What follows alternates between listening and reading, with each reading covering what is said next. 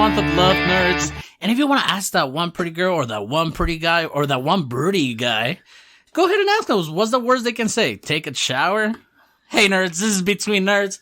I'm here with my co-host, Drew Elias, and I'm here, your co-host, Aldo Mendez, for another episode of Between Nerds. This is February. Hi, guys. Drew Philip Elias here. Welcome to episode, 82 of Between Nerds podcast? Is this 81 or 82? 81. 81. Welcome to episode 81 of Between Nerds podcast. At the beginning of this episode, we just want to go over our plugs again for the month of February. We are doing a sad romance kind of vibey, rom-commy kind of vibe for what we're watching this month. You can't talk about anime without talking about these kind of anime. Right. And we watch everything. You know what I mean? And with that being said, for the month of February, to enter our giveaway, please use hashtag Nerds for Black Leadership in an original tweet, Instagram post, or YouTube comment to be entered into our February giveaway. For every like and retweet, we will be donating to the El Paso Black Leadership Foundation. So, good cause. It's Black History Month. Yes, and thank you for everybody that used the last month's hashtag. We did get a lot of usage, a lot of likes, a lot of little, interactions with it was peppered around everywhere. Karen had a tweet that had 30 or 40 fucking likes and retweets. So we're gonna make I think a $65 donation sometime in the upcoming week. Ms. Ditz is great when she tweets. Dietz. It's German, apparently. Oh, cool. I don't fucking know.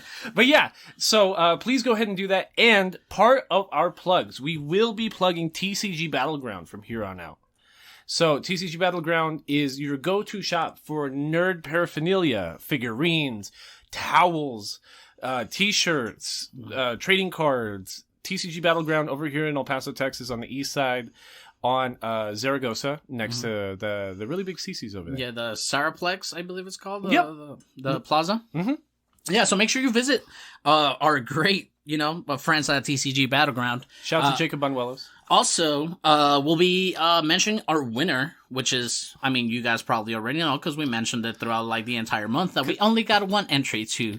We had other people that used it, right? But it was past winners. Yes. And we're not going to give past winners the a second chance at getting a giveaway. Correct. Maybe not this early, but maybe when we do get a punch of usage, Right, in the hashtag, absolutely. And speaking of just random usage and things that have been going on, our rating count on Apple Podcasts has kind of gone through the roof in the past month. And I have no idea what the fuck is going on. For a year and a half steady, we were at 11 ratings. 11 5-star ratings. No, yeah, 15 or 13, something like that. At 5-star ratings, correct. And I don't know where I'm hey, Drew, we got 15 more. And then after that, a little bit after that, we're yo, we got another 50 more. So we're at 45 right now. Yeah. So please get us to 55-star ratings on Apple Podcasts. Log on to Apple Podcasts, just give it 5 stars, whether or not you listen or not. And not just that, just any other podcast platform you have. Right, exactly. Even on YouTube, with the audio for all of our episodes are up on YouTube right now. So just give us a like and leave a comment. And subscribe also to the channel. And turn on the notifications. Turn on the notifications. Perfect, Drew. And also, talking about YouTube, we are on our way to give a video a second try. Yeah. So to all our friends, all our nerds that are, that are willing to watch a couple of nerds talk about your favorite anime, just hit us up on YouTube. If we get this down, we might be able to go live for an 100 episode. Hopefully, that's the plan. Aldo's been pushing me really hard. He wants to do some kind of subathon, some kind of giveaway, some kind of donation-thon for our 100th episode. Mm-hmm. And we really want to go live. Aldo's taking the initiative here. I'm really proud of the guy. He's been looking into pushing video. TikToks. Instagrams. The issue last time we had video is we were doing this kind of super convoluted system.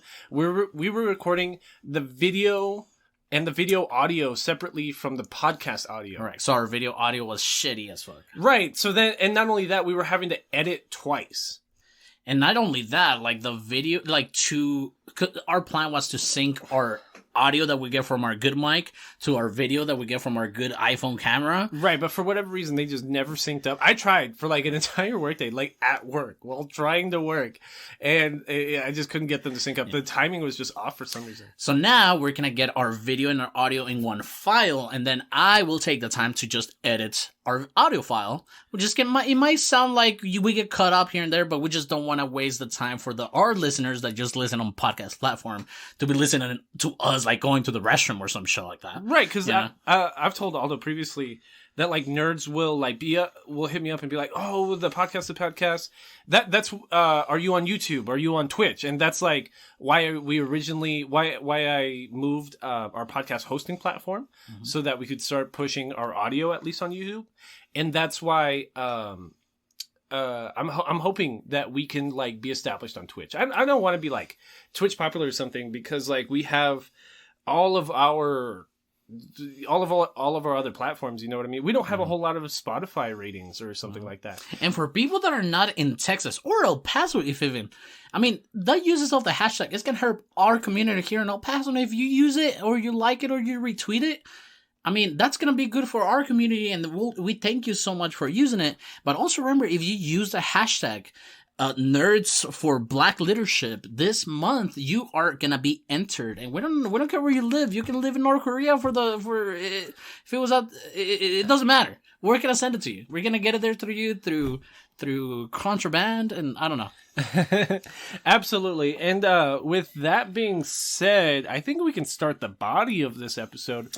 We watched the 2018 Kyoto animation adaptation of a light novel series written by Kana Akatsuki, Kana Akatsuki, Violet Evergarden, the main series. We didn't watch the movie, but we did watch the OVA. We did watch a special called by Netflix, because Netflix pretty much sugar daddy the hell out of this production. Good. Yeah, absolutely. Netflix has the money for, and you can tell, like the very beginning of Violet Evergarden, like the panel shots, like the production quality in Violet Evergarden looks like an animated film. Like they don't do like the usual regular anime studio thing where they just like ball out on one episode for their animation. Like the whole thing looks very crisp. And it's ridiculous because like Violet Evergarden is essentially... I'm glad we're starting with like the technical shit before we go into the absolutely. I don't want to cry in the first 10 minutes. Yeah. So Violet Evergarden is it's like a technical masterpiece in and of itself. Like it's a drama, so you would not expect it to have like these high quality bits of animation. But talking about Kyoto Animation on a whole, Kyoto Animation is known for doing this. Everything Kyoto Animation does is a drama. Like it's there, even the anime that they produce that have sci-fi elements, there's still like a romantic quality to it. I'm thinking of Miss Kobayashi's Dragon Maid, which we're watching next week. And but what they've done with Violet Evergarden is it's like a masterclass. Like Violet Evergarden, especially like the main series, should be like studied by future animators. I'm talking forced perspective shots. I'm talking CGI perfectly integrated. I'm talking... yeah, that's what I was going to say. Like, the places that they use... I mean, this is new. This is 2008. This is modern anime. 2018. I mean, 2018. Sorry, what did I say? 2008. 2008. Sorry, I was off by 10 years. But, this is modern anime. And honestly, the usage of CGI here, it's not used in anything besides some sort of, like, climate effect, water, smoke, fire. Hard things. Hard things. Yeah, which is fine, because like fire itself, we talked about like fire animation and CGI when talking about Demon Slayer. And that's like I think a perfectly well-placed way to put CGI, because the thing about the Uncanny Valley and how human vision sees what's supposed to be a humanoid character being animated is we can tell when that shit looks clunky, because it's like, I'm a person. Everyone I know is a person. That shit does not look like a person on screen. And by leaving the character modeling for the 2D animators and overlaying it over the 3D effects, it looks immaculate. Like, it's like... I want to know what the budget was for season 1 of Violet Evergarden. And it makes sense that they made a film out of it, because like the first season of Violet Evergarden already feels like a film. Oh yeah, it's so easy to digest too. It might get a little draggy, like episode 7 and like I'm sorry, like 5, 6, and 7. Yeah, that's what I was gonna say. There's like this lull, like halfway through the season, like writing wise. It feels on purpose. Like I'm not griping about it because it's about her being accustomed to like her reacclimation to society, her finding her role in society, Her journey, her journey to learn something outside being a child soldier. But exactly. Yeah. So like Violet Evergarden is kind of like this made up Western European world that feels post World War One, post World War Two, a la Tanya the Evil kind of. Yes, it gives me more vibes of sort of World War One. Yeah, I was gonna say II. World War because they're just talking about the war, the Great War. Because it reminds me of how it was time placed like Howl's Moving Castle. Right. You know, it's around that same time. I think it's wild that like Japanese media kind of loves like this made up period that they're kind of making, like in this in between World War One, World War Two, like because the Japanese Empire was alive and well. Well, but like they like producing stories from the perspective of Europe because I'm thinking of Kiki's Delivery Service. I'm thinking of Howl's Moving Castle. I'm thinking of Tanya the Evil. I'm thinking there's just like this nostalgia bait in like Japanese media about like European culture, but only after World War One for some reason. And you know it's funny that you mentioned that. I mean, me being a Mexican, and having my lovely Mexican mother, Mexican culture is loving a lot of Middle Eastern novellas.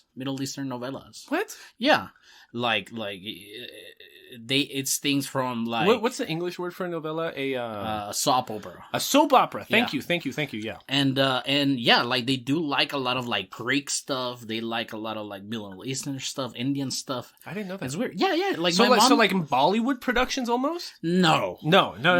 Okay. But it feels like a Mexican novella. I got you. You know what I'm saying? I got but you. But you can tell from the sound that it's being dubbed to Yeah. Spanish because it's another place. It's another, it's other people. Yeah, I got you. And it's funny that you say that because it kind of feels like how would like a Japanese culture, like it's closer to them, I guess. Yeah. You know?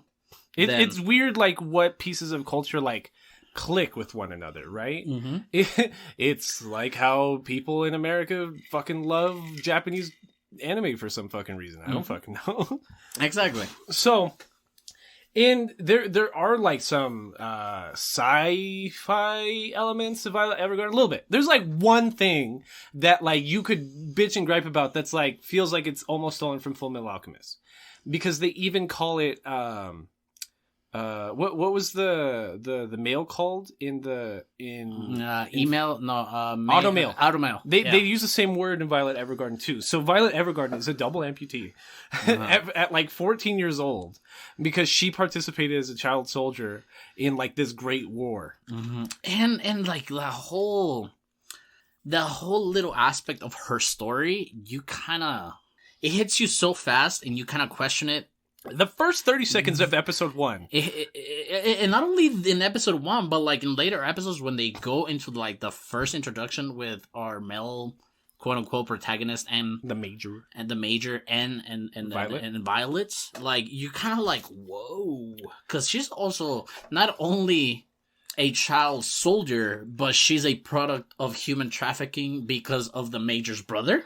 It's slavery, but kind of in slavery in like the Roman way, where it reminds me of Game of Thrones. How the Targaryens, Game of Thrones, the fucking white-haired white people with the purple eyes that like are in Game of Thrones. George R. R. Martin steals from history a lot. Like the biggest gripe in some of his like world building when it comes to Game of Thrones is that like it's either directly stolen like flat out from European history, or it's taken exactly from what's his name, the guy that wrote the Call of Cthulhu, Lovecraft, or it's very Lovecraftian, right? So he has three sources, so it's like Western European history, Lovecraft, or Tolkien. Correct. The writer of Lord of the Rings. And the Targaryens in the Game of Thrones like expanded universe did this thing, or the Valerians, not just the Targaryens, the race that the Targaryens came from, they did the Roman thing where they would conquer lands around them and enslave the people they just conquered, as opposed to like enveloping them into the empire, and they would use them as slave labor to develop the land they just conquered. Which makes sense. That's kind of the story of Violet. Like the major's brother here is like a Navy admiral, and he's like, yeah, we just like bombed the shit out of this country up north, this western town, and northwestern town. And I found this little orphan girl, and I've just been like, and she's crazy, bro. And she's crazy. She'll murder anybody. Just say the word. And fuck. Okay, so if we're gonna fucking start off right here, we see this lovely girl, 14-year-old girl, waking up in a hospital. Yeah, she's animated like a full grown woman, but like it's throughout like the character interactions with Violet. Whenever a new character is being introduced to Violet, they're like, "Who the fuck is this child? Who is this young girl?" But like her character modeling on screen, I thought she was like a grown woman for a while. Yeah. I mean, if they didn't tell you, you would think so. Exactly. You know? Yep. And I think that's on purpose, because if we're talking about when she was like sold into slavery and made into like a war machine, she was probably like 9-10 years old at the time. Yeah. Child soldiers exist.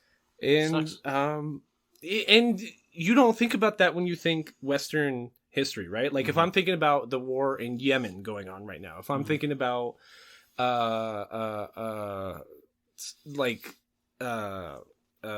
ISIS or stuff like that, there's child soldiers there, and that seems like such like a far off thing from a culture that we identify with, right? North American culture, America as a whole, has been stealing exactly from Western Europe for like 300 years already. Right, we were founded by white Western European people. Prisoners, outcasts. Prisoners, outcasts. Same thing with Australia. You know what I mean? Yeah.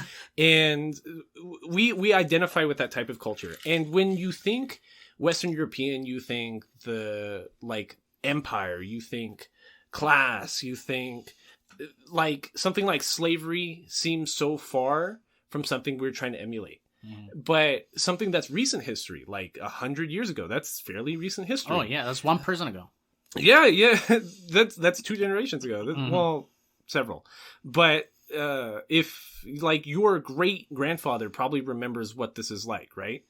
And it's mind blowing to think that like people were participating even then, even in recent history, in adopting slaves and making children child soldiers and stuff like that.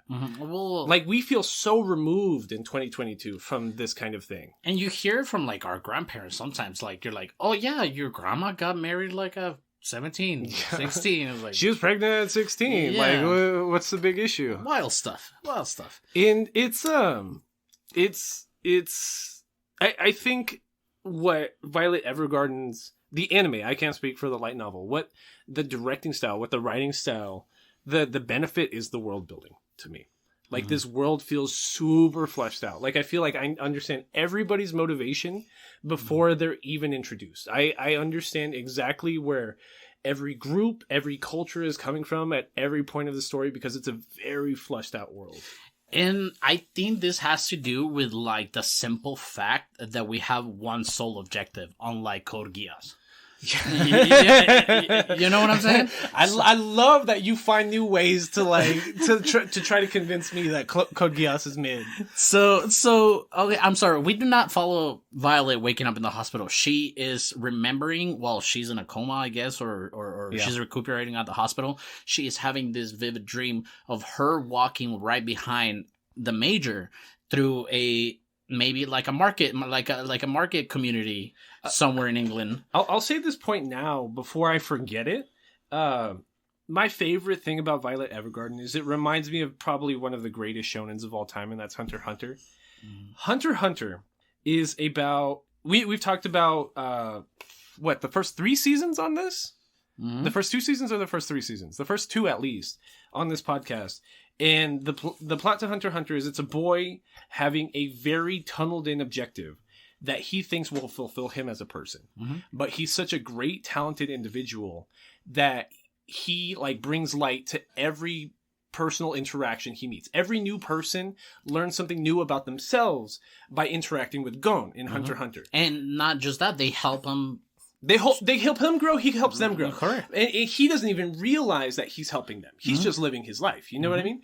That is like the exact plot to Violet Evergarden. Violet Evergarden has this super, super tunneled in like objective on something she's trying to like accomplish, which doesn't even end up being a real objective. But her interaction, her trying to understand what love is and what interacting in the real world is, everyone else seeing her go through that struggle becomes a better person because of it. And not just that, like she didn't even know she was going through this, or she didn't even know that she was following this quote unquote last order from the Major to fulfill herself. But yeah, so we're following Violet in this marketplace right behind the Major, and the Major explains later on in that episode that in this moment right here is like a Thanksgiving because of a battle that was won. So people are trying to thank themselves with presents. So she looks at a brooch that is the exact same emerald, beautiful color. Good word. Yeah, good word. Like, yeah. It's a giant gem on a necklace. It's a brooch. Yeah. Of the Major's eyes. So she's like, I just feel like this brooch looks so much like your eyes. It makes me feel something inside. But her being like an emotional, inept person, and she just barely knew how to read and write by being in the Major. I'm no psychiatrist. I'm no psychologist. But what I do understand about PTSD is that it kind of strips you of your personality a little bit. You know what I mean? Like you trying to deal with trauma, your brain will either block out parts that make you, block out memories, a la Grogu in the most recent episode of the Book of Boba Fett. The thing about PTSD is you're no longer you because your brain's trying to protect itself from its own trauma, right? Your body's always trying to protect you as a singular being. And that's kind of what's going on with her. Like even in this flashback, the thing about Violet, when she's in this marketplace, it's a holiday. It's kind of a made up mesh between Christmas and Thanksgiving. And so there's gift giving. She has no idea what any of this is. She's a child slave soldier person that doesn't have any personality of her own. The only thing she knows is this guy, the Major, who like double functions as her parent, kind of, because he's kind of like, grooming sounds like a dirty word, but he kind of is grooming her to be like a full-fledged adult and how to like be a person and survive on her own. Yeah, grooming has such a bad tone to it, but it's not that. It's just that the Major himself knew the bad thing about a child soldier. Exactly. Like, you know? Like the brother, like the Major's brother is a Navy admiral. The Major's in the Army, and the brother has no sense of humanity. Like when he's introducing the Violet character, he's just like, and we talked this off mic. He has the same eyes as our redheaded male protagonist, the Hoggins. He has, and we can tell from people that've been to war because they have these bags under their eyes animated, and he feels like he's so deep into it. Even his eyes are like jaded to make him seem even like like villainous. Yeah, he's very it just looks tired all the time. Like you see those pictures when they're making fun of the lead director for Attack on Titan for the final season, the guy from Mappa. He has just these ginormous swollen eyes, like with his mouth. Yeah, just these ginormous tired like looking eyes, and he just looks like shit. That's what everyone looks like post like in this in between like World War period, and so the scene you're describing, they're at the marketplace. It's this holiday. They're in a shopping center. The Major's like, Violet, what do you want? And she's like, I don't know what want is. What are you talking about? It's like, yeah, you're supposed to get something from me so I can show you that I'm thankful. I appreciate you. You've been working really hard with me. We've been in all these battles. We've fighting this war together. I think you're an asset. You're like my best friend. You're my second daughter. Like, please let me thank you. But not as lightly and lovey as you're now putting it, because there's also a out of context sense that he is like, fuck, I made this little girl do horrendous fucking stuff. It's like I feel so guilty that I need to give her something. I don't know anything about the Violet Evergarden movie, but I hope that it goes into the more of the Major's motivations, because I think he's probably the most interesting character leaving season 1, and I would love to know more about him as a person, because he's Violet's most important person in her life. He might as well be the only person in the world for all she knows. And you're right. Like there's this sense of guilt there. Like he's trying to atone for his own sins for a little bit, trying to be like, I needed you. There was understanding for that, but it's still not ethical. It was still not the right thing to do. Mm-hmm. It's that argument that like, I have a master's in sustainability, right? And I remember I had to talk down an engineer the other day about what equity and like ethical behavior means, because it's like, if you take water from a population of 2,000 people to give water to the 1 million people that are in the El Paso County area, you would originally think that weighs out, right?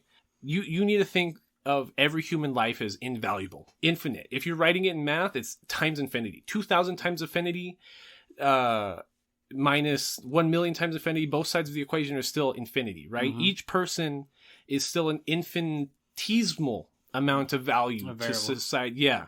So the major here, thinking like that, being like, we saved the country, we saved Europe, we saved the country, but at what cost? Like, how many people did I make Violet kill?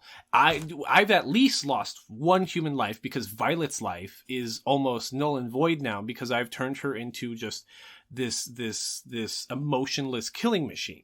Like, she is now subhuman in her prime development years, mm-hmm. because I had to use her and her killing talents to fight a war. And now that we're talking about it, I told you this off mic, that this reminds me not only of Tanya the Evil, but just because of the time period and like the war stuff, and that she's a child in that sense, but like it reminds me of like a almost reversed John Wick character. And right now that you're mentioning like the whole mental stage that the Violet is at, it reminds me of like the title Clockwork Orange, or Orange Clockwork. I'm sorry. A Clockwork Orange, yeah. A Clockwork Orange. Yeah. The definition of Clockwork Orange is something that is mechanical within from the inside, mm-hmm. you know, and she feels like that. Yeah. She feels like the Clockwork Orange. Yeah. And that's like the first 30 seconds. We've just spent 20 minutes talking about like the first 30 seconds. And we're talking about some flashbacks that happen later on the series, but if we really want to talk about Violet Evergarden, the best way is talking about chronologically. Yeah, I guess. Well, it's because when you're talking about the lull in the middle of like 4 and 5. So basically the plot to Violet Evergarden is, we start out in episode 1. She's in a military hospital bed. And we find out that she's a double amputee. Like, both her arms were blown up in the final battle of the war, mm-hmm. which she basically helped win. Mm-hmm. And she now has these 2 mechanical arms. Was that the point that you were making? Did we finish talking about the automail, or was that off mic? Yeah, they call her arms automail. Yeah. So she basically has 2 pieces of automail, a la Full Metal Alchemist. And the first thing she thinks about when being discharged from the hospital is, where's the major? Where's the major? The only person she knows in life that she was with for 4 or 5 years in the war was the major. And even when she wakes up, she tries to write a letter with her new arms. Yeah, and it's like, if you're an amputee and you have a new prosthetic, like, you're not going to be able to use it.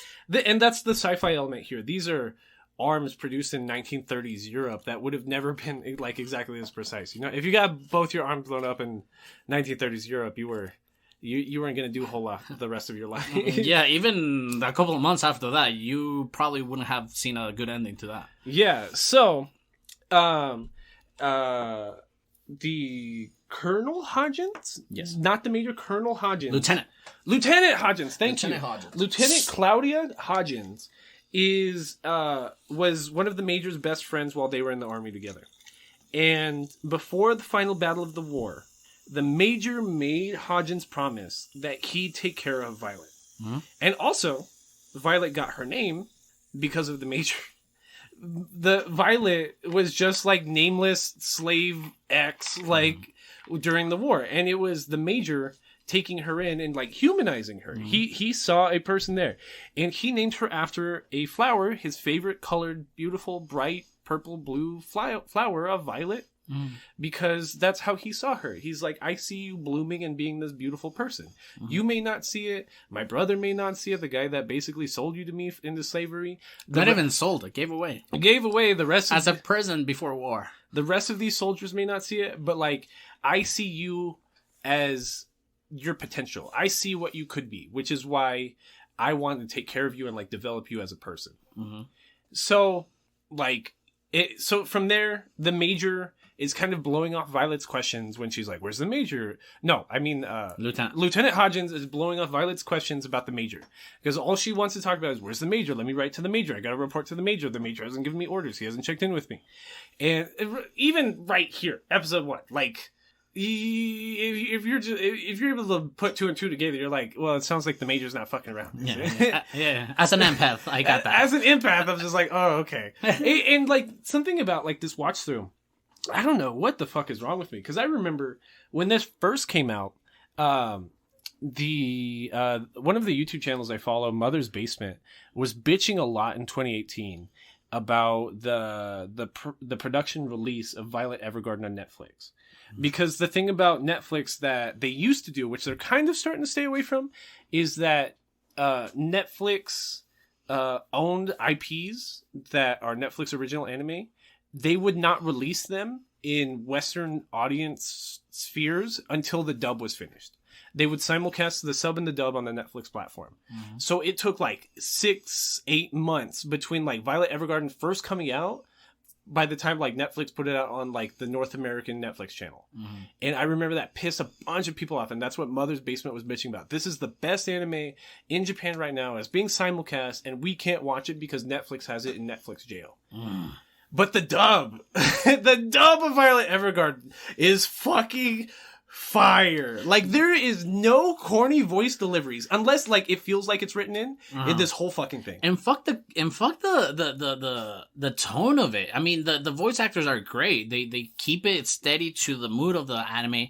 But not only that, there's no like unnecessary phrasing either. There's really good vocabulary. They don't use anime talk. Yeah.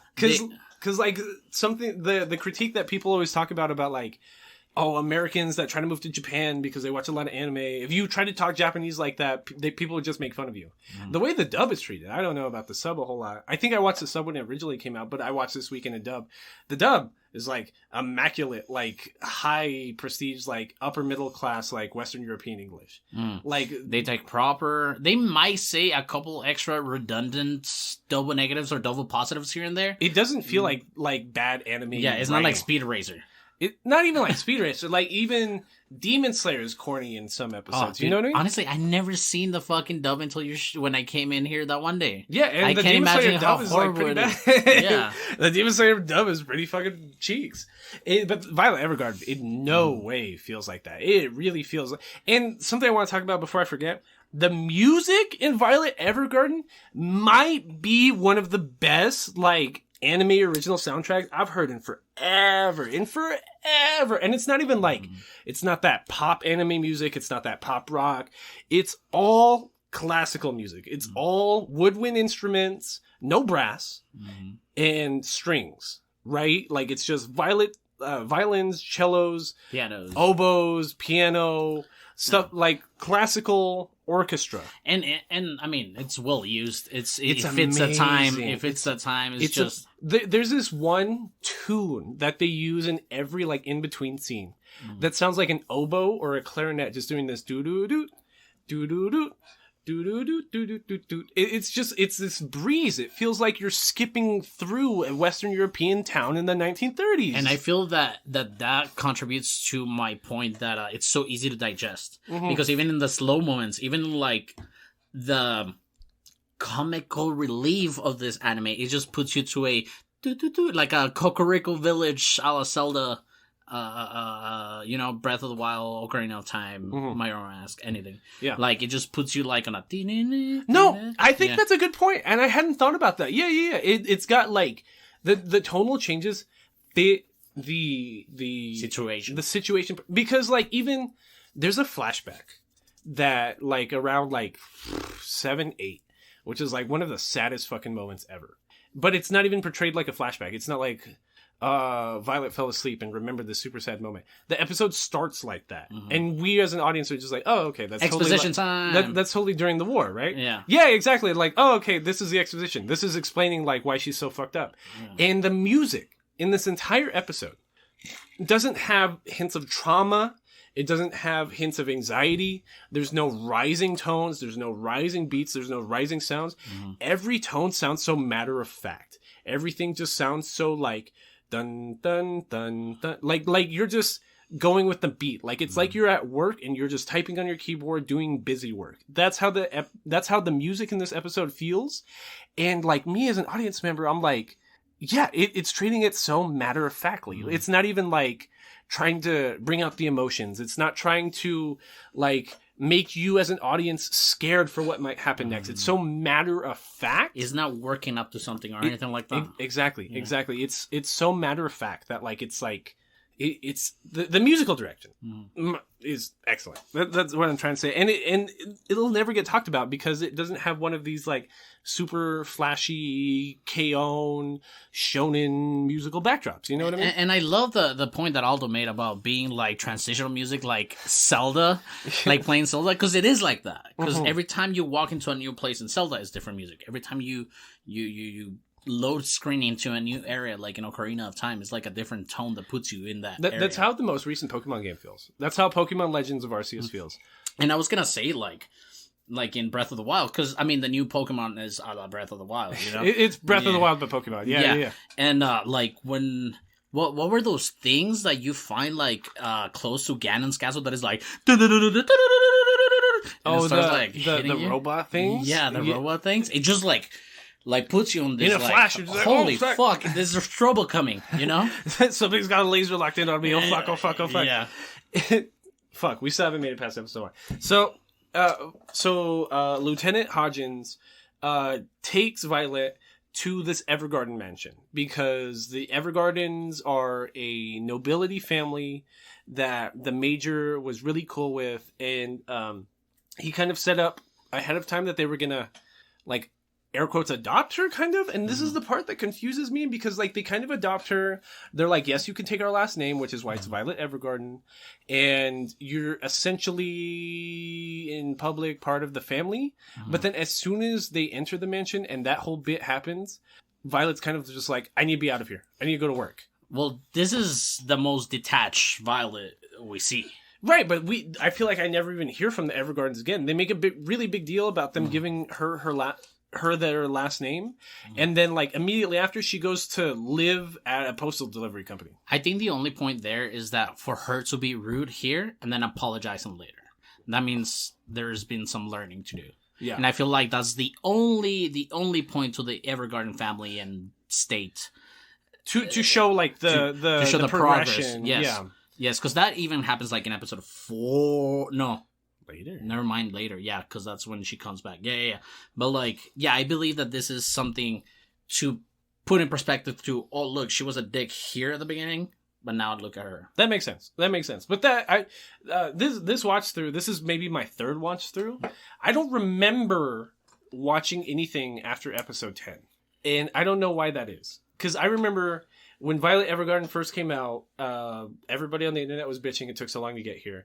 I remember watching the first like 8-9 episodes the first time and being like, holy fuck, this is not what I thought it was. This is the saddest thing I've ever seen. I'm going to stop. I remember forgetting about it altogether, watching it 2 years later in 2020, realizing episode 5 or 6, I'm like, oh fuck, I've seen this. Stopping again because I couldn't deal with the trauma. And then this is the first time I think I've watched episodes like 11 through 14. And even then, this is my second watch through. Oh, I watched it twice last week. Oh, okay. Yeah.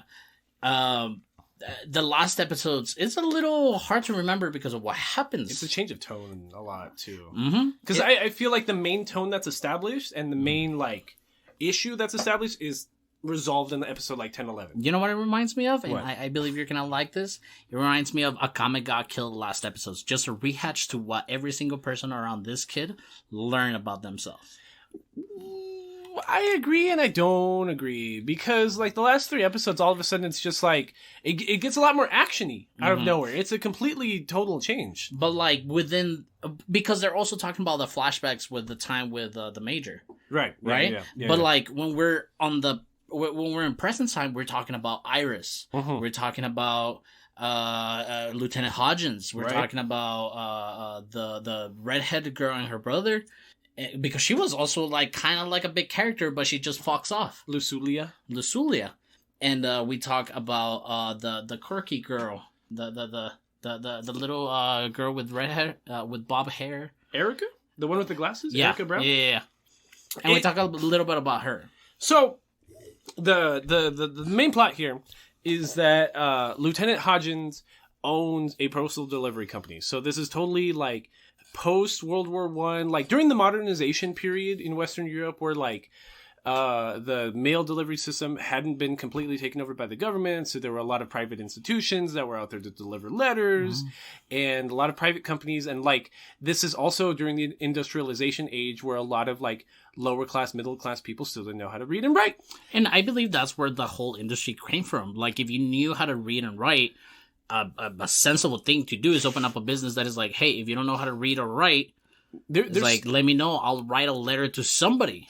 There's certain historians that argue that all the wars happening in the early 20th century is what caused this hyper modernization we see in 2022, right? Because like you think like the first computer was made in 1979. No, I have a full what? Oh yeah, it wasn't something like that. So like the 70s first computer made, I have a full blown like computer like sitting in my pocket all day every day, right? This probably give me cancer right now. Right. But like this, my point is this hyper ramp up in technology, this need to improve started because of all the wars that were happening in the early 20th century. A lot of the modernization, the aerospace like revolution, like planes being invented, the new weaponry, computers, better telecom technology, phones being created, telegraphs being implemented, better vehicles, putting like actual air rubber tires on a vehicle. Like all of this happened because of government having to put money into like engineers and scientific development because of the world wars. So I think that's kind of what's going on right here. And if you think about it, I don't know why my brain went into this, but if you think about it, every technology that we had was at one point just a method of killing. No, just a different project of the military. No, exactly. You know I think that's exactly how many technologies, even in the U.S., were like originally NASA IPs. Because like the government here in the U.S., I don't know where you're from, but they barely let us use like drones.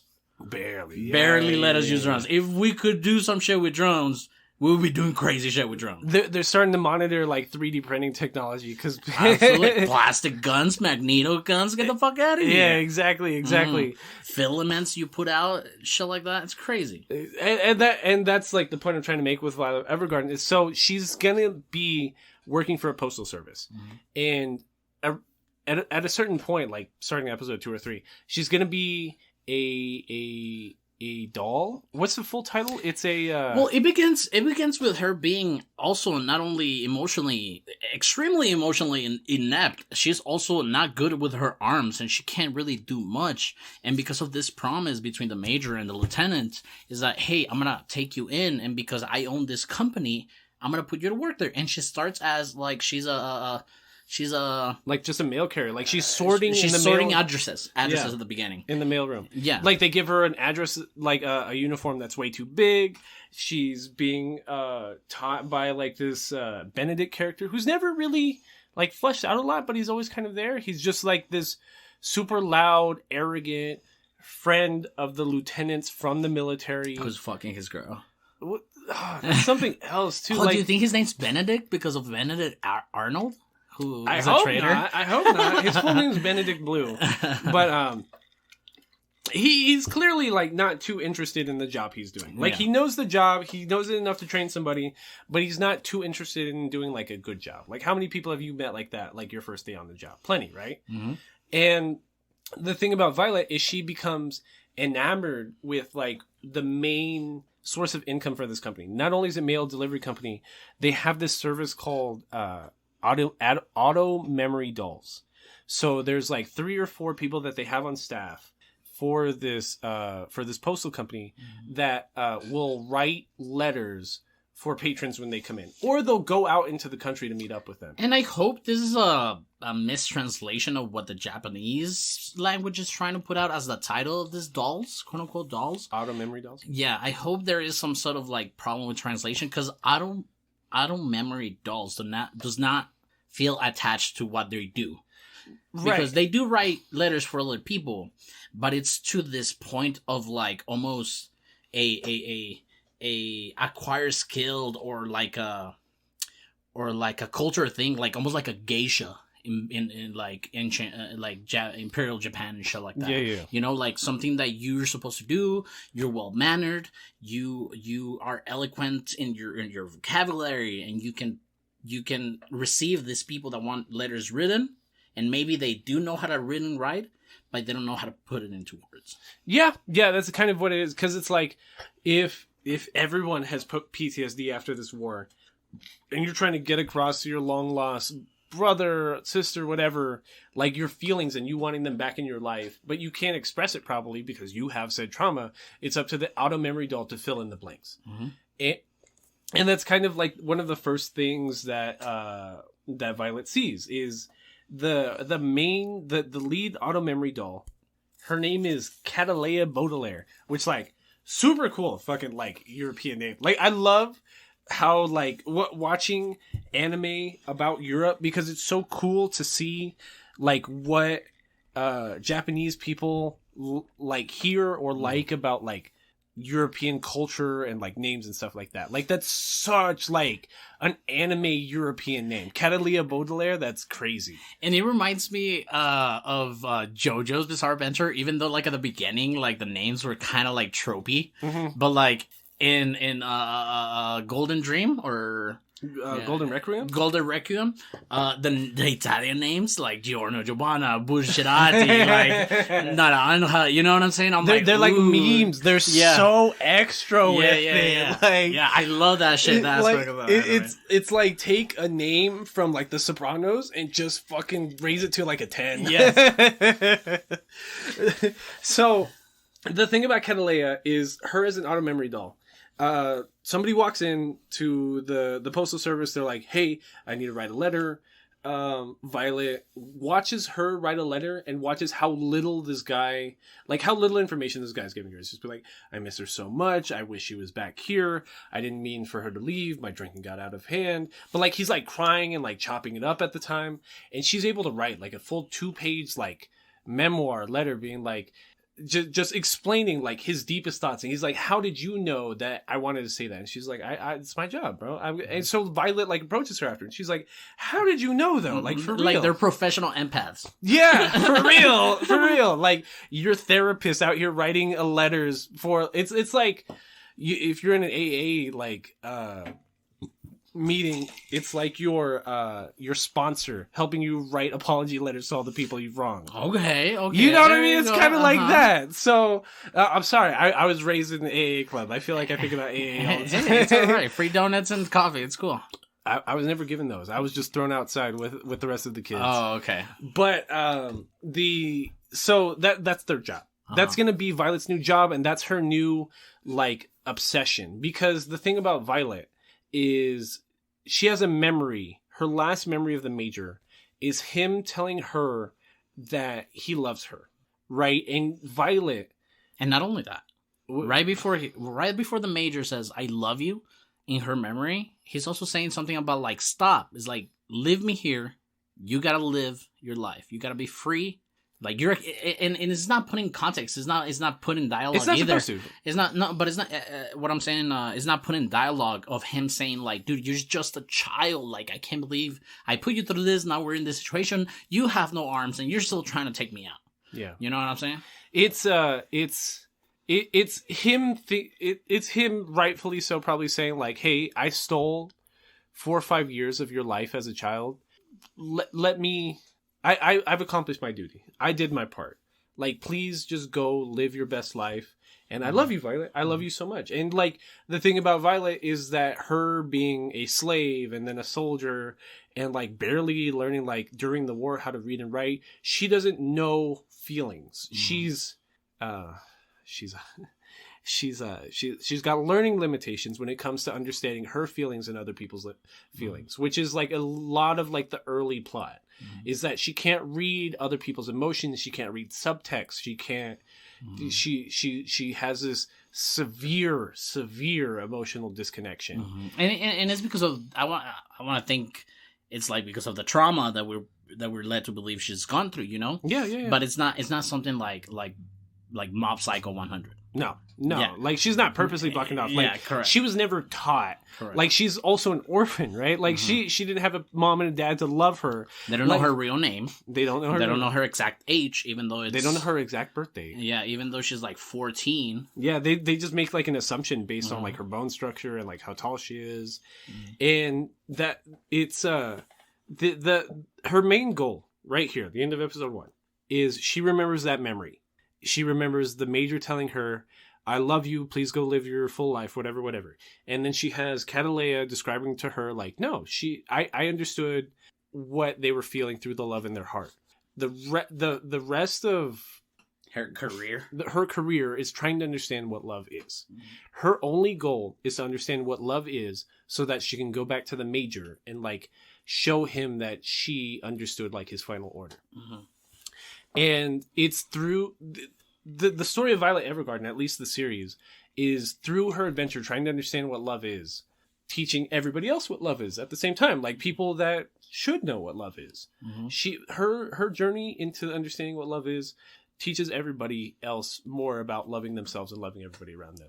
And the crazy part about I don't know if this is ugly on my part, but Violet being 14, the Major being 20-something, he's discussing love with her. It threw up a lot of red flags with me. I'm shitting on Jacob for being like a lolicon when we're discussing fucking plastic memories. But see, there's the difference when it comes to the time too. Well, and the time puts it a lot in perspective. It doesn't give me those thoughts because the animes that we discussed with our friend Jacob Banuelos, they're in modern time. They're even in future time. Well, what I was gonna say is that I think it's a really cool narrative fake, which I don't know if it's like me misinterpreting it or if it wasn't actually written in fake, but it feels like to me in this watch through that there's a narrative fake on what love is when it's originally described in episode 1 and what the Major's love for Violet actually was at the end of the series when they actually described the memory.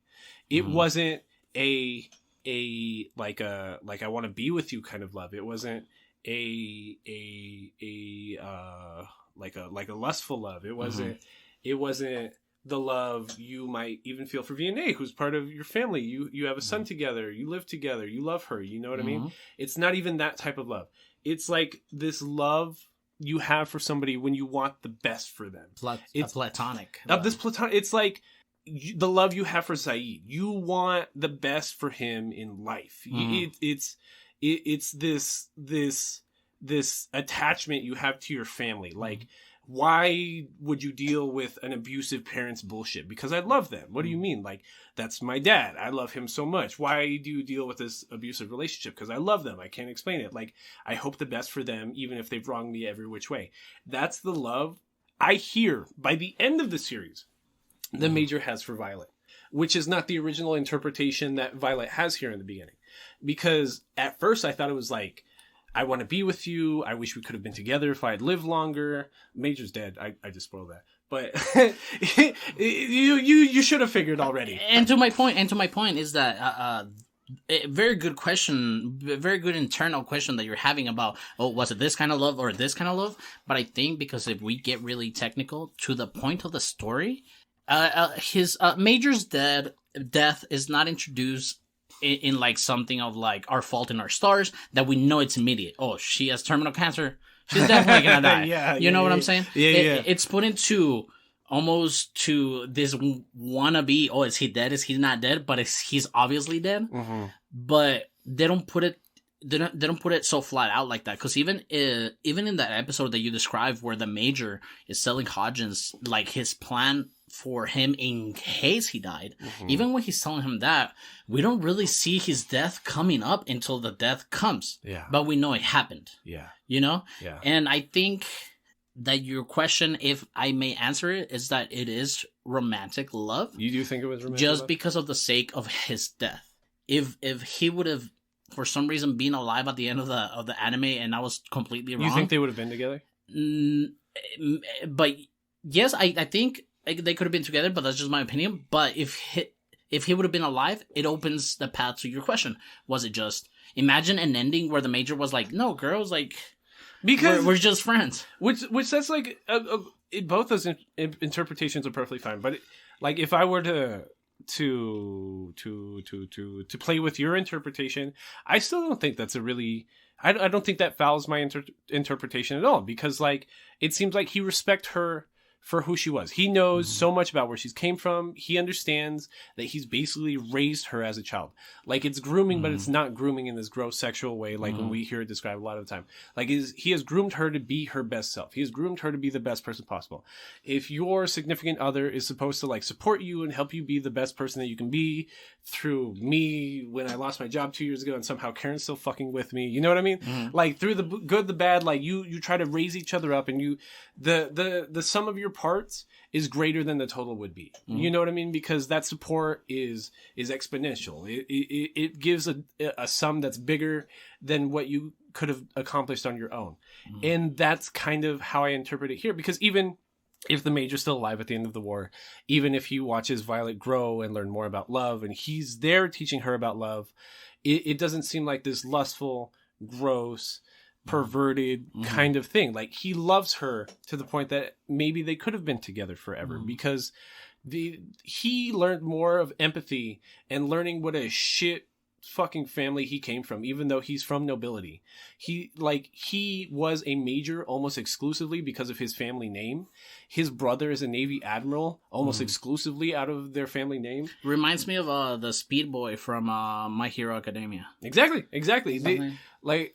They're coming from lineage. They're the Lieutenant Hodgins has a scene like episode 7-8 where he almost exclusively says, like, I only ever got the title of lieutenant because I have a really famous last name, and my family gives lots of money to the government and to the military. That was Hodgins too. He was even above the Major. I said the lieutenant. Yeah. Oh, I'm talking about Hodgins. I'm talking about Lieutenant Hodgins. Oh, my bad. I thought you were talking about that's what I'm saying. Like, Hodgins, and that's kind of where the Major comes from. That's kind of where him and his brother come from. Which is why, like, the Major's brother, like this Navy admiral, was so cool. Like, just giving away a slave, because he's like, what do you mean? Like, I'm nobility, she's nothing. Like, the who gives a shit? I love his character design. He looks dope. The brother? Dude. Yeah. The brother he looks dope. What does he look like? He reminds me of Cloud from like Final Fantasy VII, except with like black hair, kind of. Like, he looks like this really mean, sharp, like tall, handsome, just fucking asshole. You know what I mean? Yeah, and like with a ponytail, you know, like, I don't know, he just looked dope. No, it's something I could see like in Bleach or like Samurai Champloo or something like that. Yeah, and you're naming like anime that are almost exclusively known for like their fire original character designs. And oh god, Violet Evergarden is such like a clusterfuck of just goodness put together. And we haven't talked much about the story, because if anything, if we're trying to convey, it's what this anime conveyed to us. So for us to put it in audio to your ears, we want you to know where she's coming from in this beginning episode. Because, right, so that's the plot to Violet Evergarden. I'm going to segue back to the plot. I swear I'm going to try to describe this anime and what happens in it. So, the end of episode 1 is she's going to train to be an auto memory doll, and she's going to learn more about love so that she can go back to the Major and show him what a good, love-filled girl she is. So, beginning like episode 2, episode 3, the Violet is shadowing a different auto memory doll. Her name is Erica Brown. She's the character you were describing earlier, Aldo, with the brown haired bob and the glasses. She looks like that character in the Peanuts. Yeah, the girl with the freckles and the glasses and the Yeah. and Hey, boss. she is she's new to being an auto memory doll. She's training directly under Catalea, and she is letting Violet train with her, like shadow her, kind of. Mm-hmm. And it ends up being kind of a clusterfuck because Violet is so emotionally inept that like somebody comes in being like, hey, can you write a letter for me? Erica Brown's taking down the notes, and Violet's just like kind of like, why don't you just walk up to her and tell these things? Like, why do you need us to write this letter for you? Mm-hmm. And even Violet like drafts a letter, and it's written like a military memoir. Kind of. It's just like, you walked in. I appreciate you so much. Please love me. Like, there's no oomph to it. There's no actual writing. The point of being an auto memory doll is you are writing a piece of literature, a piece of customized literature to somebody else. And Violet just that concept flies over her head for like 4 or 5 episodes. And I mean, we did mention that the major showed her how to read and write, you know? And when she was doing that, when she was learning, he was like, hey, write me a report every day. So that's where not only she got her robot-like tone to her from the war and the trauma, but also from this report. She's also a vet. Yeah. She's a vet. She's like 2,100 hours. Exactly. This person says that he's very mad and you should feel bad. Yeah, and you should be ashamed and apologize to him. Signed, so-and-so. And even before that, Erica has a moment where she's one of like... Well, they're all technically rookies because they just started that company. So they're all kind of rookies in a way. Exactly. But here, Erica...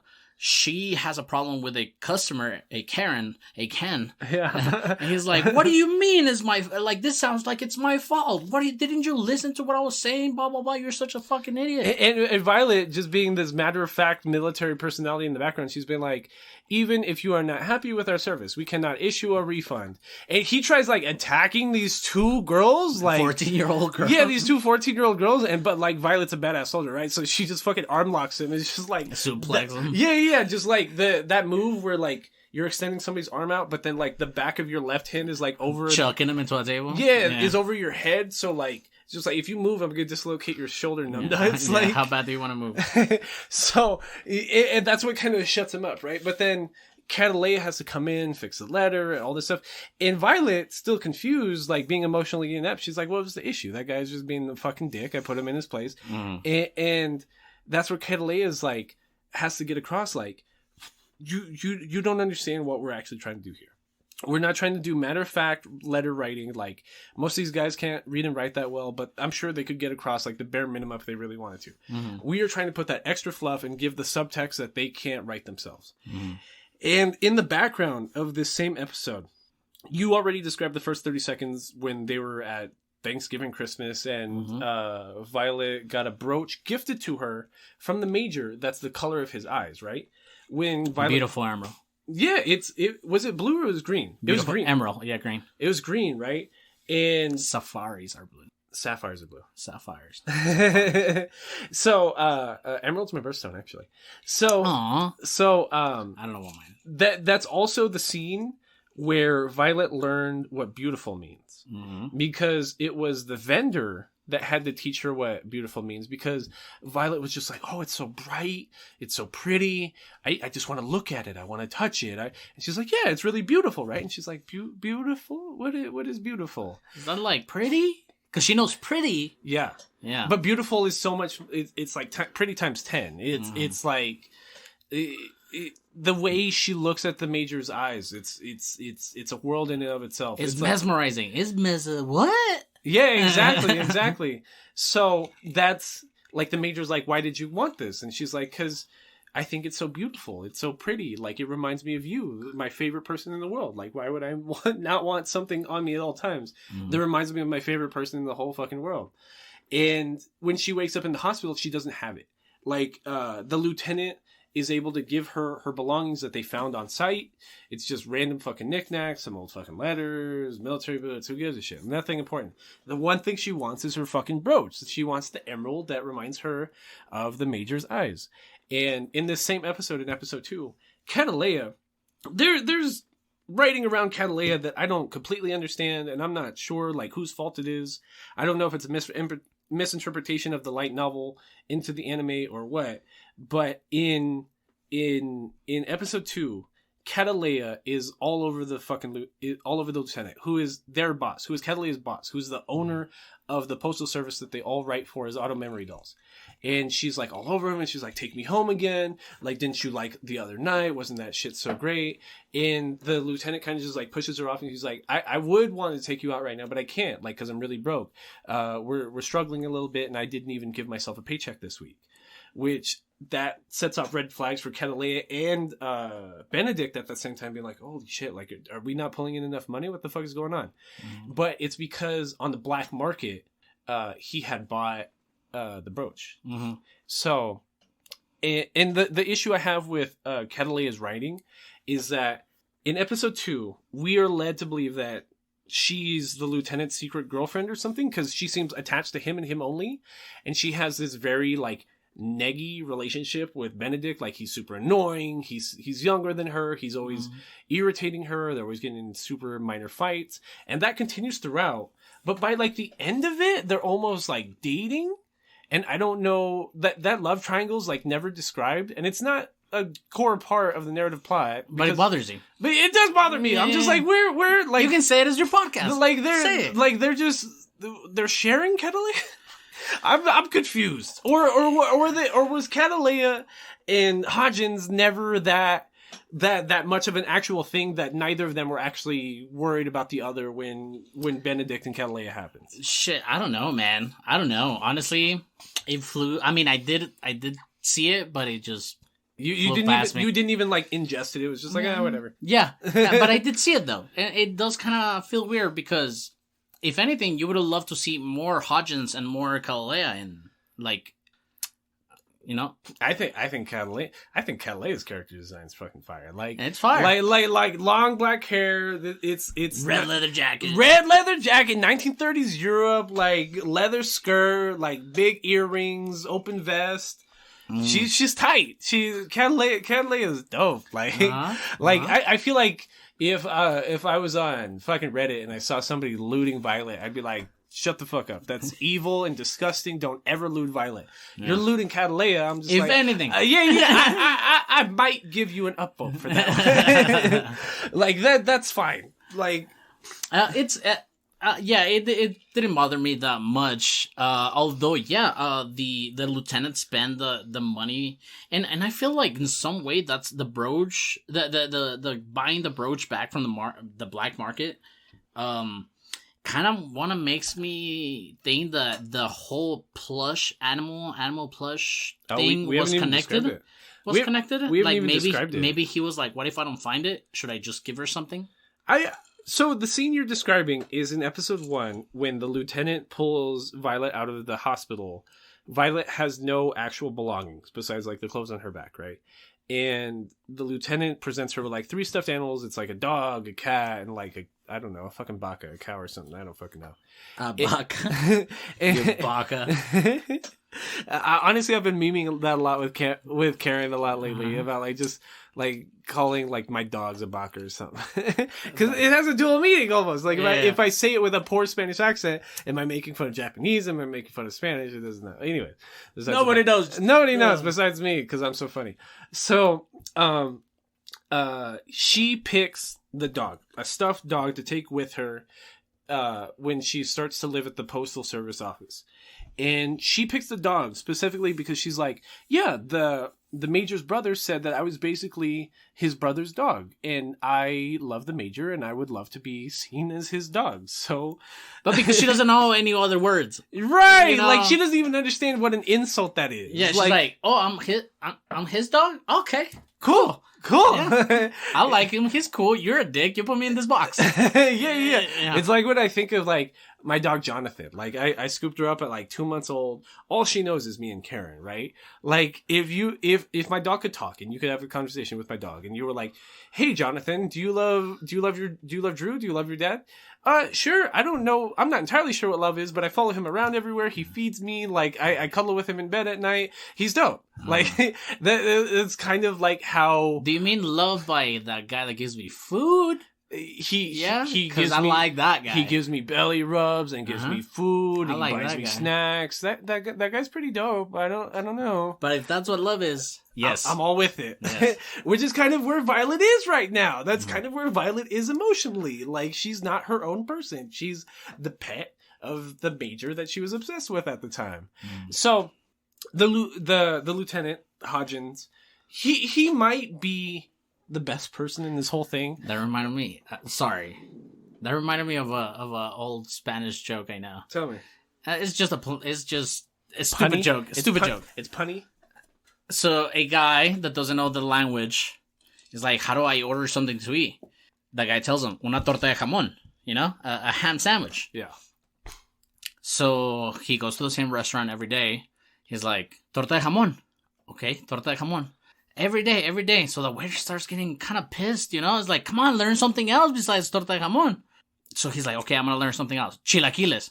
Fuck it. Mexican dish, chilaquiles. Are you describing my life? So he's like, okay. It's like, what are you going to get today? Chilaquiles. Verdes o rojos? Torta de jamón. Because he only knows those two things. So he didn't even think they were going to ask him like green or red for the chilaquiles. So he says, so it's just, it reminded me of that for some reason. It's a joke. Well, I get the joke. The simplicity of the joke is what makes it funny. Because it's just like, can I have chilaquiles? And then the waiter says, verde o rojos? I understand the joke. I'm trying to understand like what made in our conversation you think of that. Because of how short in vocabulary Violet is. Got you. There you go. Got you. Cool. Exactly.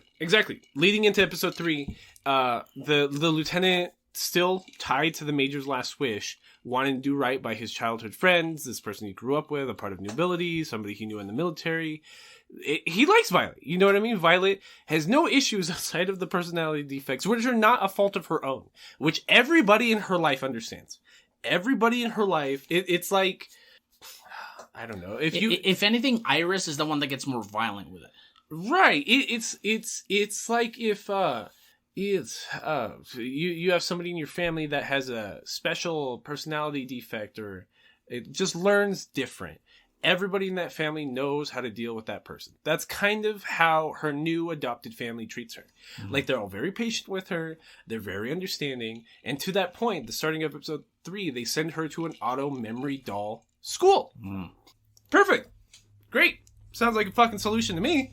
Mm-hmm. And the thing about Violet is, like, she has the technical skills down pat. Like, her with her robot arms, there's whole scenes of her cranking them. I don't know what the fuck that does. The only sci-fi aspect that we get here is her prosthetic arms. And what that made me think originally was like, so there's no feedback in these robot arms. So you wouldn't understand you typing on a keyboard, right? Mm-hmm. You wouldn't be able to feel you typing on a keyboard. But apparently the automail aspects helps her remember, like, the typing of the keys, because like their robot arms, they don't mess up, they don't fuck up, so she's very precise. She has the fundamentals to being an auto memory doll, like, down pat. Like, she has a super fast like typing speed, like she remembers everything that she has to write.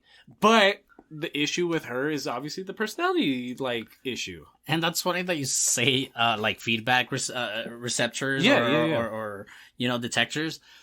The only thing that it makes sense to me, because there is this scene, and very well animated scene, because her arms look badass. She uncaps this lid on her, her elbow, and she starts cranking, something inside that joint. Later on in the episode, we find out that it's like made out of like this inner like metal strings too. So I feel like she's calibrating the extension of each finger in each key. Mm-hmm. of the typewriter. That's the only way it made sense to me. That's tight. I didn't even think about that, because I do remember that, and they even like reiterate that point at the end. Once the arms start getting blown apart, they're just made up of strings and ropes and sci-fi punky like stuff, and that makes a lot of sense. So Violet makes a friend at school. Her name is Lucilia, and Lucilia at first when the class starts, looks up to Violet, because Violet has the fundamentals down pat, right? They're like, she's like, I can't type like that. I can't remember words like that, blah, blah, blah. But when it comes to the actual writing and they start giving mock writing examples, again, Violet's just writing military reports, basically. She's not an empath in any way, shape, or form. And Luculia is the number one in the class for that reason. Like, she's the best auto memory doll when it comes to letter writing. And they're not going to like some regular overnight school. This school has like a certification process that makes you the top tier, like, auto memory doll, like, in the country. Like, if you have this certification. And we're talking about certification like in the loose list of the meaning of the word, because it's just this lady who everybody knows she's dope to be a fucking... Like, she's a total bitch. Yeah, but like she's the professor of this class, so we know that her word of mouth is very valuable. So at the beginning, she's like, if you receive a brose from here, you'll be sicked out by many companies. Yep. But if you don't, and people find out that you came here and you didn't, I'm not saying that I'm gonna give you a bad review, but the fact that you didn't get a little pin, you're probably never gonna be hired. In Luculia is the first example of what I was describing earlier about, like, people learning more about themselves the more Violet is learning about herself, right? And so Violet, like, once Luculia understands that Violet has no understanding of love or what other people's interpretations of love is, she almost feels bad for her, right? And she kind of wants to tutor her after class. She wants to show her around. And she kind of lets Violet, like, wingman her a little bit. And there's a scene where Luculia has to go pick up her brother from the bar. Because during the war, both of their parents died. Because they were famous doctors, so they went off to the battlefield. They didn't make it back. And you hear the same narrative almost in every character described. They lost somebody during the war, and it's up to Violet to reawaken their heart and understanding what it means to be an empath all over again, right? Mm-hmm. And the brother, he's down bad. Like, he's getting kicked out of bars. He's getting his ass kicked for talking shit in said bars. He's injured from the war as well, right? Yeah, he not only has PTSD, but he walks with a limp. He's hurt. You know what I mean? Like, it's World War I was famously the first war with chemical warfare. It's all about trench warfare. It's people were just numbers on a page. Were just like beyond expendable, and that's why so many people were fucked up. And the brother, like Luculia is clearly trying to make something of herself. She has a talent. She's trying to exercise said talent. She's trying to make a business, a profit off of said talent. The brother is clear, just living off of what the parents left behind, the fortune they left behind, just all that stuff. Mm-hmm. And I don't know if you know anybody like this, but I've known people, and I'm thinking when I was in school, the first time I understood people like this, I was meeting like 19, 20-year-olds who were from affluent families who felt like they weren't paid enough attention as a kid and had already been in and out of therapy or rehab 2-3 times just based on like the love they felt like they were not getting. And that's kind of how Luculia's brother is right here. Mm-hmm. He's not a bad person. He's just really down bad, and he'd rather drink all day and cause fights as opposed to just like getting a fucking therapist and like dealing with his own problems, right? Yeah, and even today, dude, like the idea of having a therapist is broadly new to a lot of people. Right. Like, I feel like a lot of podcasts even. Karen used to listen to, before one of the co-hosts was kicked off the show, used to listen to Call Her Daddy. And right now, the sole host, she's really about therapy and stuff like that. And I only bring that up because in one of our most recent like road trips, Karen was listening to one of their episodes, and she was just like gauding about therapy for like 2-3 hours straight. Just like, I don't date guys unless they have a good therapist. I have a great relationship with my therapist. I shopped around for my therapist. I tried several other therapists. I'm like, okay. To put in a pedestal, yes. Yeah. And I was like, godding. I was like, oh god. To like goad something. Yeah. And like even 20th century Europe, people didn't have a way to put away their traumas. Like, even the field of study of psychiatry was very new at the time. Mm. So trying to tell It's like that old rural Mexican adage, like, we don't go to therapy, we just drink about it more, right? Like, why would I express? Yeah, you just keep bearing it down, and that's why cops beat their wives and stuff like that. So, I understand where it's coming from.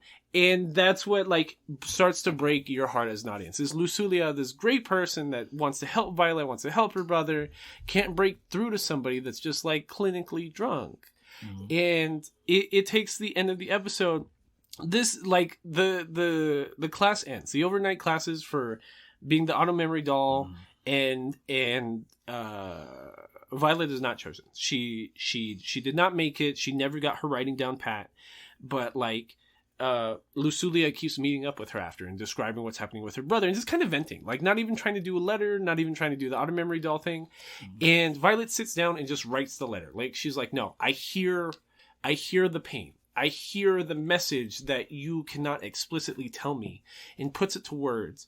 And they share it with the teacher of the school. And she's like, that's great. That's the name of the episode is literally May You Be an Exemplary Auto Memory Doll. So the class is done. Like, Violet never got the brooch. She never got the official certificate, whatever. But just this hard-ass fucking teacher telling Violet Evergarden, I hope that you're an exemplary auto memory doll. Just her saying that means that she sees potential in her. And the brother reads the letter that Violet reads, and he breaks down. Like, he breaks down so hard, he vows sobriety. Being like, I did not realize that the sole member of my family I have left, my sister, the person out there, the person that would remind me most of my parents that are dead from the war, she's out here suffering on my behalf. I'm too drunk to suffer on my own behalf, but my sister was out here feeling my pain for me. And, like, holy fuck, like, that's not even, like, the saddest bit, and I'm, like, getting emotional just describing it. It's because the way Violet learns through these people that she's interacting with. She's like a blank slate. Yeah, it's so... Man, I mean, she could have... And she kind of does meet, like, an asshole person, but she's not really an asshole person. But even then, like, I don't know, man, like, the words is what connects everybody. You know what I'm saying? I got you. And for words to be so beautiful to, like, just break down these walls is crazy. Yep. You know? This is the whole point of the anime. It's literally the whole point. Because, like, even the very next episode 4, you won't be a tool, but a person worthy of that name. It is about... We meet this Iris character that we've been describing. She's an auto memory doll that works for... I'm sorry. By the way, I love the character design for the various students in this little automated doll. Okay. Automated doll. Because we see the Irish, we see the Japanese too. Yeah. Like, we see like American, we see, like, countryside Japan. Well, Iris is portrayed as a country person. Yeah, but like Japanese country person. Like, she's got almond eyes and, like, darker black hair, and she's shorter, and, like, but, like, Iris's personality is not what you would think of, like, a rural Japanese person. She's very loud, she's very angry. The beginning of the episode literally starts with, like, she gets a ghost request from an unnamed person at her hometown, and she's like, I can't wait to go to my hometown and show everyone what a successful auto memory doll I am, and everyone's gonna be so jealous and impressed, and all the girls I went to high school with are gonna be so envious of me. And then she falls down, like, a flight of stairs and breaks her arm. So Violet has to, like, attend the letter writing with her because Iris is fucked up. And Iris's story is an interesting one because it's not the saddest story by any means, but it's meant to show that there's both a bottom, like, when it comes to, like, what people have experienced, like with Lusulia and her brother, and, like, people that have lost. But there's also, because of this, like, very quick modernization, people from the countryside are being pushed into the city because there's more opportunities now. There's more education. As they should. Well, yeah. That's literally how industrialization works. Which, like, next time you hear somebody, like, being like, oh, I wish we could go back to our traditional American values like it was in rural Virginia, you got me fucked up. You've got me fucked up on that one. Yeah, I'm not gonna manually lay down pesticides on my farm. Yeah. Exactly. Like, that's the exact point I'm trying to make. So, but the thing about Iris is she's kind of been boosting to her family what a successful auto memory doll she is. Because I should too. Which she should. I agree. But like the thing about, which we already described is Catalea is pretty much the only auto memory doll keeping that postal service in business, right? Like everyone goes to this postal service with this name that is owned by Lieutenant Hodgins just for Catalea. And Iris has had zero to no practice, like very little actual work outside of like transcribing, like direct translation of certain works. Like she's had no actual like auto memory doll writing. And honestly, it hits home as far as like the Hispanic way of growing up, that you're kind of trying to hold shit to yourself because you're telling your family, oh, I'm good, I'm chilling, and some way it feels like she's doing the same thing. She's like, don't worry about me, I know that I'm starting up as a rookie in this growing company, in this young baby company. And she's like, yeah, I'm good because of that reason. But then it just, when she visits her hometown, it seems very selfish. And her hometown isn't even like that. It's not even a town. It's not a shithole or anything. You're right. It's not much of a town. It's like a loose collection of like her family members, agricultural settlements.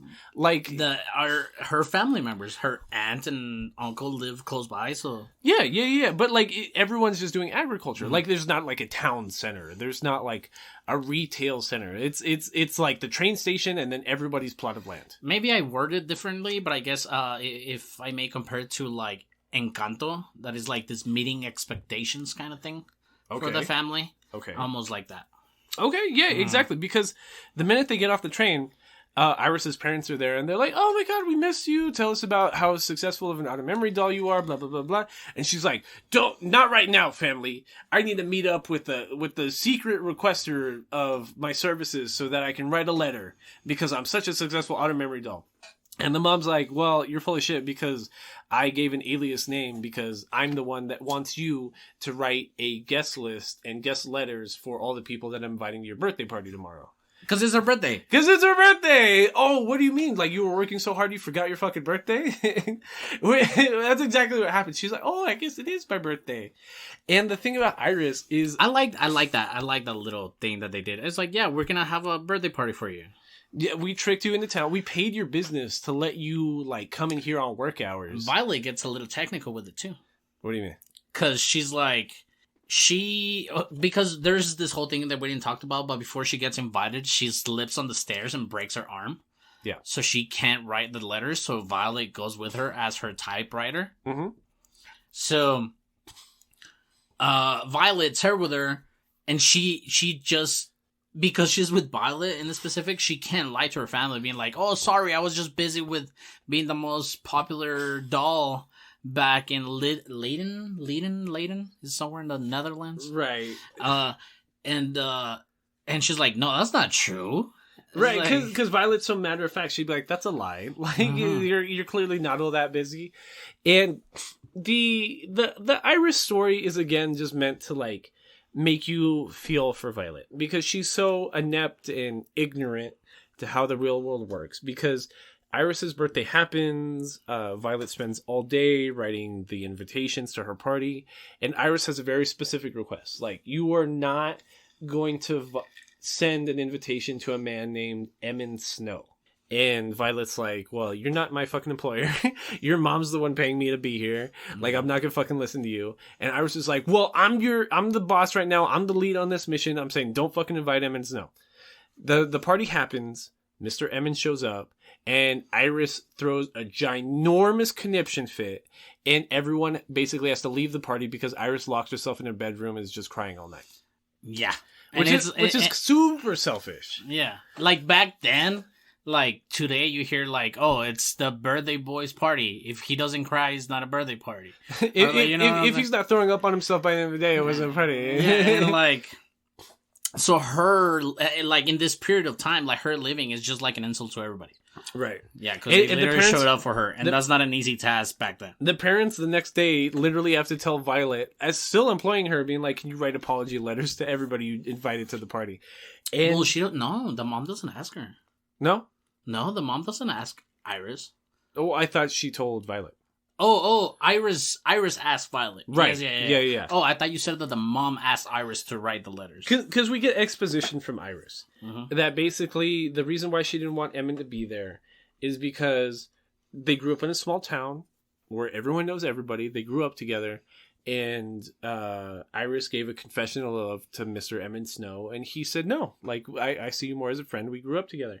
And that was so heartbreaking to Iris that she basically had to move to the city and get a job and a career for herself. Because she didn't want to be tied to her loss at her expectation of love that she saw with the guy. Mm-hmm. And even then, the motivation for the party from the mom was just trying to get like her hitch from the side of the mom. Yeah, it was only to get her hitch. So not only was she trying to be part of that connection between, like, you know, you have to get married at some point. Yeah, she wanted to get married with this guy who rejected her, and she's like, I can't come back here. Yeah, you know, because I don't want anybody else. Yeah, exactly, and it feels like she's just ashamed. It's kind of like a juxtaposition to how Violet is, because like Violet only wants the major and is never going to get the major and can never have the major, and Violet being so hyperfixated on only the major, Iris is the opposite, where she's like, well, if I can't have him, then I'm fucking out.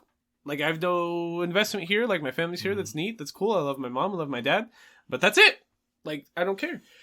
So, Iris uses her skills as an auto-memory doll to write an apology letter to her mom and her dad. Being like, hey, I know that was super disrespectful. I know you just want the best for me. But this is why this is happening. And it's heart-wrenching because it's like it's a goodbye letter at the same time, being like, I'm going back to the city tomorrow. I appreciate you for who you are. Come back to the city to visit me at any time, but I have nothing here anymore. Like, I have a career, I have an education, I have a job outside of these small town limitations, which isn't a bad thing. Like, how many times have you heard like something like that? Like, people leaving El Paso. My friend Lloyd left, and my friend Rick left. Right. They saw opportunity, and it's not a bad thing. No, it's not a bad thing. Yeah. And they still have identity and culture that's in who they are growing up in El Paso, right? Mm-hmm. They still have memories inside of El Paso. Mm-hmm. And that's Iris's story is probably the most understanding story, but it's also the least emotional story. Yeah, but I feel like, especially in this beginning episodes, they're just trying to give you subtle progression of Violet's character, because I believe that if anything, this story that we're following with Iris has to do with feeling bad for what you did. Yeah. So if anything, that's the only important connection to this particular story of the series, which is not very emotional. But it's just giving you more attachment to this character that we're following now. And if anything, this is just her, putting herself in people's shoes, being more of an empath. And it was from her talk with Violet, which made her understand what she was doing wrong. Like, Violet being like, what do you mean? Like, I wish I had parents. I wish I had somebody that would throw me a birthday party. I wish I had somebody that wished for me to be here at home with them so bad that they would like invite me out of work and pay my job to have me here with them. That sounds super fucking dope. It sounds like they really fucking love you. And this also goes into the point that we didn't even talk about it, but Lieutenant Hodgins, he tells Violet, he's like, the exact dialogue is like that you're burning up, but you don't know it. And that's just like the inner guilt, just boiling over, because Violet's killed like hundreds of people. Correct. So the situation with Iris is just like the beginning things of feeling bad for the things that you did, which is a major plot point later on. There's kind of like a narrative gap in the main season that we watched between episodes 4 and 5, where it feels like Violet has a lot of practice as an auto-memory doll. Like, there's a lot of mini stories here, kind of like what we've just been describing with the last couple episodes, but that's kind of filled in with an OVA we watched. It's the Violet Evergarden special, as it's listed on Netflix. It's like 10 minutes longer than a regular episode, and it's just another example of Violet coming into her own as an auto-memory doll. It's a fucked up story. Like, it's about an opera singer that hires Violet, opera writer, an opera writer and singer, He's a singer too? Well, the singer hired her. Like the name on the hiring like document was the singer, the star, but then like it's also an idea of her lead writer slash director slash business partner, who's the dad of the lover she lost in the war. Okay, yes, my bad. I was getting confused. Go ahead. So, like, we see this opera. It's a love opera. It's about the war. It's about the war. It's about love and loss in the war. And Violet meets her. She meets the opera singer who's writing her magnum opus. She's writing her classic. She's writing her best work.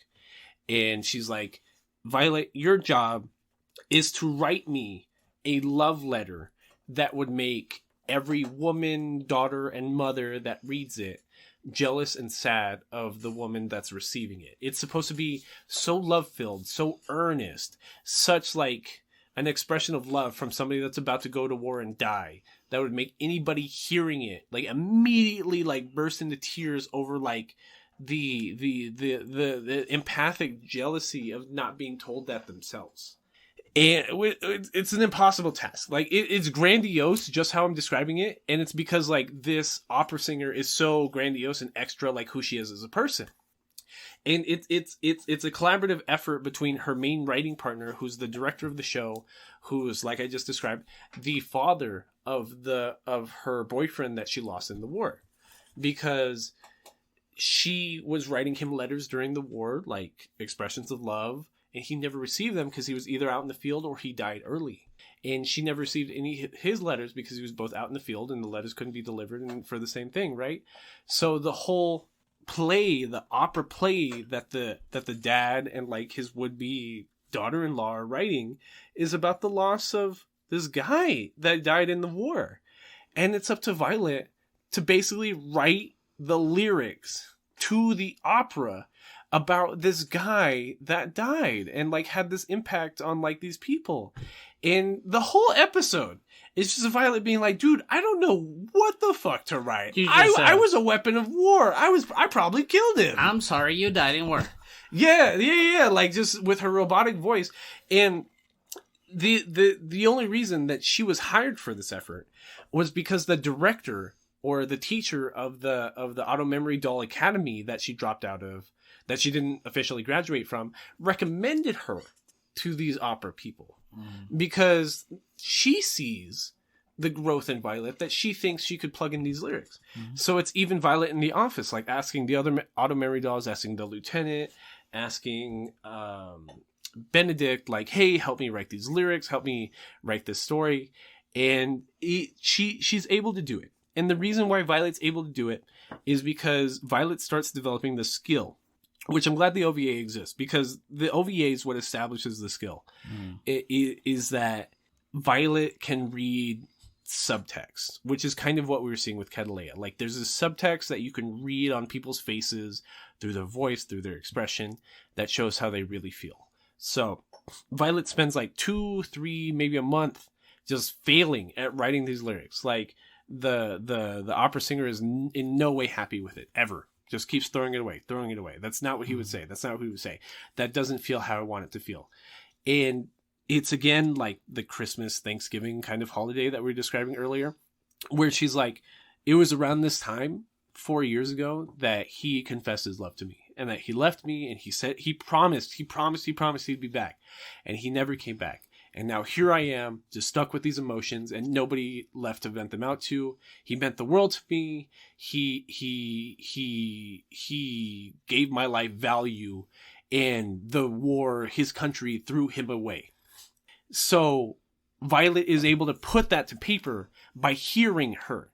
But like the opera singer flat out trying to describe what she wanted never worked for Violet. Violet hearing the inspiration for why it's being written. Lets her write it verbatim, and then it's an opera, so it has to be translated to Italian and whatever. All that is like an afterthought, but the opera ends up being perfect, like a classic among classics. And people are crying. And the opera singer, who's also her main producer, even gives notes to her cast, to her staff at one time, being like, this is about creating a new future for the people that are still alive from the war. This is about establishing a new identity outside of the turmoils of the past generation. That, like, the generation of peoples that fought in World War I and World War II in the United States were called the Lost Generation because they're all dead. Yeah. It's a group of able-bodied... And the ones that came back were lost too? Exactly. It's a group of able-bodied people that could have established their own wants and needs that were completely thrown away from, like, a world turmoil that, like, had nothing to do with it. And this, like, reiterates that point. Like, no. Like, the world wars were almost exclusively, like, super fucking useless. Mm-hmm. Like, nothing came out of it outside of more military alliances. And that's the OVA. I think, like, I'd never seen the OVA before. I thought it was fucking immaculate. Mm-hmm. Like, because I remember even in my first watch through, the gap between episodes 4 and 5. Episode 5 starts somewhere under a starry sky. Like, the way it's speaking, it already feels like Violet's had all this extra work, all this extra experience led into it. Mm-hmm. And I remember at the time being like, well, that feels like a big skip. That's such a waste. Like, that's not fun.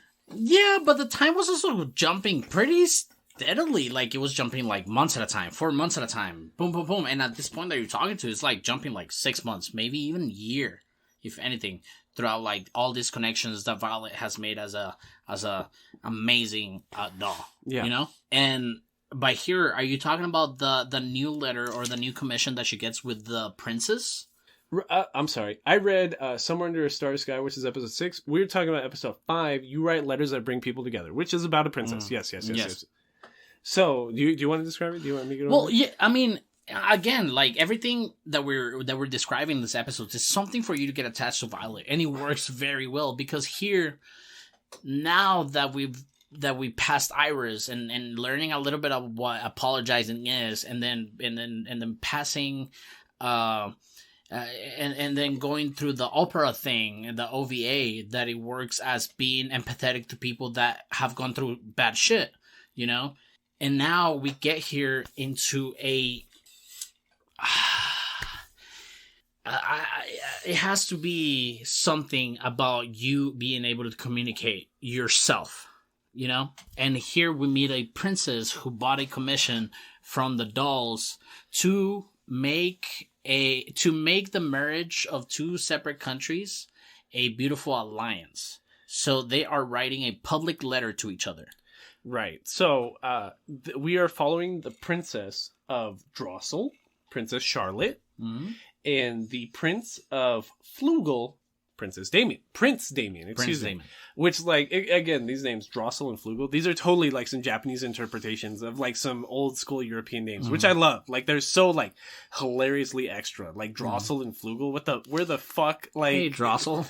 Yeah, where the fuck is it? So, and this is, again, kind of, like, what helped me feel good about the point about, like, not feel good, but, like, understand the point about, Violet being 14, because the Princess Charlotte of Drossel is 12.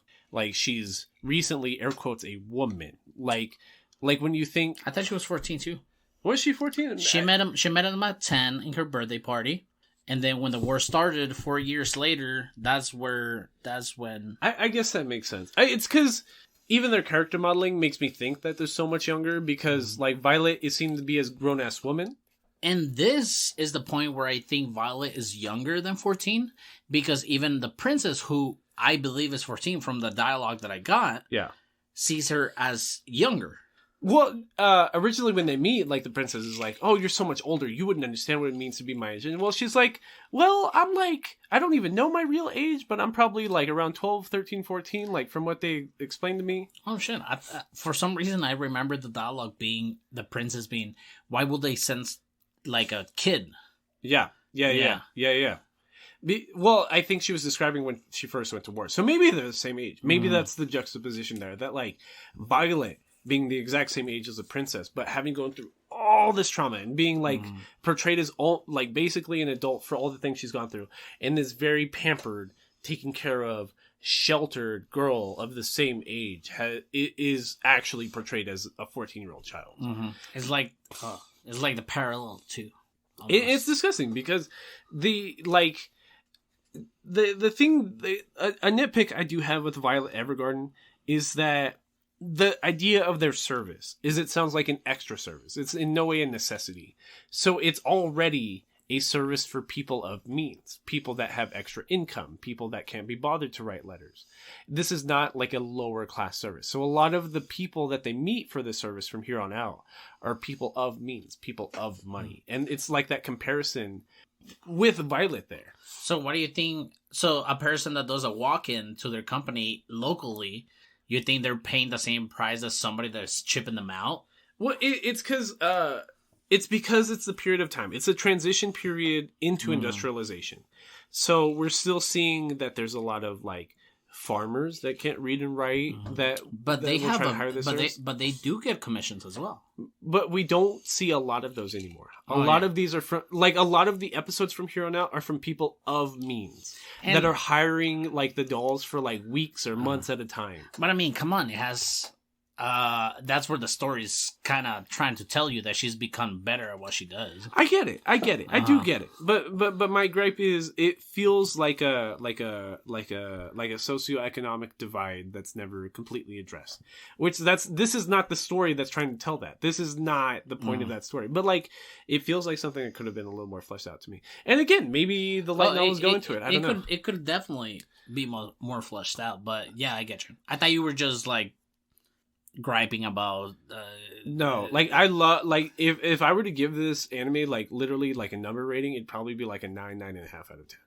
Like I can't even describe like where that extra half or one would go, but like it's not the most perfect thing I've ever seen, it's not the most classic thing I've ever seen, but like it's just like a complete encapsulation of like everything, the genre of the anime, right? That like yeah, it's such a pinnacle. It's such, like out of a subgenre of anime like this, you would probably put Violet Evergarden in the front. And we might be sounding mad corny at this point, fucking an hour and 50 minutes into the podcast. Shut up. But throughout this anime, we have flashbacks of Violet being violent Violet, bro. Like yeah. she's fucking murdering people a la fucking Tanya the Evil, and it's so crazy to see because that's honestly, thank you very much for putting this at the beginning.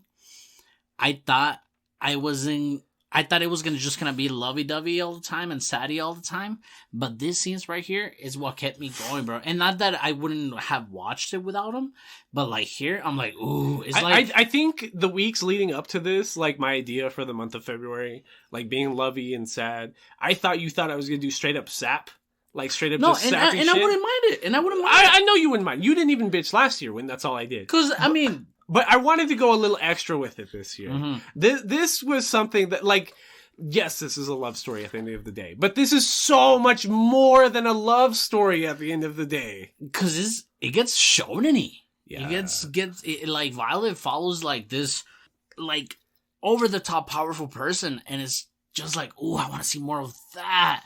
Almost like the one part of the anime that we saw with Mr. Jacob Bañuelos, the last one. What was it? Plastic Memories? Plastic Memories, when it gets super sci-fi at one point. Yeah, for like one episode. For one episode. This part of the anime, it's in almost every episode. Right. Yeah, and it's amazing. Because the subtext underneath like every interaction with Violet is like, hey, I'm basically a fucking super soldier. Like I could murder everybody in this building if I wanted to. And she even sleeps by herself. She eats by herself because she's like, I'm gonna be distracted from the enemy. Well, yeah. When I was in the military, I always had to learn to eat in small bite-sized portions by myself because you never knew when the enemy was going to attack. Whoa, what the fuck? What did you're 14 and you're telling me this shit? You know where you have to skin a motherfucker. And the thing about the princess is that she hires Violet just to write letters to a prince she met 4 years ago you were describing at her 10th birthday, that when she was crying because, like, she's of nobility, she's of royalty, her parents are just trying to pimp her the fuck out, right? And get her married so that they can tie up political alliances. As they should, for the time. I'm just playing. At the time, it makes sense, because if it's post-World War One, it's like, I'm just playing nerds. We need to tie up the Princess of Droskal because we need to reassure political alliances because we don't want war to pop off again. And she was living a pampered life in a castle. Violet was out here just murdering folks. Exactly. But Violet, the cool part of this episode is that she has to put herself in the princess's shoes.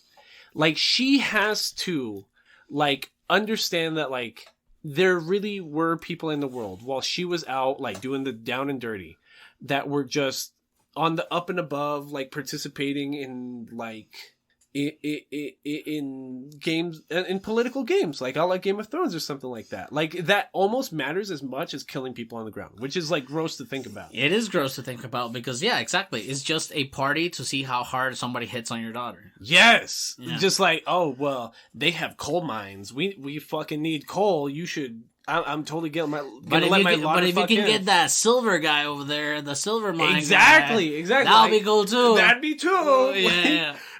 Exactly. That's literally exact. And the thing about the letters to this prince is, like, they've had one interaction together, which was at the princess's 10th birthday. She's now 14 years old. Head pat gave, like, she was crying outside in the woods that her parents were trying to, like, pimp her out, and she was super overwhelmed, had a lot of, like, anxiety, and she was, like, really uncomfortable.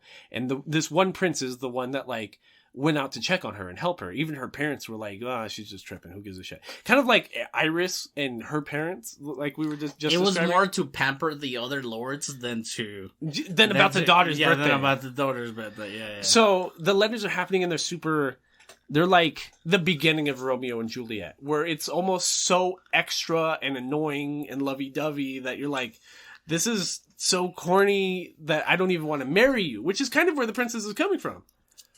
Yeah, and I'm glad you brought up Romeo and Juliet, because the interactions within the letters that they're writing to each other, even Violet is like, wait, I think I know who's writing these letters. Just the writing style. She's like, I think I know the auto memory doll he's using. Which is something that you wouldn't be able to pick up if you don't live in that time. That's so big brain. You know, that's so like stupid big brain. It's like, oh, this sounds like something Jacob would write or Drew would write or something like that. It ends up being Catalea.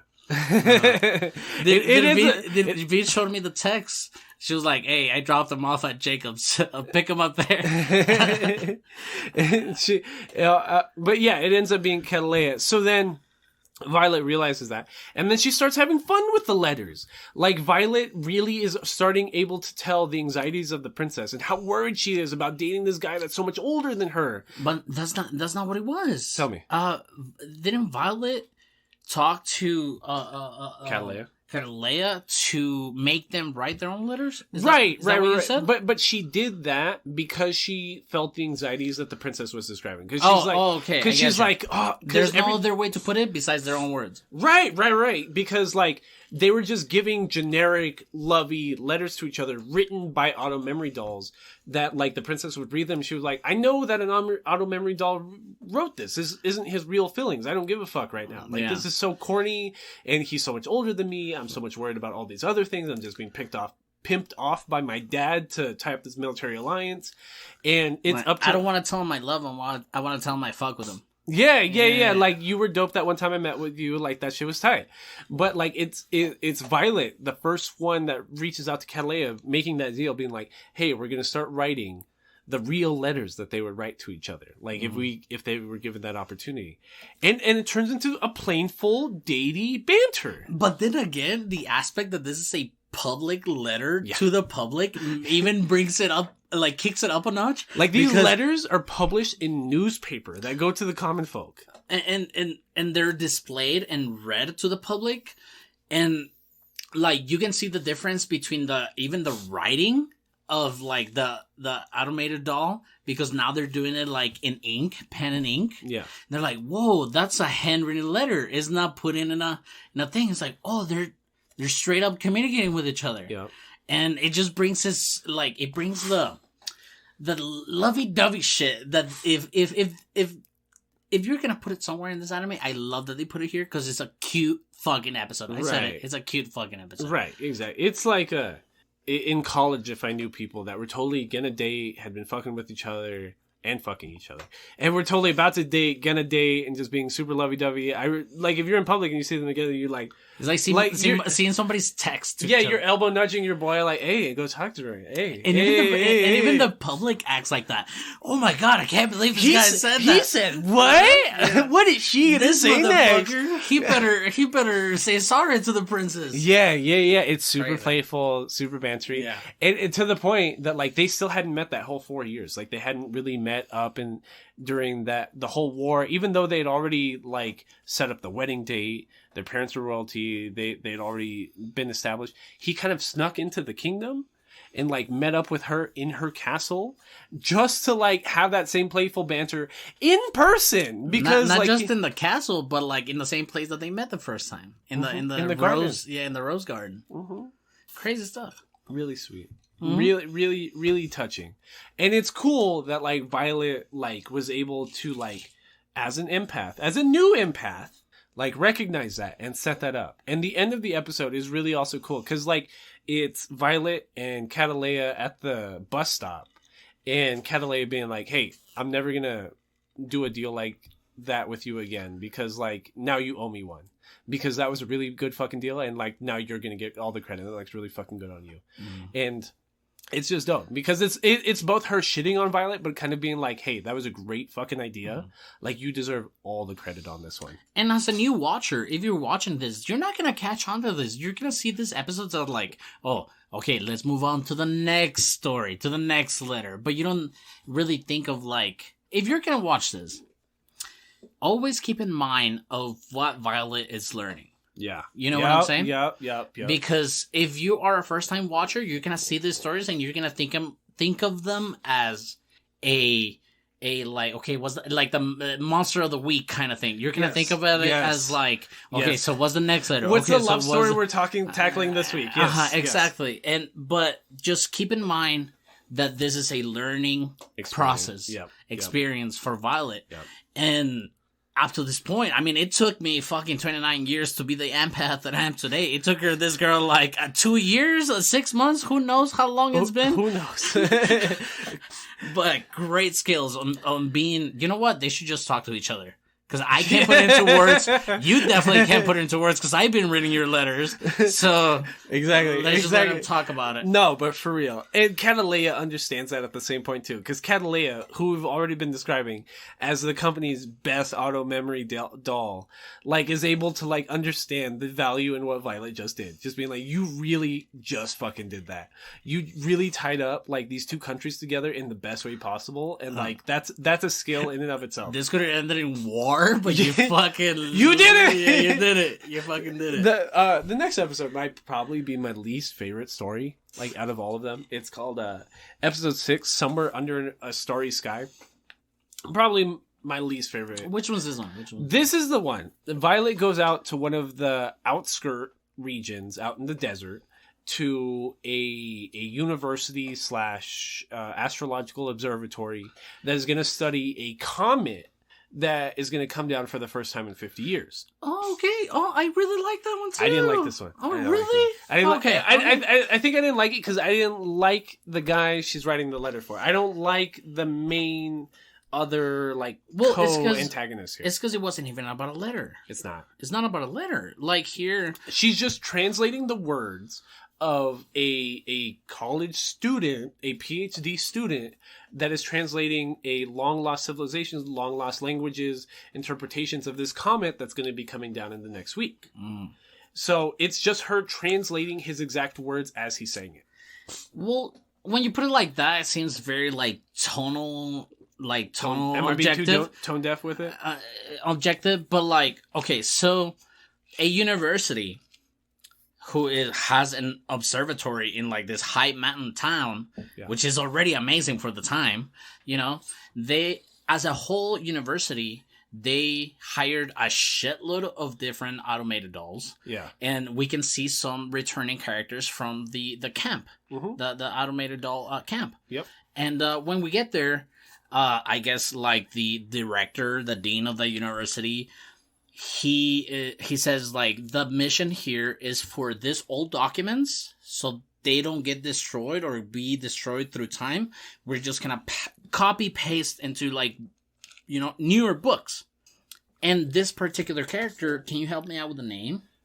His name, so it's the Shahar Observatory, and it's called Ali's Comet, and his name is Leon. So she gets partnered up with Leon, and the whole thing about the comet, to me, it seems like it's a coincidence. He's also the fucking nerd. It's a coincidence too, and yeah, he not only just a nerd, but he's the social pariah almost. Because of the similarities to Violet's background too. He's also an orphan.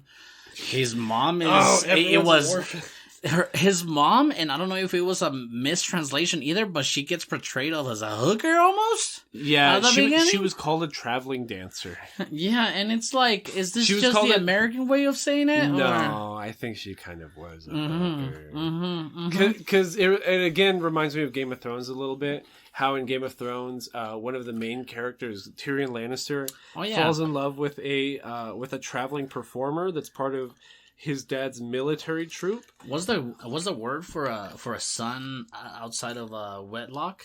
A bastard. Bastard. There you go. He's almost seemed like a bastard. Right. So, the dad is seen as a person of means, like a noble almost, and he just kind of goes out for cigarettes one day and never returns to his family, to his lover and his son.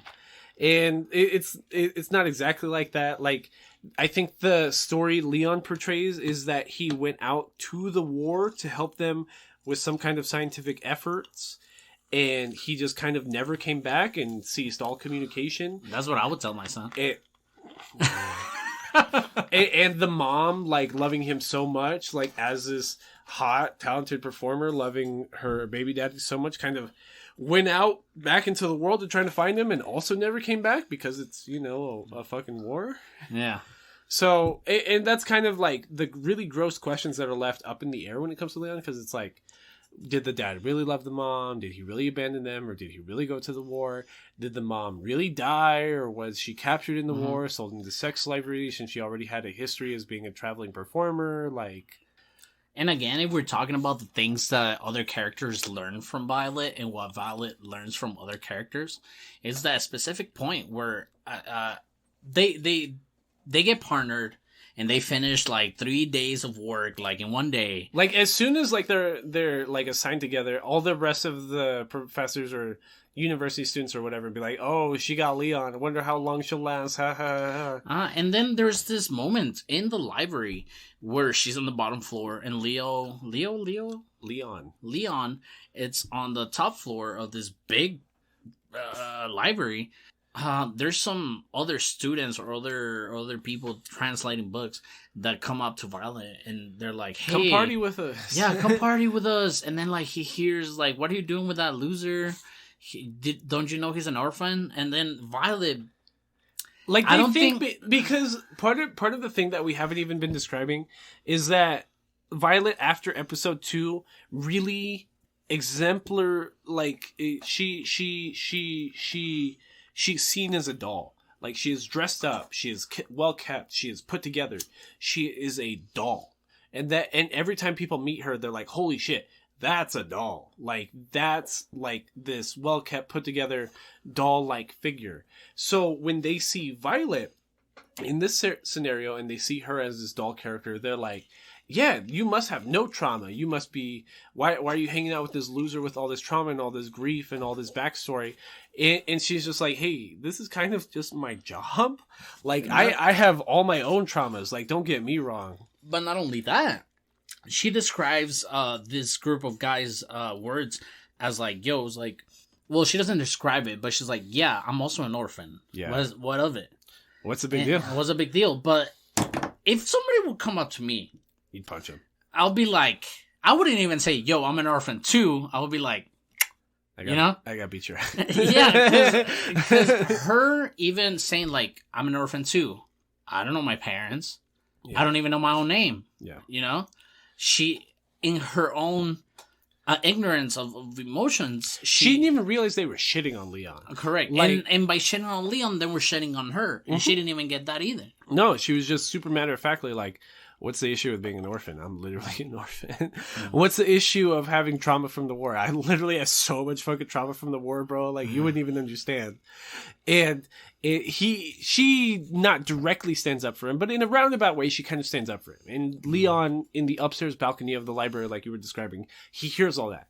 So the next few days that they're working together, I think what hurts me about Leon is he's such a loser. He kind of falls in love with the auto memory doll when he shouldn't. Like, he's always all shy and like the whole episode. Never interacted with a woman before, kind of shit. But like, he invites her on a date.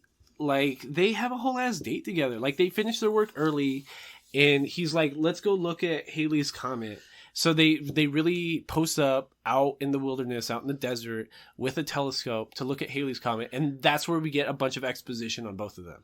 Yes, but I feel like in this part of the world building, their observatory, it's almost like prom night for the alumni. Yeah. It's like, you gotta ask a girl to go see the comet with you. But then everybody watches it from inside the observatory. Yeah. But Leon, being such a nerdy loser about fucking stars, you fucking loser, nerd. I'm just playing, stars are cool. But, he was like, no, it was like, why would you watch it down there when we could watch it up here? He also did it because he wanted private time with her. Well, yes, but like, if you're gonna get a good look at a fucking comet, you would want it away from the bright lights, though. Exactly. Which was, he kind of has a good point. But the issue is, he starts to develop feelings for her because he has not interacted with a lot of women. Mm-hmm. So him having this one woman that stood up for him, was smart, capable. If a girl's nice to you, it doesn't mean that she likes you. It's one of those. It's exactly one of those. So he like invites her out in the middle of nowhere. They have a date together. They put out a towel. He brings lunch. Like, they pull out his telescope. He shows her the comet. Like, it's super cute. Shows her all the comet. But it's never a date for her. It's a date for him the whole time. And it's clearly directed as such. But then at one point it breaks from that chemistry. Because at some point Leon is like, he almost realizes that she's not there. Like, about it, yeah. Uh-huh. And then he's like, are you lonely? And she's like, I don't know. I don't know what lonely means. I never felt lonely. I don't know. And then she's like, well, do you think about somebody all the time and they're not there? It's like, then you feel lonely. The major. And she's talking about the major. She's like, oh, yeah, I do. And at this point, it becomes from almost like a lusty kind of point of view from Leon to a like... Yeah, it's super weird. I admire you from you being the person that you were to the person you want to become. And he even describes it at the end of the episode. He's like, I've been here waiting for my parents where I know they're not going to come back. Yep. I need to He's like, I could have been moved up in the university. I could have been shipped to all these different places, had a better education, but I stayed here in this bum-ass town waiting for my parents. And to your point about how the surrounding characters learn from Violet, here we get like a beautiful analogy between the comet and meeting Violet, because even Leon is like, man, hopefully with my travels around the world, because I know you travel a lot as a doll, hopefully I get to see you again. And he makes an analogy to the comet. He's like, you know what? This is probably one in a lifetime thing. Yeah. And that's why I liked it. And I don't get me wrong, this felt like the Iris episode almost. Yeah. But it gave me more than the Iris one. Yeah, it did. It really did. Because, like, still, the episode ends. Violet does not understand what the fuck just happened with this guy. Yeah, this guy just made breakthroughs in his mental stability. And she has like, no idea what she is. Because even then, like, when she's leaving, he's like, oh, maybe we'll meet together again on our adventures, and we can have dinner again, and we can see the stars again together. And she's like, that sounds fine and agreeable. This is great. But to him, that's like promising a future together almost. And if we're gonna have a talk about Dove being slightly bad here, the dialogue, it's very weird because she's like, yes, yes. And then I'm like, what did she say yes to? And then it cuts to Leon, and then Leon asks a question, and he goes back to Violet, and she's like, inner dialing yes, because she's already like halfway through the tramway. And then like we go back to Leon, and he's asking another question. Like, what the fuck did just happen? Yeah. She just said yes, yes, question, question, yes, question, and it just felt weird. Like he was so into it, like and she was not. He was talking to like a distancing tramway. He's just like, yo, all these people, all this noise. Yeah, it's just weird. Basically a confession of love for a girl like he barely Did you knows. ever watch Shazam? Yes. Yeah, do you remember the part in the main fight when they're like buildings apart and the bad guy is saying something? He's like, yo, dog, I can't hear you. You know when that kind of writing irritates the shit out of me? In mecha anime. It's like, how the fuck are they hearing each other? They're inside of this fucking vacuum. Oh, that sounds like so-and-so's voice. How would you know? Like, yeah, I know exactly what you're talking about. I know exactly. So, episode 7. The episode you were trying to describe, which is a really good episode. It's my favorite author ever in the real world. His name is Oscar Wilde, right? He made The Picture of Dorian Gray. He wrote The Picture of Dorian Gray. He had a bunch of really good plays. He was famously like imprisoned for his writing. He was a drunk. He was a drug addict. He was a party animal. Mm-hmm. We have a character here named Oscar Webster, who I see a lot of Oscar Wilde in. The plot to this episode is Violet is contracted out into the countryside to write the rest of a play for a playwright who's now a clinical alcoholic after the loss of his daughter and wife. Not in that order. It was the wife first. Mm-hmm. So the wife kind of died. I don't know. It's never explained, but it almost feels like complications from the war. The daughter dies because she was just born a sickly person. You know what I mean? And Violet reminds him a lot of his dead daughter because she's blonde, has this bright spirit. Or maybe that's him implanting what he remembers of his daughter on Violet. And if anything, we talked about how good the dub is. Here, the dialogue is so good and so nice and so fluent because if anything, you can be a blind person and listen to this episode.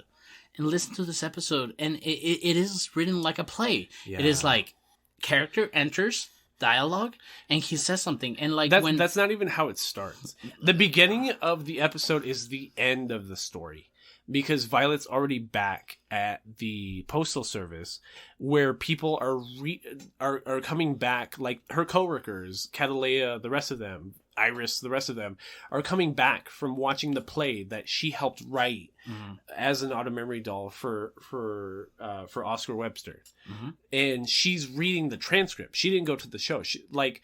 Violet purposely stayed home at the postal service to read it because she already knows, like, she doesn't need to see it played out. Like, she saw the writing process. And it's kind of one of these, like, Violet's special in her own way because she has her own needs. She comes short when it comes to emotional availability, right? And that's kind of also where Oscar Webster is, because he bought this house out in the countryside, out in the middle of nowhere, to get away from the city and the bright lights and the anxieties, to just foster his daughter's health for as long as she was alive. You know what the script to the second of the last the last play act to this thing, it reminded me of like the play from Beastars. Yeah. You know, like the killing of somebody. Yeah. He's just like, oh, why did I do it? Why did I do it? I'm sorry. And like the Luke Skywalker fight with somebody else. Yeah. And for some reason, that resonates with, like, the point of not knowing where to go with the story with. Because he's a famous adult writer. Like, he's had very famous adult works, and this is his first time trying to produce a play that's meant for children. And the thing about Violet that we've been describing, she never had a childhood, so emotionally she kind of is a child. So when he's describing the story to her and he's writing the first few chapters, she's like, what's going to happen to the little girl from with the spirits? How is she going to defeat the evil monster? Is she going to have a happy ending? How is she going to get back to her dad at the end of the story?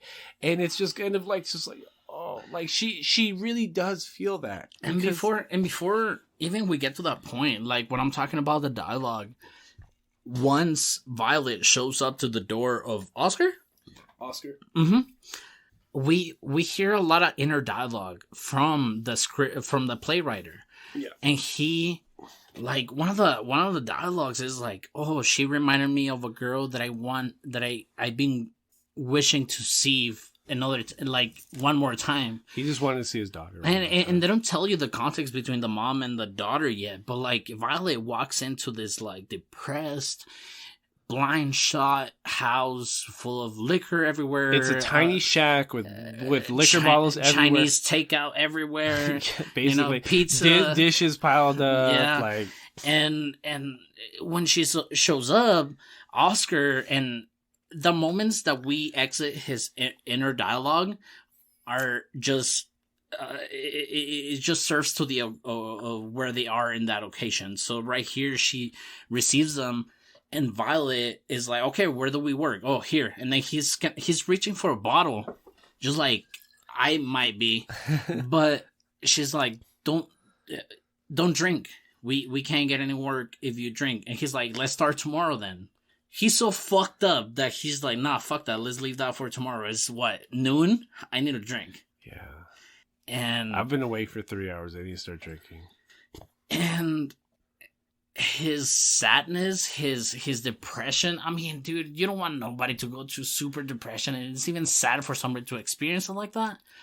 And the fact that he wanted to start the next day, Violet even took the time the night before to hide all the alcohol. Yeah. To get this guy to work. Yeah. In the fastest way possible. Yeah. And as they're going through this writing process, Violet takes hold of parasol that used to be property of the daughter. Yeah. And that's where the whole death of the wife and the daughter came through. It's like, I can't. It's like, I don't know. The parasol stays throughout, like, the rest of the season. Mm-hmm. Like, the parasol becomes a really big thing because so you're right. Like, Violet is teaching this man how to stay sober and how to stop, like, drowning his feelings. It's like the brother that we were describing in episode 3, kind of like just trying to drink to forget a little bit, which is not the kind of drinking you should ever be doing, like, ever. Yeah. So he's describing the story, which is also a metaphor for, like, his real life, because it's about this girl trying to defeat evil and just make it back to her dad on the other side of the river Styx, which is Greek mythology. Like, it's the river Styx is the cross to the underworld kind of stuff. Yes. So, like, at a certain point, he writes the end of the story, and the girl in the story defeats the big bad, but Violet's like, how's she gonna get back to her dad? How's she gonna get back to her dad?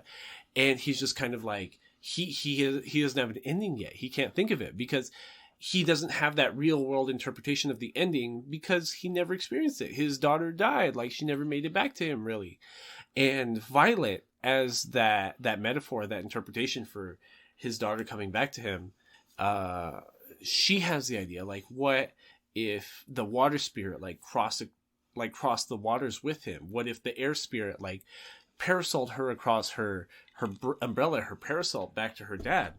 So Oscar Webster here has her play out. Like, it's like the lake episode from Sword Art Online, the original season, where they created a family away from reality, like, in this, like, isolated lake that they could protect and foster this family.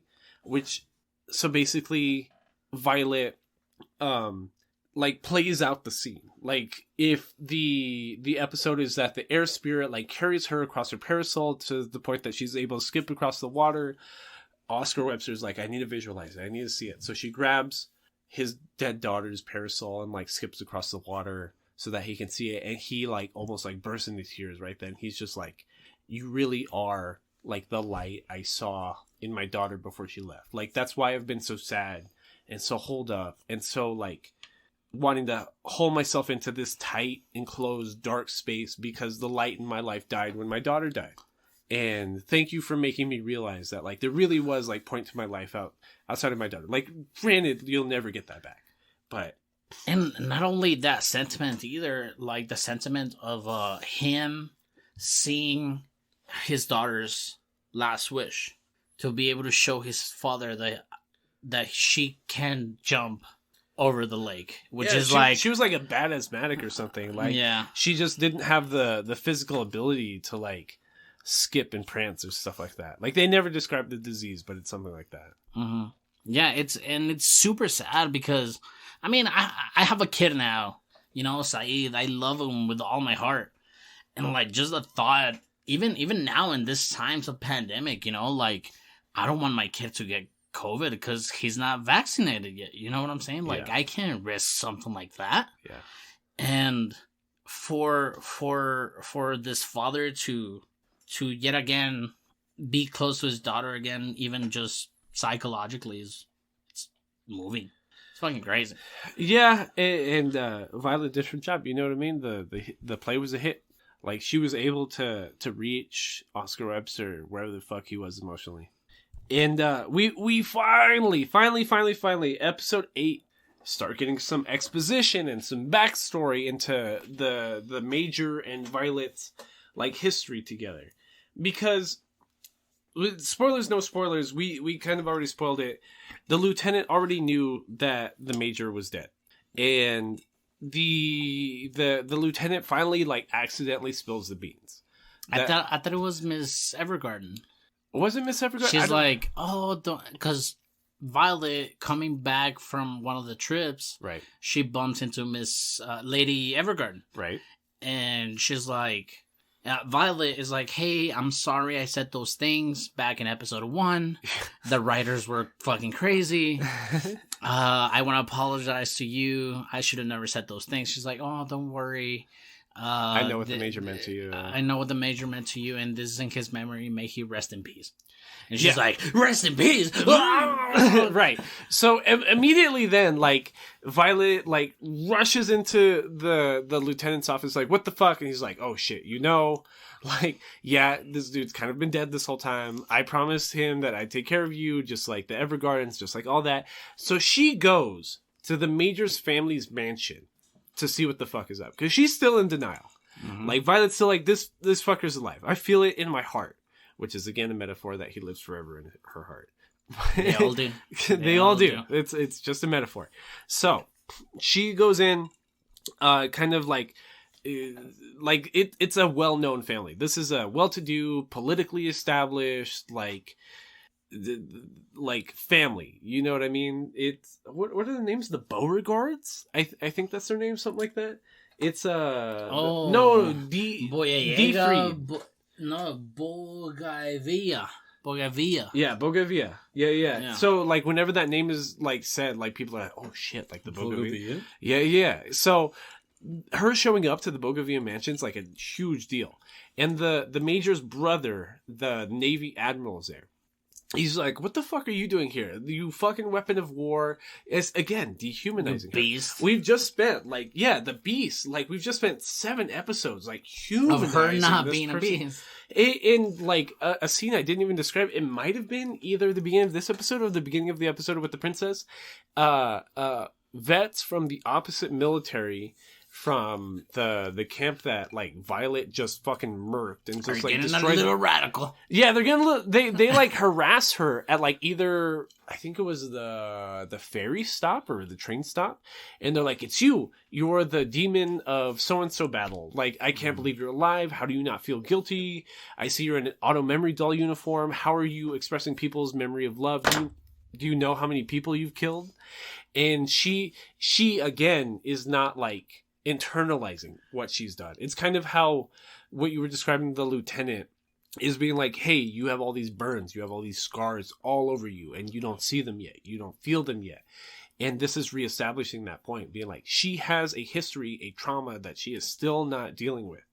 Even though she's trying to discover more about what it means to be a person, a loving, human, empathetic person, she has not come to terms with the things she's done in a air quotes past life. And you know what it reminds me of? The Winter Soldier. In Yeah. Captain America and the Falcon and the Winter Soldier. Yeah. Like that guilt of being like, yo, I did wrong to so many people. Well, that's literally the plot to Captain America, the Winter Soldier. About like Captain America's best friend was brainwashed for 20, 30 years to murder hundreds and hundreds of people, which is Violet. Violet Evergarden is literally the Winter Soldier, is the point we're trying to make in this whole episode. And shout out to Disney for being original. But not original at the same time. Is this is the backstory. The episode we get the backstory we've already described about the brother selling her into slavery, giving her to the major, and the major like carrying her on, like teaching her what it means to be an empathetic like soldier and a person. And where we actually get the scene with the episode where there's a whole like ransacking of a town, of a military base that was never described, where Violet just single-handedly just kind of jumped in, murked everybody, and then the military for the country she works for just kind of scooped in and took credit for it. Like, Violet is a homicidal maniac, or at least she was during the war. With a knife. With a knife! Like, no gun, nothing. Just ninja style, just in there, just stabbing everybody in the neck, killing everybody, starting fires, causing mayhem to the point that, like, her actual, like, military company could come in and just take credit for it. And it's not how it sounds, our audience here. We're not putting it, like, super one-sided like Goku. Like, she also does, like, counterattacks. Like, she defends herself with her arm, and her arm gets, like, fucking, like, bruised by either a weapon or grazed by a gun or grazed by a bullet or something like that. Like, she also gets damage. Yeah. But she has the upper hand, killing all these people one-handedly. Yeah, it seems broken. It's like hacks almost. Like, how the fuck is she doing that? But what I'm saying is that it's not super, like, non-risk. Like, she also gets bloodied up. Right. Yeah. Yeah. But, like, it's one of those things where she gets hurt or she gets damaged and the major's trying to chastise her and she doesn't understand why. Because she's like, what do you mean? I'm literally just a weapon. I'm a tool to be used. Who cares if I get I'm hurt? protecting you, guys. And the major's just like, no, I care about you. I love you. Like, you're my person. Like, please take care of yourself. Like, I care so much about you. And the ending of that episode is a reversion from that flashback. And this is the episode with the flashback. Like, the next episode is the episode with the flashback with the music I was describing that seems so matter of fact and not like rising of tempo. Because the ending of this episode is the major's brother, the Navy admiral, takes her up on the hill and shows her his gravestone. Like, yes, we never found the body, but like, I promise you, he's dead. Like, we had a funeral for him. This is his gravestone. I come up here every day. My mother comes up here every day. Whenever I'm home at the mansion, I come and pay my respects to his gravestone at the bottom of this tree. Like, don't get me wrong. Like, my brother was the best person possible. I miss him every day with my whole heart. But he's gone, and like, I accepted that like a year ago, 2 years ago already, and you need to come to terms with that too. And me as an audience, for some reason in my fucking dark head, my dark thoughts is that Violet was gonna flip out. Yeah. For some reason, like, she was just gonna lose it because all this time she's quote unquote following the last orders of her major, but like not put into context at the same time. Yeah. So at this moment, she finding out that he's dead. To me, I was like, is that gonna break her at some point? But it was cool that it didn't.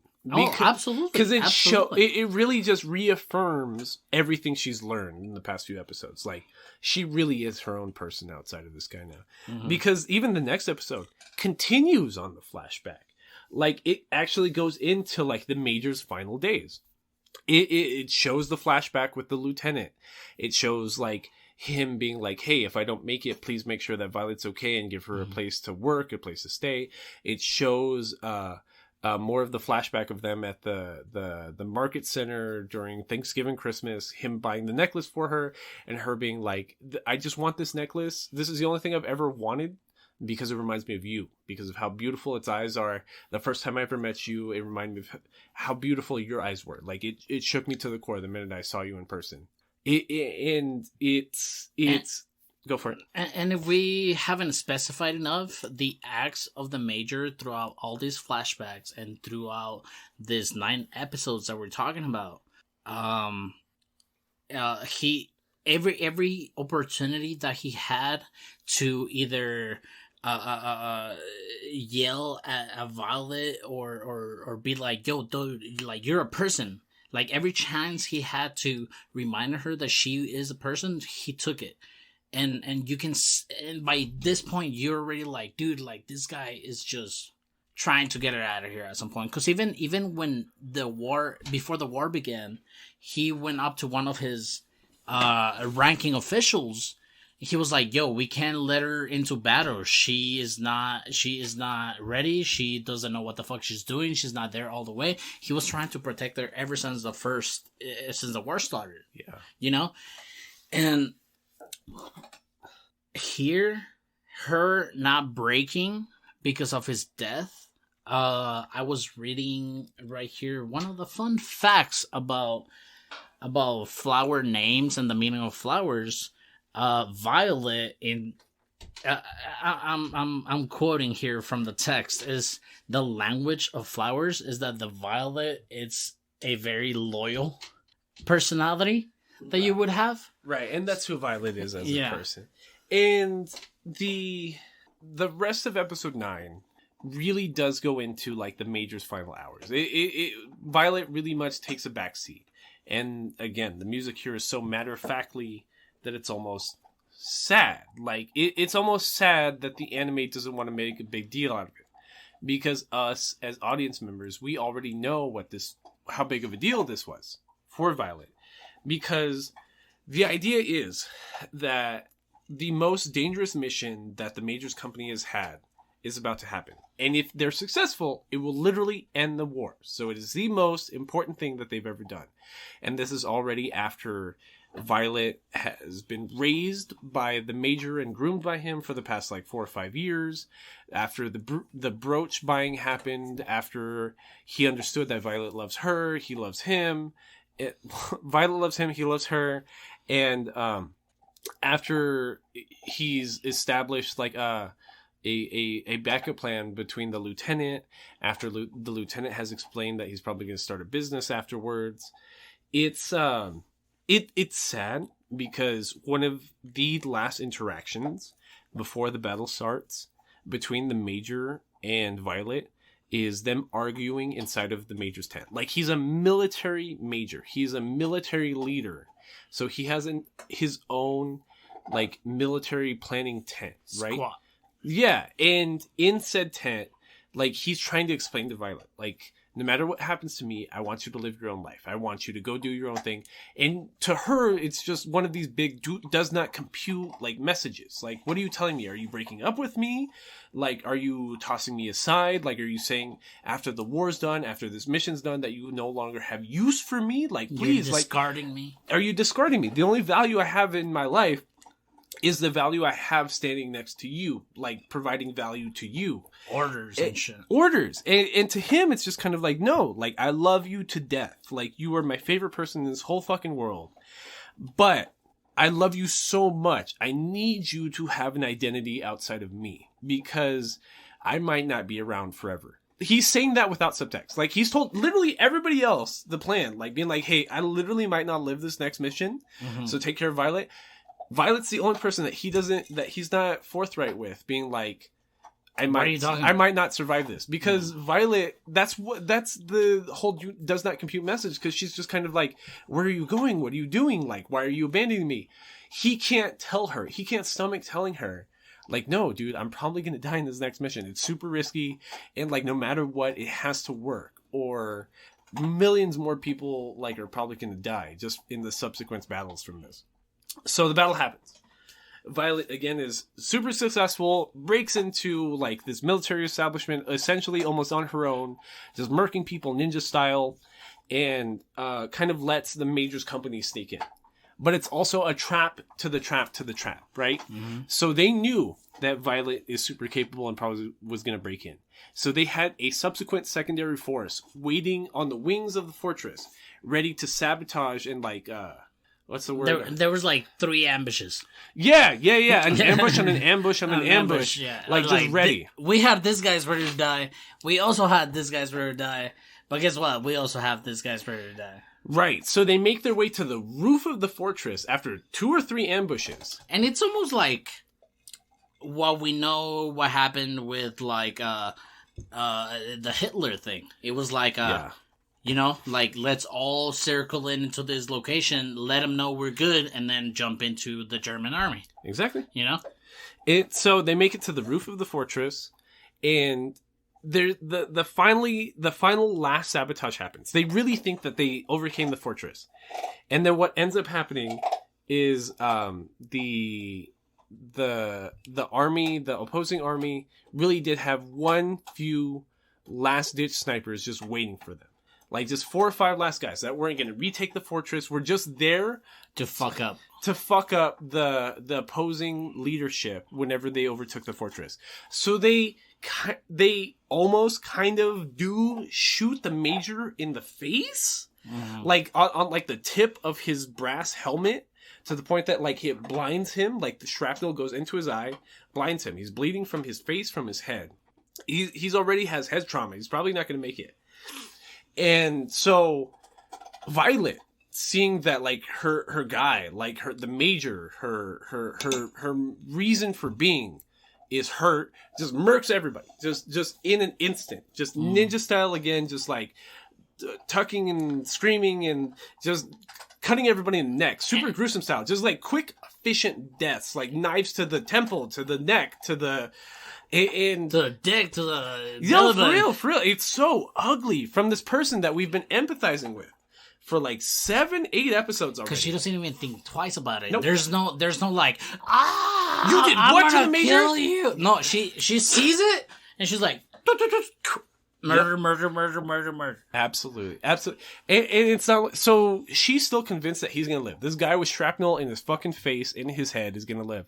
So she starts carrying him down the stairs from the top of this fortress. He gets shot again. She gets shot too. Somebody shooting at either him or her or both of them. It's not really clear in the anime, but somebody, I don't know what this bullet is. I don't know what this rifle is, but he shoots at both of them, and the blast is so big, it blows off her entire right arm. Like, from, like, the deltoid down on her right arm, her arm's just blown off.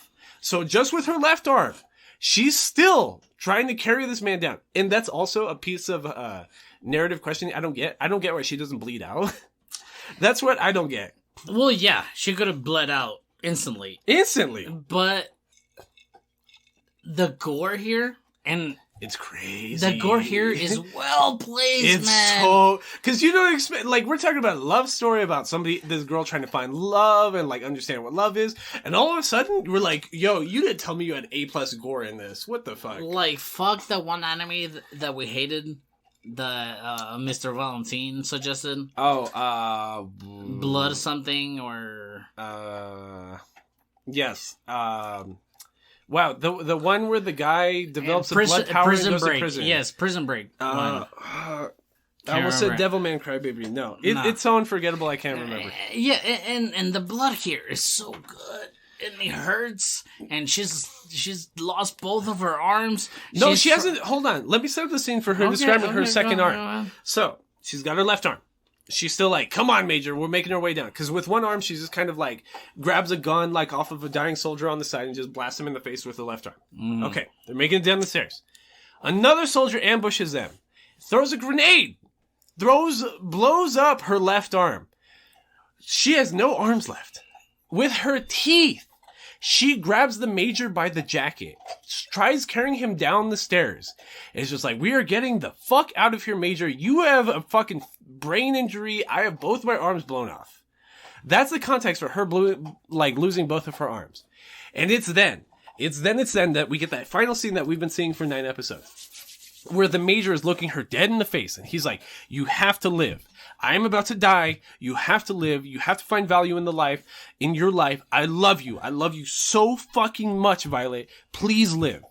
And her dumbfounded, not knowing what the word love means, just kind of stands there, dumbfounded. And he pushes her down the stairs and gets the fuck out of there. And a giant explosion happens that destroys the entirety of the military establishment. Because The fortress, because the government that owned the fortress that they sabotaged knew that the strongest unit was going to be there. The Major's force, the Major's unit was going to be there. They let their own soldiers die so that they could blow it up on purpose. And that killed the Major. And that's why Violet Evergarden wakes up in that military hospital with no arms and barely any recollection of what happened to the Major. Her last memory is watching this man be blown up and crushed by the building on the stairs in front of where she lost her second arm. Like, I can't even try to describe to you the emotions I felt watching this. And by this episode, it's just, I mean, and like you said, if we can connect with anything like that, I mean, I've seen people not only be, you know, traumatized by their past, you know, their past trauma, you know, that you're trying to break them off of there, whether it's emotional, whether it's PTSD, whether it's something there, you want the better for these people. And just to see the rock bottom of this story with Violet Evergarden, this is where, as a newcomer to this anime, it's at this point that you're like, oh shit, all the episodes that I've seen so far have led to this point. Right. Like, those, you could almost call them filler. But it's like, no, like, I'm watching the emotional maturity of this person that went through this trauma. Because that's not even where this episode ends. The second half of episode 9 is Violet crying in pain, in physical pain as she describes it, over like what she's feeling about the loss of the Major, because it goes back to what the lieutenant was describing about like the burns, the scars, the trauma that she never ingested, like from her time in the service during the army, and her finally understanding that the Major's dead, her whole reason for living and trying to learn what love is this entire time, like, it is never going to come to fruition because the guy's fucking dead. It's just her in her bedroom, just feeling the crawling, the burns, the aches in her body, in her soul, over like the terrible things she did for this guy that she loved so fucking much that like it's almost like obsessively ugly. It's physically traumatic for her to learn that he died. Like, she cannot get out of bed because it hurts. It physically hurts her well-being for her to try to get out of bed, to accomplish her job, to meet up with her friends, like and the rest of the coworkers, the rest of the postal service, like, they understand that. And this is again one of those episodes where the Catalea Benedict's relationship doesn't make sense to me, where like they're kind of flirting with each other, they kind of understand each other on a relationship level, where like Benedict is talking to Catalea, where Catalea is like, I really want to go talk to her. Oh, you almost expect them to say, babe, like, oh, babe, don't do that. Like, I'm sure she'll be all right. Like, again, that doesn't make sense because Catalea has already been established to have a relationship with Hodgins. But besides the point, what gets Violet out of bed is this old man mail carrier. I can't even remember his name. I can't even find his name in my fucking notes. This old man mail carrier that works for the company. He just approaches Violet's bedroom, like a few days after discovering this, a few days after being holed up, where he delivers a letter from Catalea and Iris and Hodgins and Benedict, describing how they miss Violet. They want her at work. They hope she's okay. But he has a satchel full of underdelivered levers. A satchel, a whole ass garage. A whole garage of undelivered levers. Where he shows Violet and he's like, these are the letters that don't have a place to go. So because of the war, a lot of these letters did have addresses on them, but they couldn't be delivered. but there were some that they were just almost anonymous. Anonymous? Yes. And this old man that you failed to name, and I'm just throwing the buck at you because I don't remember either. But he says that if we still had air shows or plane shows and shit like that, like we do in El Paso ever so often, yeah, they could just drop these letters as a ceremonial thing that we see at the end. Yep. Right? Yep. And she stumbles up to a pack and she sees like all these love letters being written, and she just clings to that. Yeah. So instead of there was no ledge between the vag because she figured out that the major was dead, and she's like, okay, you know what? I need to do this for these people that didn't get a chance to do what I wanted to do. That's the moral of the story at the end of episode 9. Is that, like, when we were describing the people that were harassing Violet, trying to be like, yo, you don't understand how many hundreds and dozens of people you've killed and why you can never be redeemed. The ending of episode 9 literally tells you, yes, like, Violet is having a redemption arc. Mm-hmm. Because she is touching enough people with her writing that she is making up for the wrong she did during the war. And again, like, there's also the argument that those were never her wrongs to make because she was a child. She was just following orders. It's kind of the Major's fault.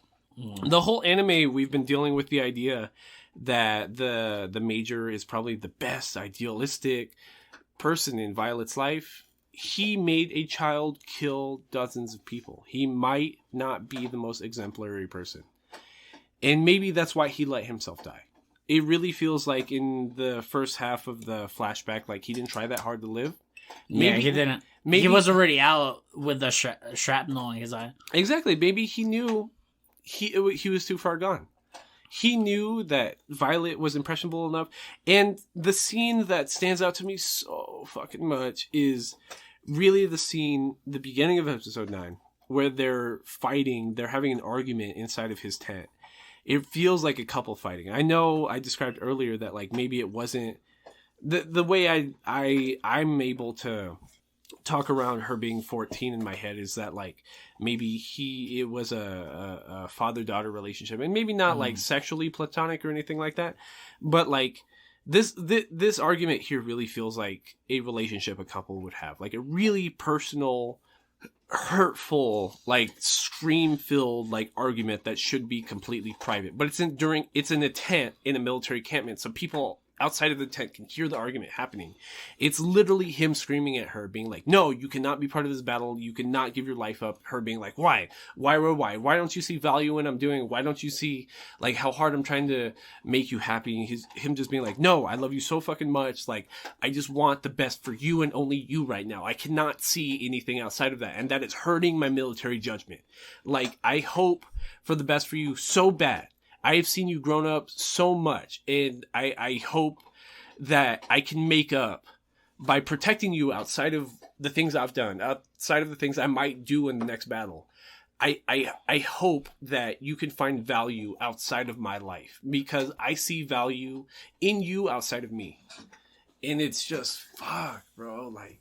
And that conversation, that piece of dialogue, that scene at the barracks... It's I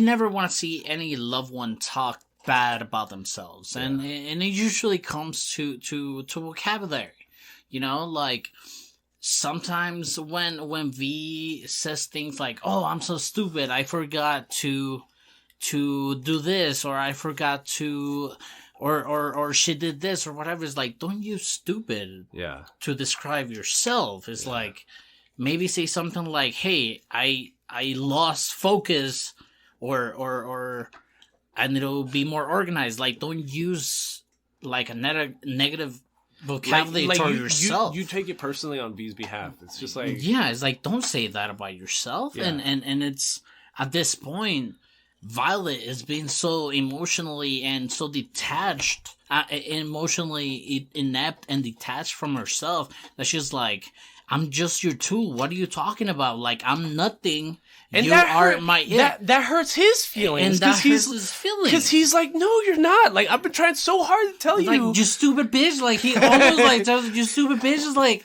you're better than this. I'm sorry what I did to you. I've been trying so hard to establish that you have value outside of me. And if you don't get that, like, that hurts my feelings. And it's annoying. Yeah. And it's annoying. Yeah. I don't know if you experience this with Karen, but like, sometimes when like V uses some sort of like vocabulary to describe the situation, I'm like, don't use that.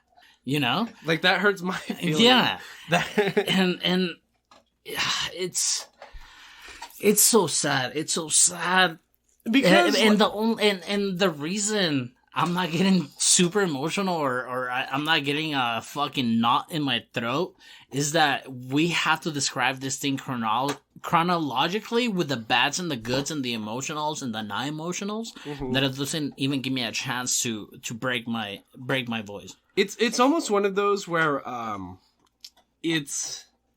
But this made me sob. This made me ugly cry. I was like,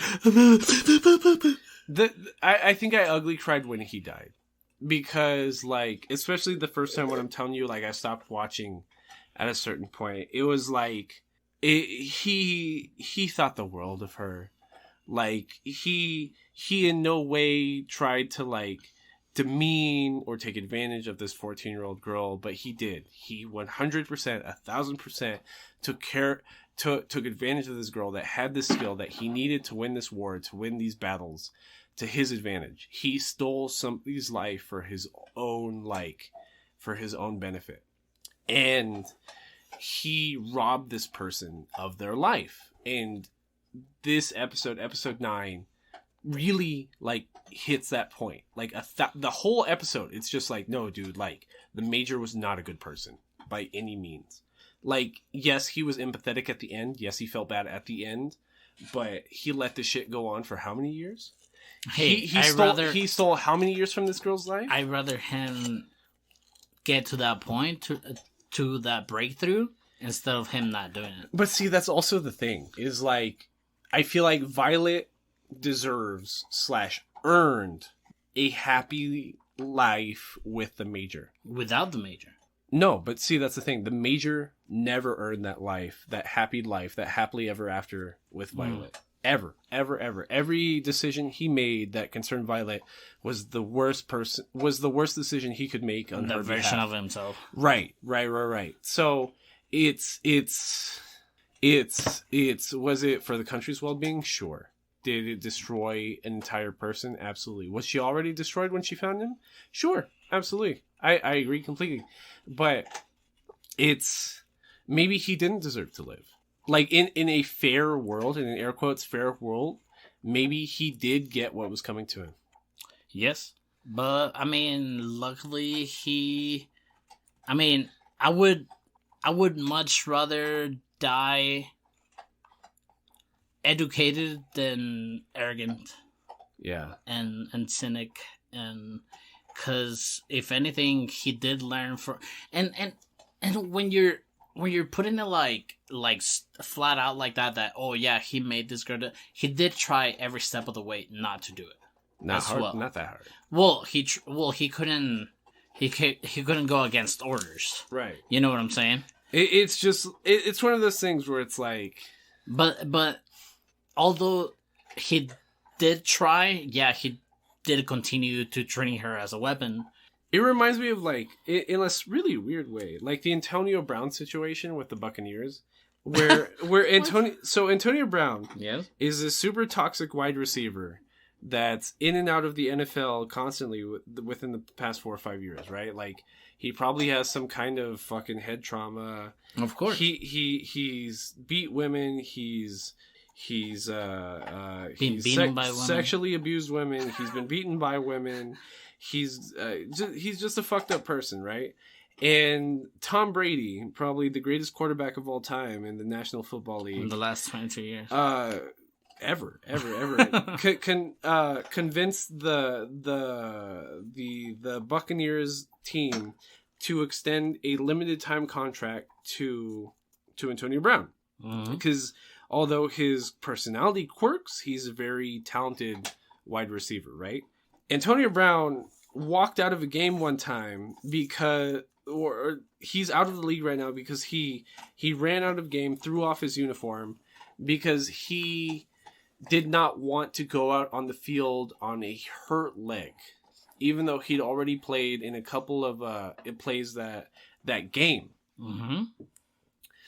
This feels kind of like the opposite of that, because if Antonio Brown feels like a selfish, non-team oriented person because he was concerned for his own extended health and his career, Violet was down to throw it all away. She's like, you can literally blow off both my arms and I don't care as long as like the Major lives. But the Major saw it the opposite way. He's just like, no, my only redemption to all the sins I've committed It's for you to be free. is for you to be free. And it hits hard. It hits hard. It's super fucking wild. And like, honestly, the anime could end right fucking there for all I care. Like, I'm not saying anything after this is bad, terrible, out of context. It's just like, for real, the narrative that matters to me most It's done. is done. Like, right after episode 9. Like, I already, plus the OVA, I already saw 10 episodes of like, It's the like perfect Death fucking Note narrative. when L dies. Yeah, exactly. So, Violet goes back to work. Episode 10 starts, a loved one will always watch over you. Which is, like you finish episode 9, you're like, how are they going to follow that up? That doesn't even make sense. And then episode 10 happens, and you're like, holy shit. Like, the writer is evil for even thinking of something this sad. Dude, I tweeted that shit too. I was like, what kind of monster writes this shit? It's crazy. It's so the story is, Violet contracts a job in the countryside. As soon as you get... this is your detachment from the Major story. Yeah. Like, yeah. and it just ramps up. It's a evil. whole way. It's so evil. Because, so, Violet contracts a job, like, in an outside village at a mansion. With this family, which is led by a mother, and she has a very nice home, not a mansion. They call it a mansion. They do call it a mansion? They call it a mansion. But when they put it in the animation, it seems more like a big-ass country house. Yeah, exactly, You know? Exactly. That's a good way of putting it. And here we meet the contractor, which is the mother of the house, who we can tell she's ill. Yeah. And not only her, but we meet the house mother or the main maid Right. in the house, and we also meet the daughter of the mother, Anne. Yes. who has a doll, who plays with a doll all the time. Right. So, again, we reestablish that trope that we haven't seen in a few episodes about Violet presents herself so well and so proper, and she's so pretty, and, like, she dresses so good that, like, she's seen as a doll. And in contrast to that, she's also seen robotic and emotionless. Yeah, like a doll. Yeah. Exactly. I think that's a really good point. Because the 7-year-old girl has such delusions about Violet that she literally thinks that she's a physical giant, like 5-foot something doll. Right? She even comes running to her mom. Is like, Mom, a fucking doll is walking over here. Barbie is going crazy. Yeah, exactly. So, the idea is that Violet is going to spend the next 7 days in this mansion, in this country home, writing letters for the mother. Because, and even like the head maid, head mistress, whatever the fuck you were trying to describe it as, she's trying to pressure the mom, being like, no, we need to figure out what's happening to the assets, what's happening to the mansion. Because it's clear that, like, she's totally not going to make it. And little Miss Anne here is losing her fucking mind because she just wants to play house, to play dolls, to play With her mother. with her mom, like, which is not an unreal expectation. It's just like, I just want to spend my free time with my toys with my mom. And out of context, the story or this episode plays out in a way that Anne knows, but she is rejecting or she's in denial of the idea that her mom is gonna gonna die. He's gonna pass, yeah. And when Violet gets invited and she's taking all of this time of her sickly mother, it's driving her crazy because not only does she not want to upset that she's gonna die, she subconsciously wants to spend more time with her because of the same reason. Right. So it'll be like she'll even watch Violet and her mom writing all day. And the mom's like falling over coughing and is having trouble breathing and is grabbing her chest and her heart. Because she gets hired for a week. Yeah. So at night during that contracted period, Violet is playing with Anne, like, because Anne has nobody else. Like, the mom goes to bed early because she's sick. The head maid goes home because she has a family. And it's just Anne in this giant-ass mansion by herself.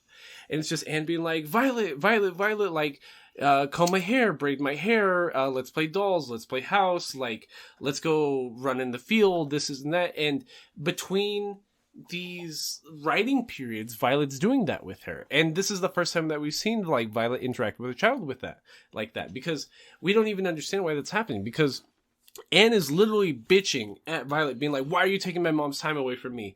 Why are you like not letting her play with me?" And Violet being like, "I can't spoil you the specifics because I'm tied in contractual obligation to my employer, but trust me, this is really invaluable to you and like is really worth it. She's looking out for you. I promise. Yeah. I promise." And like, but her being 7 years old, she can't get that. And throughout this episode, like how the timing works here, it seems like we're at the end of this week, and a little bit before like the epidome, the apex, epitome. Yeah, the apex of this episode happens. Anne sees the housemaid coming with tea. She's like, "Can I deliver it? Can I deliver it? Please let me deliver it." It's like, "No, you're not allowed in there." Yeah. And then like the next day, which we think is maybe the end of the 6th day. Yeah. Anne breaks through the garden or the greenhouse that they're writing these letters in. Yep. And she's like, why is she so important to you? Why are you spending all this time with her? The daughter is troubled within herself, in the same denial and the yearn from her mom's love that is like, why are you spending this time of all the time with her and not me? I want to play. I want to do this The with you. subtext there is that Anne almost understands that the mom doesn't have much time left. Like, you don't have a lot of time left. Why are you spending it with this random fucking doll? And it's a hard way to fucking grow, man. I mean, it doesn't matter what age it's gonna hit you. If you see your mother starting to go, it's gonna hit you the same way, man. So, Violet leaves. Violet completes her job. And even when she gets back to the postal service, she's telling all of her coworkers, she's telling the lieutenant, she's telling Catalea, she's telling Benedict, she's like, "No, like, that daughter was the greatest fucking person ever. Like, she's so fucking strong." And even Catalea at a certain point says, like, what is she gonna do in that mansion all by herself? And Violet says, like, "No, she'll have support. Like, I'm sure she's gonna be okay." So she wrote like 26 letters in a week. Right. So more. Basically, what Violet was hired to do was, in a 7-day period, she was supposed to write a birthday letter for every year up until Anne was 50. So that means she wrote like 43 birthday letters in a span of 7 days. And the rest of the episode is showing the progression over the next 43 years in Anne's life, and like the big birthday letters. So it's just like, "Hey, Anne." We see her go to the funeral. Yeah. We see her turn 9. Yeah. We see her turn 12. We see her turn 20. But in the context of the letters, it'll be 10. It's like, you're 10 years old right now. I'm sure you have a lot of questions. I know I'm not around right now, and I wish I could tell you, but you're a strong, capable girl. I wonder if you're still interested in poems. it's your 20th birthday. You're a young woman right now. Is there anybody you're interested you like in? boys? Is he treating you well? Like, is he a boy? And we're showing her life in progression at the same time. She's meeting a guy. She's getting pregnant by a guy. She's getting married. And the question I do have in this episode is what's happening with the mansion? Because, like, we see her polishing windows, but, like, we know that she comes from money. Well, she got a job, and that's what I'm saying. Like, the mansion word here is used very loosely because, yeah, she owns good property somewhere in the country, but because of her age and because she's the only one in her family, she needs a job, and she's kind of working at this bakery or like this whatever thing, cleaning windows or whatever. Mm-hmm. And that's where she meets her guy. Yeah. It's like, hey, I'm just here because I wanted a job because I'm strong and independent. But like the mom's letters are reading like, is he taking care of you and stuff like that? And he's bringing her flowers, like he's feeding her, he's putting her up in a house, and like it seems like she's well taken care of. And like we just keep reading these letters. We just keep reading these letters, and these letters, it's like, you're 30, you're 40, you're 50, and I love you so fucking much. Like, I know I haven't been there like 40 fucking years, but I wish the best for you 40 years after life. Like, and the frustration behind Anne's words, like when she was a child, it's a fucking mother's love. You can't fucking switch it. Yeah, that's what it is. And for this to happen to this girl that thought she was gonna lose everything, I mean, she did. Saeed, if you listen to this fucking episode somewhere along the future, you know I'm here for you, bro, and I'll always be here for you. You know, but it's fucking wild. It hits you different, dude. I was holding my son. He was taking a nap on top of me, and I was watching this, and I couldn't help fucking thinking of Saeed, and I'm just like, oh, fuck, man. It is the craziest shit with gore, with action, with amazing animation, with amazing vocabulary, dialogue, and music. It is so good, and it hits perfect at this point. If we thought that the anime could have ended in the last episode, I would be sad if I never saw this episode. Yeah. Because even, like, Violet going to the postal service and, like, talking to her coworkers, showing them the stack of letters, being like, these letters need to be delivered every year in the next 50 years. They look at Violet like she was abused almost. Like, you really sat down and wrote all these letters in 7 days. And Violet, like, matter-of-factly speaks back to them being like, what do you mean? Like, these letters have to be there. This little girl, Anne, deserves every single one of these letters. And not only that, she was holding on to her tears. Yeah. You know? She said that when... The first time we see Violet cry is episode 9 when she's remembering the major dying and understanding like what his death means and feeling the burns on her skin. From here on out, Violet is very open to her feelings. And this reiterates the fact, because like in this episode it's just like, dude, this shit's terrible. This is the saddest thing I've seen in like forever. And she gets that. Like she understands that as a new empath. Like, fuck. Jesus Christ. It's crazy. And you know what I really loved about this Violet Evergarden story? Oh. Is that this episode with the letters throughout 50 years, we saw a time where Violet may not have been alive. Yeah. You know? Like, we see a future without them. And even my girl pointed it out. Why does every customer of her talk to her in past tense? Is she gonna die? And I'm like, when she asked me that, I was like, that's a very good question, because every person after the epiphany they had in that episode with Violet, they're like, there was something about that girl that I'm never going to understand. I probably would never do. Or they talk to her like in a very vague life point. Yeah. And it's weird to see here because this is 50 years past. This is how much impact this girl had. Weird. Violet Evergarden's fucking insane. Weird. So, episode 11. I don't want anyone else to die. I don't want anybody else to die. We are led into like a 3-episode subplot, which almost feels like a shonen, kind of. where starting in episode 11, Violet travels to a contested border between the country that she lives in. I think it's Kritrigal, and the opposing rebels of the country that they're trying to adapt, right? Yeah, because the surviving rebels from the war it sounds like England and Ireland a little Yeah. bit, right? So like post World War I, World War II, the Irish what are they called? IRA. The IRA, the Irish Republican Army, led a coup against the United Kingdom Army to create the Irish government as we know it, right? In 2022.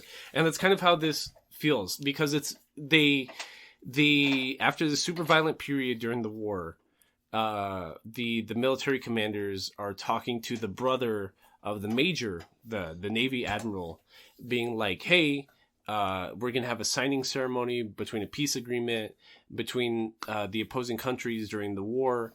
And it's going to talk about how we now have an express tramway that's going to tie our countries together.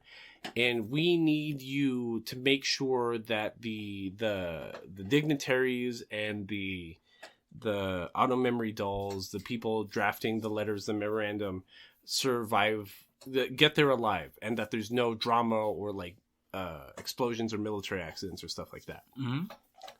But before that, Violet or the lieutenant gets a request from the front lines against the essential IRA here, requesting an auto memory doll come through so that the soldiers on the front line can write their last letters to their loved ones.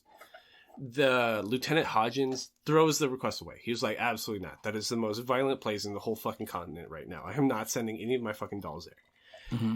Violet, hearing that outside of the door, he's talking to the lieutenant's talking to Catalea at the time.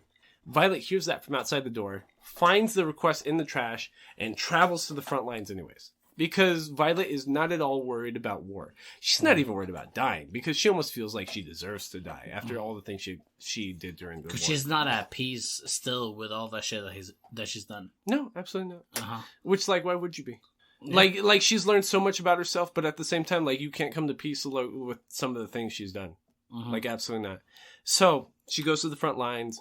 We get a really cool subplot about a local postal service that has a private plane.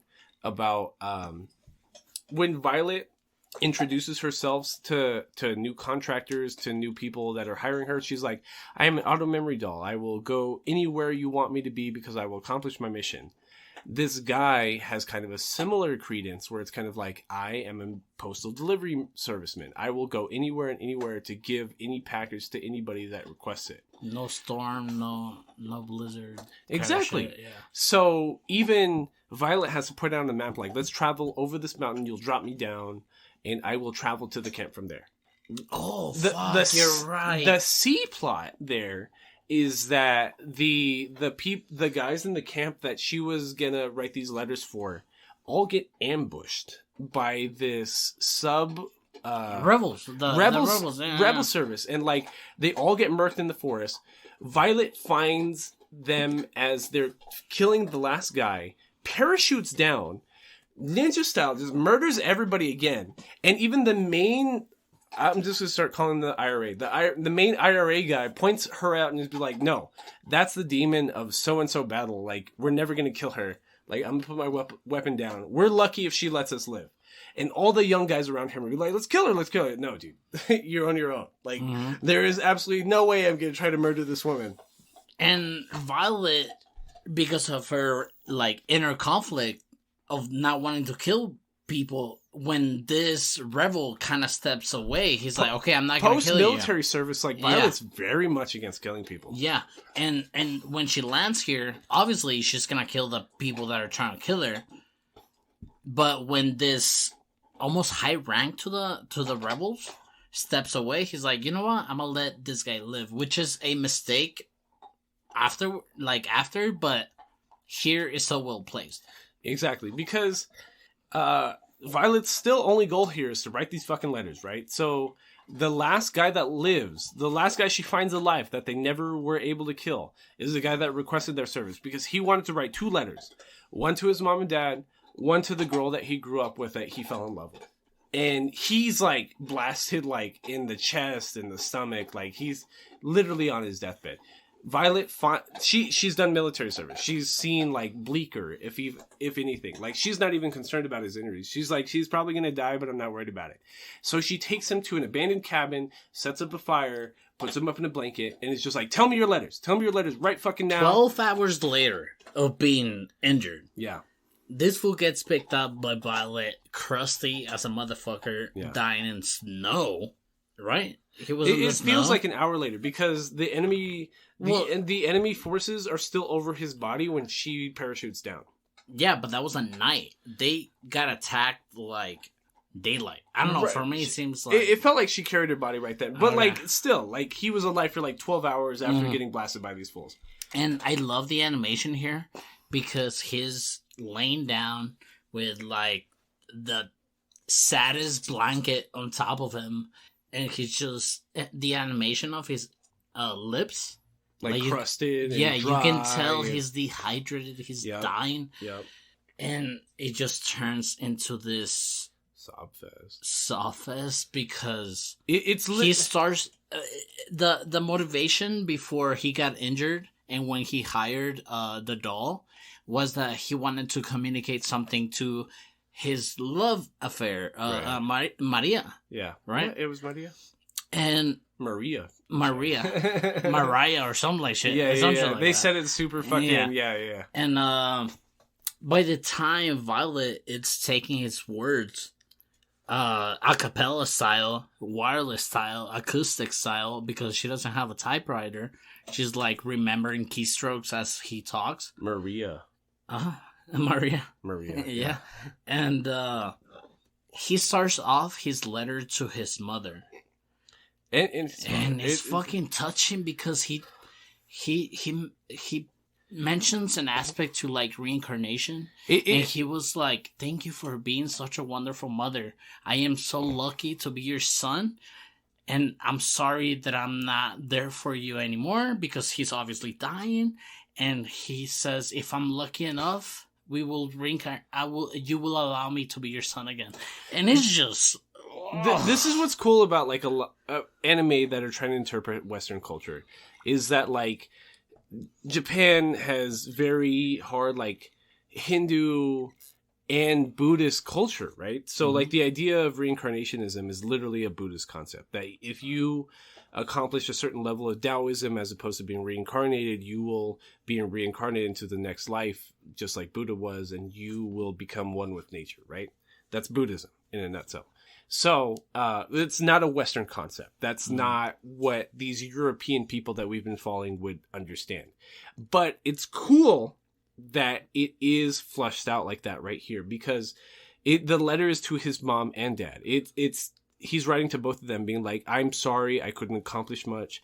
I'm so sorry I'm going to die right here in the middle of nowhere. But in the next life, wherever you are, if you all reincarnate as humans again, as people, I hope with all my might that you fall in love with each other again and you have a kid again, and that I am gifted with the privilege of being your child again because you mean like you were the best parents to me.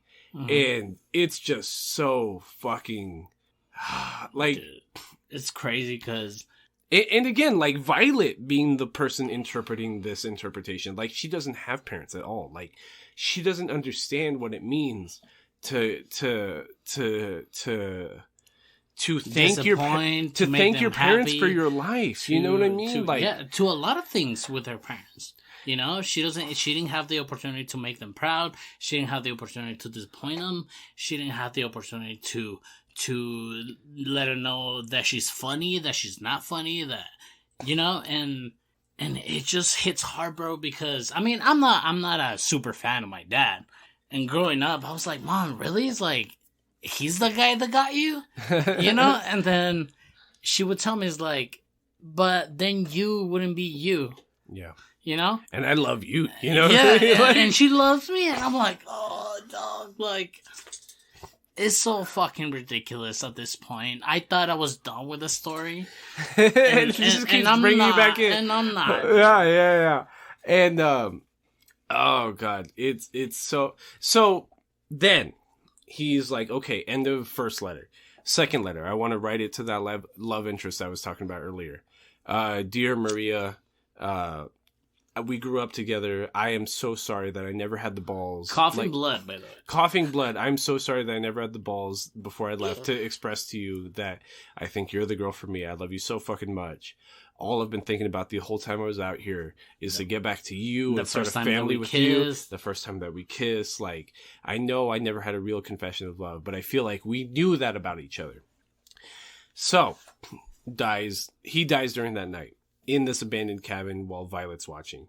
Violet gets picked up the next day after trudging it up the mountain by the same guy that, like, let her parachute down for his postal service plane. I was like, for piss. As opposed to, like, going back to town, going back to her job, she's like, no, I need to go deliver this letter in person.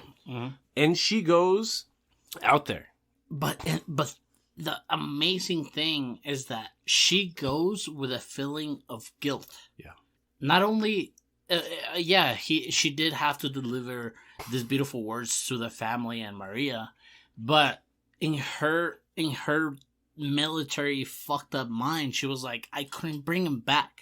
So she delivers the fucking letters. They read these beautiful words that she wrote, and she's still in agony, just like, I'm sorry I couldn't save him.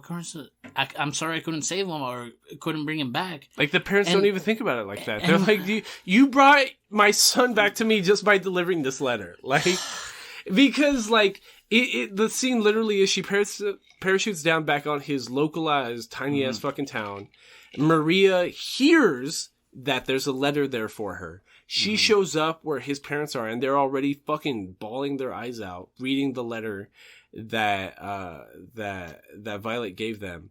And Maria reads the letter out loud. And it's just this whole, like, hey, my life is over, but I want you to live without me, which is also a juxtaposition for Violet and her message with the Major, and the Major wanting her to live without him. And it's just kind of like, I hope the next person that finds you cherishes you as much as I did, because I loved you so fucking much. I think you're the most beautiful, well-rounded, unique person I've ever met in my life. And just watching the mom sob while her would-be daughter-in-law is reading this letter out loud. And also trying to make Violet feel better. It's like, no, it's like, dude, we're good. Like, thank you. Because Violet feels bad. She's like, I could not let him live. I tried my best to let him survive, and I could not do it. I am so fucking sorry. And, like, literally everyone else in the situation is like, dude, like, it's fucking K. Like, no one could have brought him back. Fuck. And not until you get how important these interactions are for the progress of Violet, you're not gonna see the point of them. But at this point, like, you should already know that these stories are what makes her without the Major. Yeah. You know? Yeah. And it's just fucking ridiculous, because now I was talking to you, this reminds me of a John Wick kind of dilemma. Yeah. Like, now that he has found redemption through his wife and dead puppy, the Russians are going to bring him back. You know, the Russians are going to bring him back. And it just feels super sad, because she has to do it. It's like Rambo 6, whatever movie that was. Rainbows. Rambo. You're talking about Rambo. Rambo. I thought you were talking about, never mind. Rainbow Six? Yeah. I thought you were talking about Rainbow Six. No, my bad. No, absolutely. So, and that's what kind of hurts my feelings about the last couple episodes. Because the last couple episodes have a 180-degree, like, tonal change. Not even that it's bad. Like, in their own right, they're not even, like, bad pieces of media. But basically the plot is that Violet, being flown back by the local postal service that flew her out to the encampment and flew her out to this soldier's family, is flying her out to the signing peace ceremony between like these two opposing nations, and Violet's supposed to be there as an auto memory doll to help like write down and incorporate the service. I don't think she was even hired. It was Catalea that was hired, and Benedict. But Violet at the company building, they were like, "Hey, we've been seeing these delays happening throughout the train track." Mm-hmm. And then she's like, her and her military mind is like, this seems like a strategy right here. So because I need to go. The idea is that they built a transcontinental railroad service that's going to tie these countries together, and that's what's going to stop the war, because there's going to be so much travel and commerce amongst this railway system that neither country could actually bomb each other. Mm. So you're right. Like Catalea and Benedict are put onto a ship that has the Admiral brother.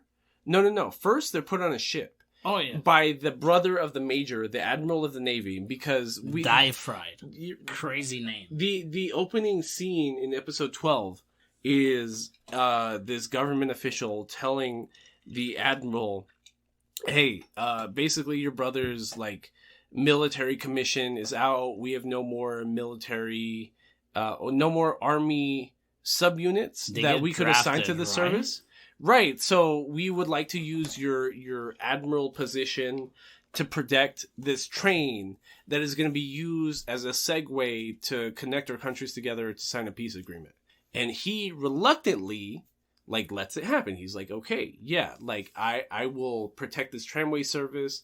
I will make sure the signing service happens, even despite this Irish Republican Army like sabotagement. So you're right. Catalea and Benedict like jump on the ship, and the admiral, the major's brother, is talking shit about Violet like immediately, being like, "Where the fuck is that dog of my brother's? Where's that military tool? Beast. Yeah, where's that beast? I think that is the word that they use in the dub." And Catalea is like, what the fuck did you just say about Violet? That's the rudest fucking thing you could ever say. And it's Benedict here, the little blonde guy, who's essentially like her boyfriend at this point in the anime, being like, no, let's stand back a little bit, because I think he might be right. Like, I've heard about the things that Violet used to do and the things she's accomplished. I think she might really be a beast. So then, from said boat, they jump to the other side of the country, onto the tramway, onto the train that's going to take them to the signing service. It's from there, on a plane, that Violet sees that there's like 8 or 9 orchestrated bombings amongst like the tramway station that is going to stop them from getting to the signing ceremony. Treaty signing. Yeah. So Violet makes the pilot of that postal service like land her on the train, and immediately upon arrival, the admiral, the major's brother, like stops her. It's like, why the fuck is this tool of my brother's on the train right now? This fucking homicidal lunatic. Why is she on the train right now? And she tries to explain, like, I saw 8 or 9 explosions. There's all this black smoke happening. So he's like, back to my quarters now. He debriefs her and immediately is like, just get off my fucking train. I don't give a shit. Off my fucking train. Like, he still does not value her as a person. He thinks that his brother is delusional for falling in love with this tool, for this, like, military weapon. And he blames her for it. Yeah. Because like, he saved her. My brother would be alive right now if he had spent his life protecting this nobody, that is you, who was literally just a weapon for him to win the war. I would have my brother right now. And Violet, being the excellent person that she is, just doesn't let it face her. And it's in these parts where impeccable fucking dialogue they use and vocabulary that they use. Yeah, hurts. I'm saying in poor words. It hurts it. But Yeah. it feels like a fucking literary debate when they're speaking on screen. You're just like, whoa, whoa, whoa, whoa, whoa, whoa. These are really big words, and they mean a lot in context. Like, to me, and I believe many people who were raised by Hispanic family, like, we all know that person that trashes you fucking hard. Like, they verbally, like, te regañan. Like, you prefer them to fucking call you a slur or hit you than listening to, like, a mouthing from them. And this is what Die Fried. Yo no comprendo. I mean, I know an aunt of mine. Okay. She is super cool, you know. Okay. But, like, she knows her words. She can talk. Dude, like, when she... You know what regañar is, right? To give a punishment to, or a is that mouthful of something, you know? Like, they scold you. No. They scold you. That's what it means. Is that with an ñ, regañar? Te regañan, yeah. Like, it's a scolding. Okay. A verbal scolding. But the verbal scolding is so heavy that... I'm not saying literally, but... figuratively, you're like, oh, fuck, I'd rather you hit me than, like, because you're wording it so heavy. I don't think I do know that. Because I feel it's it's a joke. It's a exaggeration of the term. I got you. You know, and for a Hispanic person or somebody that knows colloquial Spanish and shit, it's like, mejor pégueme. Because you are scolding me so hard, I would rather you hit me, but in a joke way or exaggeration. And that's what you're saying is essentially happening between Violet and Die Fried, and the Major's brother, Admiral Die Fried. Mm-hmm. That's essentially what you're saying is happening, which is true. Which is true because if we spent 10, 11 episodes counting the OVA, like humanizing Violet, being reintroduced to the Major's brother, the most important person in their life, automatically being like, yo, you are not a person. You are nobody. Like, I 1000% see more value in my brother being alive than you. I get what you're saying. Mm-hmm. I get it. Because even right then, he tries kicking her off the train. Okay, thank you for the debriefing. Get the fuck off my train. Like, I understand there's IRA members about to sabotage this mission. That's literally why my company was hired. Get the fuck off my train. She stays on the train and finds the mole. She finds the guy that was a part of the Admiral's company that was actually part of this rebel group. Mm-hmm. Because he threatens her the night before in a roundabout way. But, like, there's a lot of subtext there, and she's not stupid anymore. She understands subtext. Where he's just kind of like, if we were out in the battlefield right now, I would not want to be introduced to you because I understand what you're capable of, or X, Y, and Z. And he sells out the position of the train at that moment to the rest of the IRA members. And all of a sudden, it gets really shown in sci-fi. Like, out of nowhere. We haven't seen this shit, like, at all. Maybe for, like, 30-second bits here and there, but, like, we get, like, half an episode that's about Violet fighting with these IRA members on the top of a train. So then, like, but the thing about Violet now, it's kind of like I know I'm not supposed to talk about this anime anymore, but it's kind of those Rurouni Kenshin things where, like, he fought with a backwards kimono, a backwards, Which anime? Rurouni Kenshin. Which was that one? It's about the samurai that fought with a, what's the name of a Japanese sword? Katana? A backwards katana where the blunted edge was on the wrong side. No killing, just knocking out. Right, so that he would just, like, beat them, maybe cut them up a bit, but he would kill anybody. Yeah, we talked about Rurouni Kenshin maybe 2-3 weeks ago when we were talking about the author of Rurouni Kenshin, the manga. Maybe like a decade ago, got arrested and convicted for trying to sell child pornography. Oh no! It was not proven that he was trying to sell said child pornography, but the Japanese government was able to convict him of said crime because he had so much child pornography on hand that they were able to make the argument to a court that he was probably selling child pornography. The only reason that was made news recently was because the Rurouni Kenshin anime is probably going to get redone soon. So the argument is like, why are you redoing this work by this pedophile when there's all these other fucking plethora of works that you could be adapting? Mm-hmm. But like Snow White. Yeah.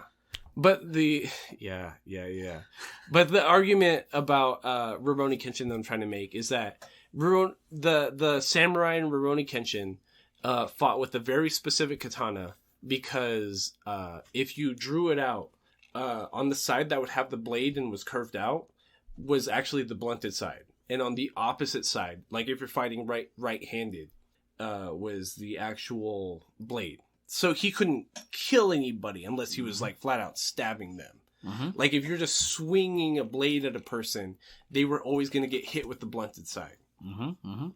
And that's kind of what Violet Evergarden is doing here. She's fighting these guys on this train, and she has every opportunity to kill all of them. Like she is this like supreme military weapon, but she is just like chopping them on the neck, like knocking them out, just kicking their guns out of their hand and like knocking the gun over the train to the point that it cucks her. Like it really fucks her. Like she sees the leader of this group of personnel. He aims a gun to her face and she can't defend it or block it because she can't kill him. She lets them steal her brooch, which was bought for her by the major, the green emerald brooch. And a la Deus Ex Machina, God of the Machine, a la a writing mechanic that saves somebody at the last minute, the Admiral, the Major's brother, at the last fucking second, pops out of the top of the train car and like shoots the main guy in the face. Which like that's one of the things that like took me apart. It was like you were leading up this whole thing, this whole emotional fake, just for it to lead into a Deus Ex Machina, like, right off. Which isn't the biggest thing. Like, I get it. I understand why it happened. Because the idea is that with Violet's help as a tank with her metal arms, she can tank the bullets and the blasts, while the Admiral is in the back, like, just blasting fools in the face. Because he does not have that ethical dilemma that Violet has. He's perfectly fine with shooting people in the fucking temple. So... and still at that same time, he's kind of like abusing her trust because he's being like, oh, you're just a weapon. You're just this. You're just that. Just use yourself as a body shield in my way. But like when she starts getting blasted by like, by small missiles, by bullets, her metal arms, her automail starts getting blasted apart, which you start seeing the pipes and the cords that you were talking about in the beginning, where it's not as mechanical as you would have expected. It feels a lot more like trying to mimic a human nervous system. But she's still letting herself get blasted and torn apart because she wants to protect the major's the memory of her major, which is this fucked up Admiral, which is her brother. And that's what he sees. He's like, oh, fuck, this bitch is really down for my brother. So right, exactly. Like the worst person we've seen this whole time, the person that literally gave her away into slavery, into military slavery, is all of a sudden humanized at the last fucking second. Because Violet Evergarden, and that's how good she is, valued his, is so good of a person that she valued his life. Yes, you sold me into slavery. Yes, you gave me away to your brother, cool. But it's fine, bro. Like, I love your family. I loved your brother so fucking much. If anything, I feel bad of how much of a dick you are. Yeah, it's pity almost. It's just like, it's almost pitiful what this fucking shithole you came out to be. Because, like, oh my god. And that's, so both her arms are blown off. Both of her automail arms are blown off. And the Admiral shoots the IRA members in the face. End of the story. Writing ceremony happens. It's perfectly fine. The tramway's open. But that's kind of the cool subtext here, is that like, despite the political ramifications never being hurt, it like all the elites, all the government officials have no idea how bad it actually got at a certain point. The people down here on ground level, Violet Evergarden, the Admiral, they still lost a lot just trying to make sure the bare minimum happened within these countries. Mm-hmm. We're still not going to fucking nuclear war with each other. We're still not going in a world war fucking escalation between each other because we were able to stop this tramway terrorist effort. And that's the end of Violet Evergarden.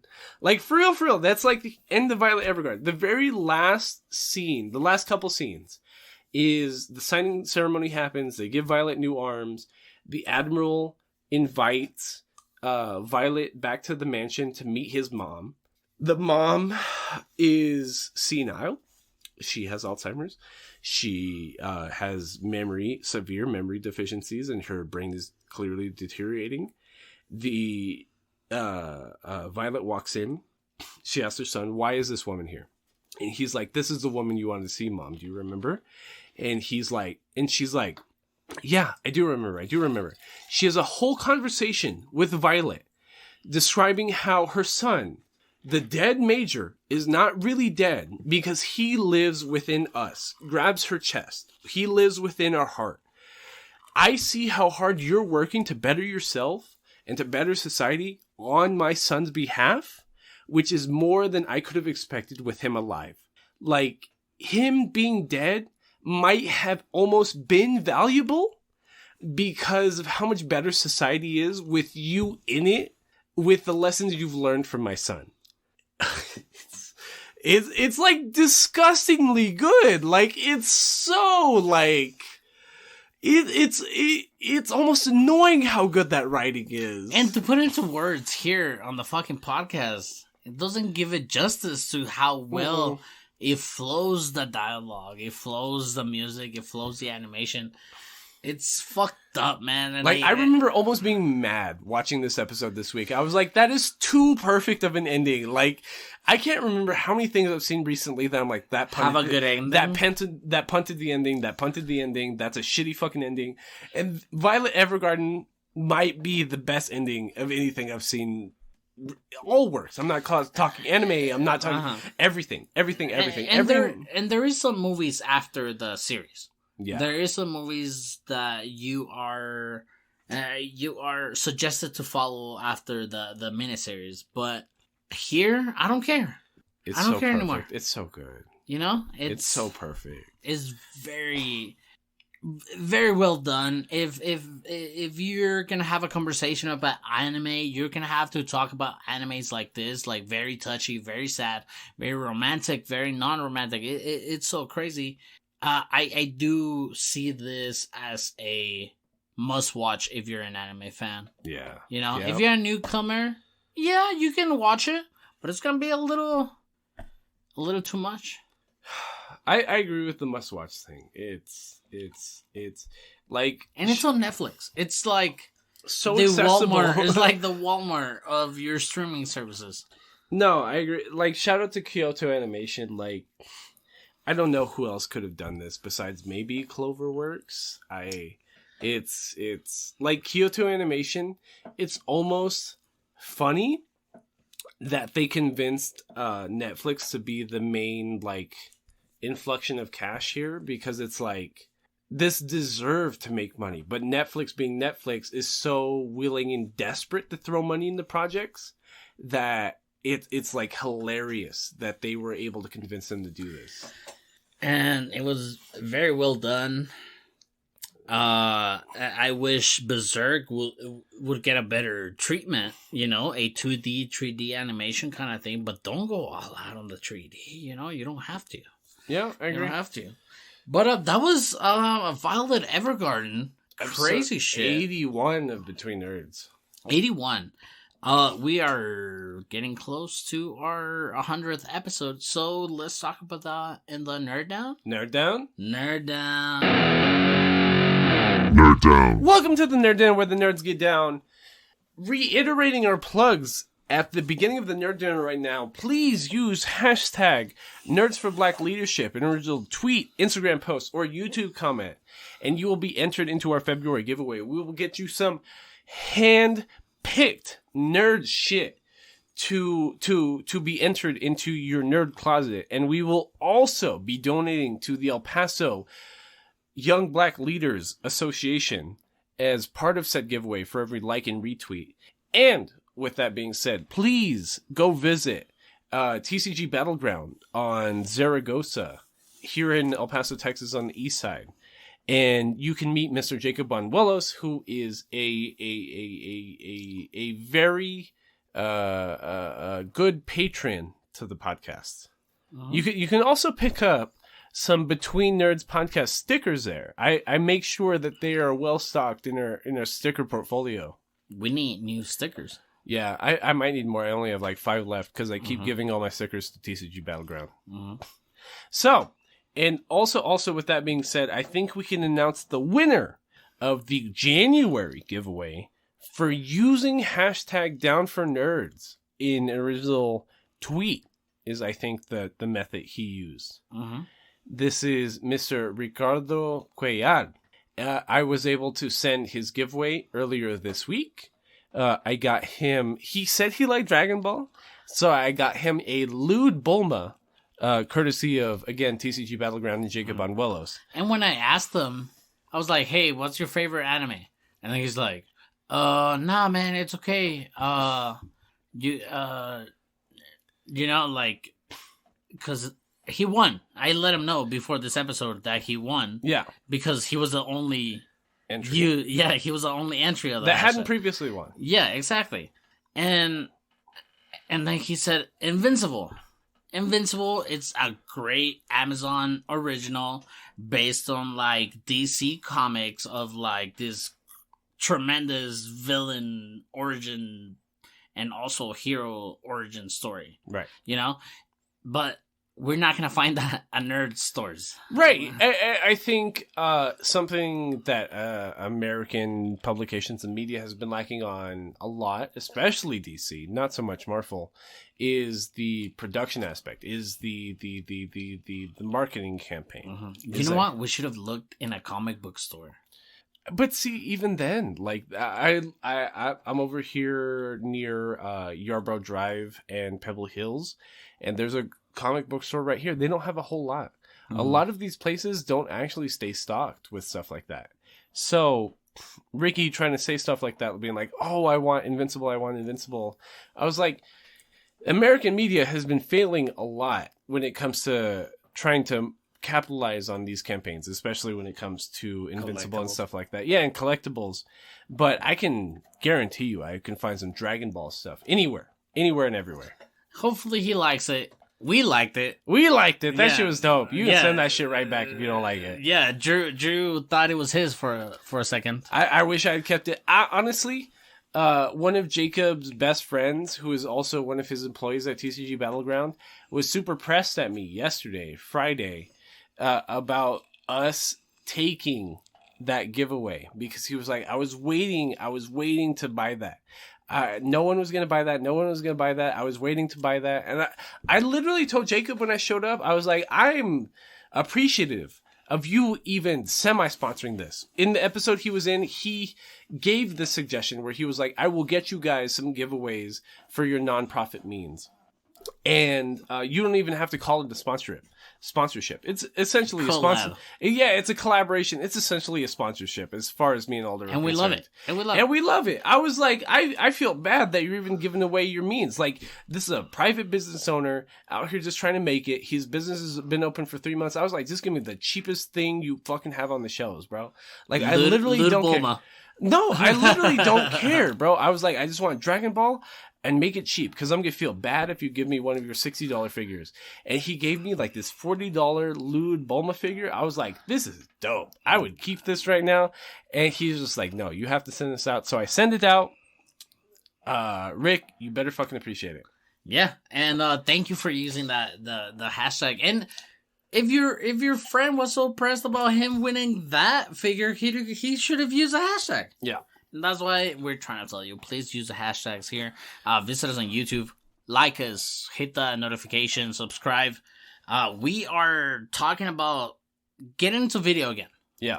Fuck, man, it's just so crazy, YouTube. But hopefully we can decipher this whole video file with audio file, and you know. Yep. do the whole thing because we want to get on YouTube. We do want to get on Twitch.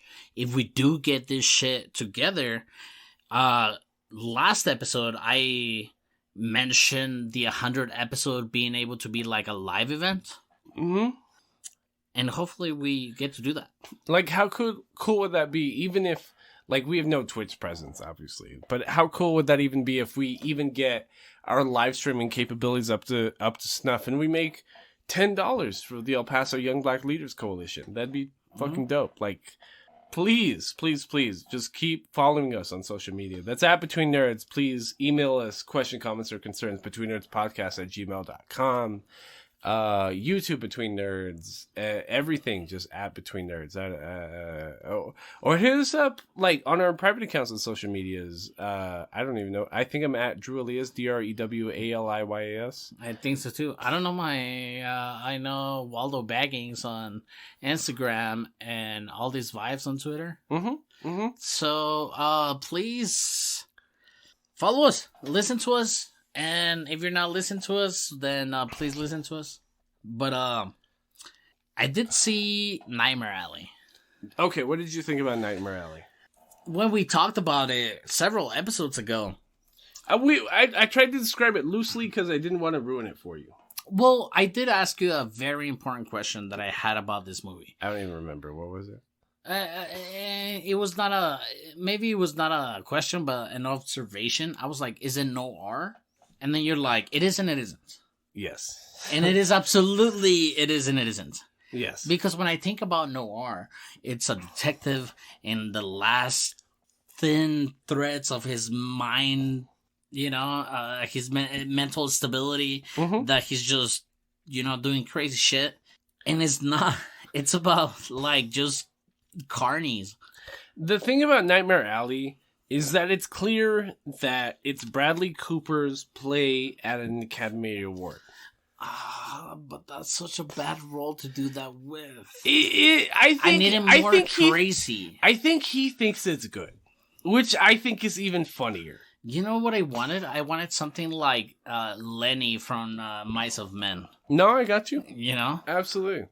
And that's not what it is. The plot of Nightmare Alley is that it's about a couple. It's about a carny, Bradley Cooper, making his way up from murdering his dad, creating a new life as a carny, adopting the hottest carny as his wife, running away from said carny festival after he murders a carny that teaches him what it means to be a fake psychic, taking his teachings from the fake psychic into a real live, like, millionaire marketed campaign to be the head psychic in said city. David Copperfield kind of shit. Yeah, like some David Copperfield kind of shit, but except it's 1929. And a billionaire, which, like, a billionaire in 1929 is, like, an insane amount of money. But but before you get to this point of the story, you've had, like, maybe 45 minutes of what happens in the background of Dumbo in the circus. Yes. Like, it's just nonsense. Alcoholism. Yeah. it's just alcoholism. Nonsense. It's just alcoholism. And like slavery and like opioid addiction. Yeah, and it's like fucking weird. So again, one of the points is that one of the what's the term? One of the attractions of the MCs of the festival is a work produced by what's his name? One of the side attractions, the one with William Dafoe? Yes, William Dafoe. Uh-huh. William Dafoe has an attraction where he has a manic person eat a live animal on set, and he's able to charge people money for that. Because the geek. It's showing this person, this geek, that's so far removed from society that he's able to eat a live animal in front of other people. And so that leads up to the whole film is built around this idea of this geek, kind of. And it gives you, I fucking hate it because it's like Code Geass. It gives you false motivation points. Yeah. Because it changes like 4 times. Yeah. Like, the minute the geek is actually introduced and explained, it's just, it's Willem Dafoe being like, yeah, I convince some drug addicts, or no, I convince alcoholics that I'll give them a few drinks a week, and that if they can just pretend to be the actual geek for me, like, it'll be okay, and I'll give them money. But I lace the drinks I give them with opioidic narcotics, like, So they can get fentanyl or some crazy. shit, so that, like, they get addicted to the shit, and they keep coming back to me for it. So Smack the bitch up. Yeah, I've heard that song before. yeah. So it's just about Bradley Cooper watching these people divulge into opioid addiction. And it's also about him killing somebody with a fake rye whiskey. Because the thing about Willem Dafoe's character is he's producing two types of whiskey, like a corn whiskey and like a wheat whiskey. The wheat whiskey is basically not even ingestible. It's so strong. It's for like you would have Like to pain remover. Yeah, a pain remover. You would have to dilute it to even drink it for the sake of getting drunk. Bradley Cooper's character drugs somebody. Well, he gives somebody the rye whiskey because he's a clinical alcoholic. He's so broke and in debt that Willem Dafoe's character won't even sell him alcohol anymore, even though they're part of the same Carney troupe. But Bradley Cooper wanting just to remove him so that he can steal his book full of secret, air quote secret, and I don't know. It's kind of the guy that he's trying to kill has like a book of tips of the trade of being a fake psychic that will help Bradley Cooper's character become rich and powerful by like faking rich people into psychicism, right? So he gives him the rye whiskey, he dies, and like the wife just kind of lets Bradley Cooper's character like take all the secrets of the trade, move out to the big city. It looks like New York. It's probably New York. And try to make millions of dollars off of her husband's work.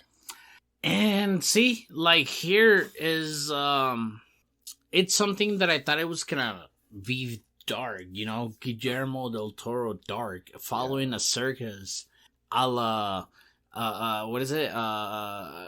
American Horror Story circus arc, whatever. Yeah. I never finished it, but I mean, watched most of it. But it was my roommate in college was really into American Horror Story that season. I watched most of that season. Yeah, and I thought it was gonna be something diabolical like that, but then it wasn't, and it turned into this.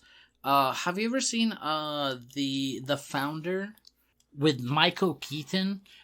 Is the story about the guy that stole the idea from the original McDonald's owner, and they became fucking filthy rich. No. It just reminded me of that, and it turned into that, and then at some point it decides that it wants to get fictional again. Yeah. And I didn't even finish the movie. It's because the movie ends. The moral of the story is that if you try to play people, they will play you back to the point that they will put you back in the position that you originally started. So, what Bradley Cooper's character tries doing is he tries playing a literal billionaire in 1940s, which, like, that's unbelievably rich by 2022 standards, right? He tries faking a possession of his dead wife that Bradley Cooper gets his wife at the time to, like, pretend to be this ghost woman. To play this billionaire out of more money, to the point that the billionaire tries murdering Bradley Cooper's wife and Bradley Cooper on the spot. So Bradley Cooper and his wife have to kill the billionaire and then kill his security detail and then run away. And then, like, when Bradley Cooper's wife tries running away, being like, dude, I didn't sign up for this. This is what I'm about. You're responsible for their deaths. Like, Bradley Cooper's able to guilt her back into the position, to the point that, like, she still gets caught up, still gets arrested, still gets murdered, and he essentially becomes homeless after becoming a millionaire fake psychic for the rich. That at the end of the movie, he goes back to the same Carney festival that he met his wife at, meets a new geek master that outbought the previous Geek Master, and he's begging for a job. And the current Geek Master is just like, hey, I can't give you a real job, but I can give you a temporary job. Which, if I give you this bum ass alcohol full of this lace, would you be a geek for me? It's only temporary, I promise. Which is the same lie that Willem Dafoe's character was describing to Bradley Cooper's character when he was describing tricking people into becoming a geek. And the last piece of dialogue in the movie is Bradley Cooper being like, I can't see myself being anything different. And in the film, Bradley Cooper's character is the new geek. And he went a full 360 between being like a carny, a millionaire, back to a geek carny. And now I feel like I need to watch the ending because it is a good twist, but it seems like so dragged. It's hella dragged. There's no reason this movie should be 2 hours. The only reason this movie is 2 hours is because all movies are 2 hours right now. And I feel like Guillermo del Toro knows that because, think of how precise A Sound of Water feels, which is the film that gave Guillermo del Toro Director of the Year and Film of the Year. 2-3 years ago? The Sound of Water? The one where the girl fucks the fishman. Oh, yes. Great movie. The girl fucks the fishman sounds super derogative, but don't get me wrong. Excellent film. Yeah. That. It wasn't the sound. Was it the sound? Yeah, or it's The Shape of Water. The Shape of Water. The Shape of Water, excuse me. There you go. That, Guillermo del Toro is literally the only Mexican director to ever win Film of the Year because of The Shape of Water. And, you watch The Shape of Water one time and you kind of get it. It feels super derogative because it feels like bestiary. It feels like there's no well-known actors. There's he's the only name attached to the project. But it's well paced. But not even that. It's just the fundamentals of filmmaking are so perfectly executed when it comes to The Shape of Water. When you think the fundamentals of filmmaking, you're talking about pacing. Okay, really good example. You're talking about filmography, the directing of characters on screen. Excellent. A1+.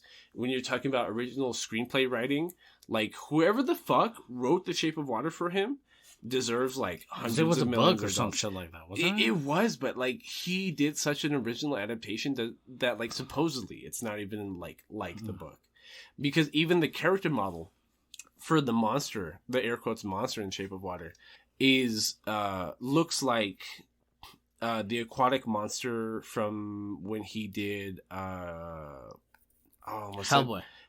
Thank you. And in the book, he's more monstrous. Yes. It's like the different interpretations of Frankenstein's monster, kind of, right? And I don't know. I would genuinely be shocked if Bradley Cooper is not at least nominated for I don't know what the category is. Is it Actor of the Year or Performance of the Year?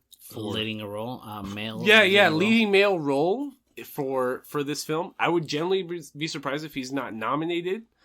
I would be even more surprised if he won. you know what I mean? Because clearly, Nightmare Alley is just Bradley Cooper just approaching a studio, being like, "Hey, I'll do whatever the fuck you want for the next 5 years. Just make this movie so I can be nominated for the award." And I can't think of any better movies in the aspect of Academy nominees right now. James Bond was really good. It was a great send off to that franchise. If it were up to me, Dune would win every category it's nominated for. And then Dune, but you didn't watch Dune. I didn't watch it, but it has. I'm not blind to the reviews that it's gotten. It's because who gives a fuck about reviews? No, I know. I don't give a shit about reviews. I respect your opinion, Aldo Mendes. You're my friend. You know what I mean? No, you and DNA, but that's I really wish before Dune had been taken off HBO, that you would watch. It's coming back next month, bro. Is it? I think so. Yeah. Oh, okay. You 1,000% have to watch it because, like, for real, like, I feel like you. Well, I don't know if you did it for meme purposes or just to like shit on me during episodes, but you tried to press the meme aspects, like, oh, Zendaya's only in the last 10 minutes. This, like, shit that you would see on Reddit or Twitter. Yeah, right? and I just bring that up because I haven't seen it. But like for real, like Dune, the 2021 film, they can't I can't remember the last time I watched something that I felt so encompassed in that I wish immediately after that I had more. Like, don't get me wrong. Nightmare Alley, you brought up this point when you were texting me this week. Like, you watched it at home. You quit it halfway through because you had the option at home to stop it. And if you wanted to, you could restart it, right? Mm-hmm. Nightmare Alley, maybe I sat through it just for that reason. Dune, I watched it at home. I watched it on HBO. And I put it on Karen's speakers. And I remember being like, holy fuck. Like, I am mad at both of us that we didn't go to the theaters to watch this. Like, watching it even at home with the minimal amount of like sound quality that I have, it felt disrespectful almost. Like, I am so enthralled with everything I am watching Dune right now that I am upset with myself for not putting the effort in to watch it properly. Yeah, that's how watching Dune feels. I think me and V only watched like the first 15-20 minutes of it. And, I mean, you know, we have Saeed and stuff like that. It was one of those that, oh, do you want to watch this another day? It's like, yeah, but we haven't gotten the chance to. And we didn't because it got removed from HBO.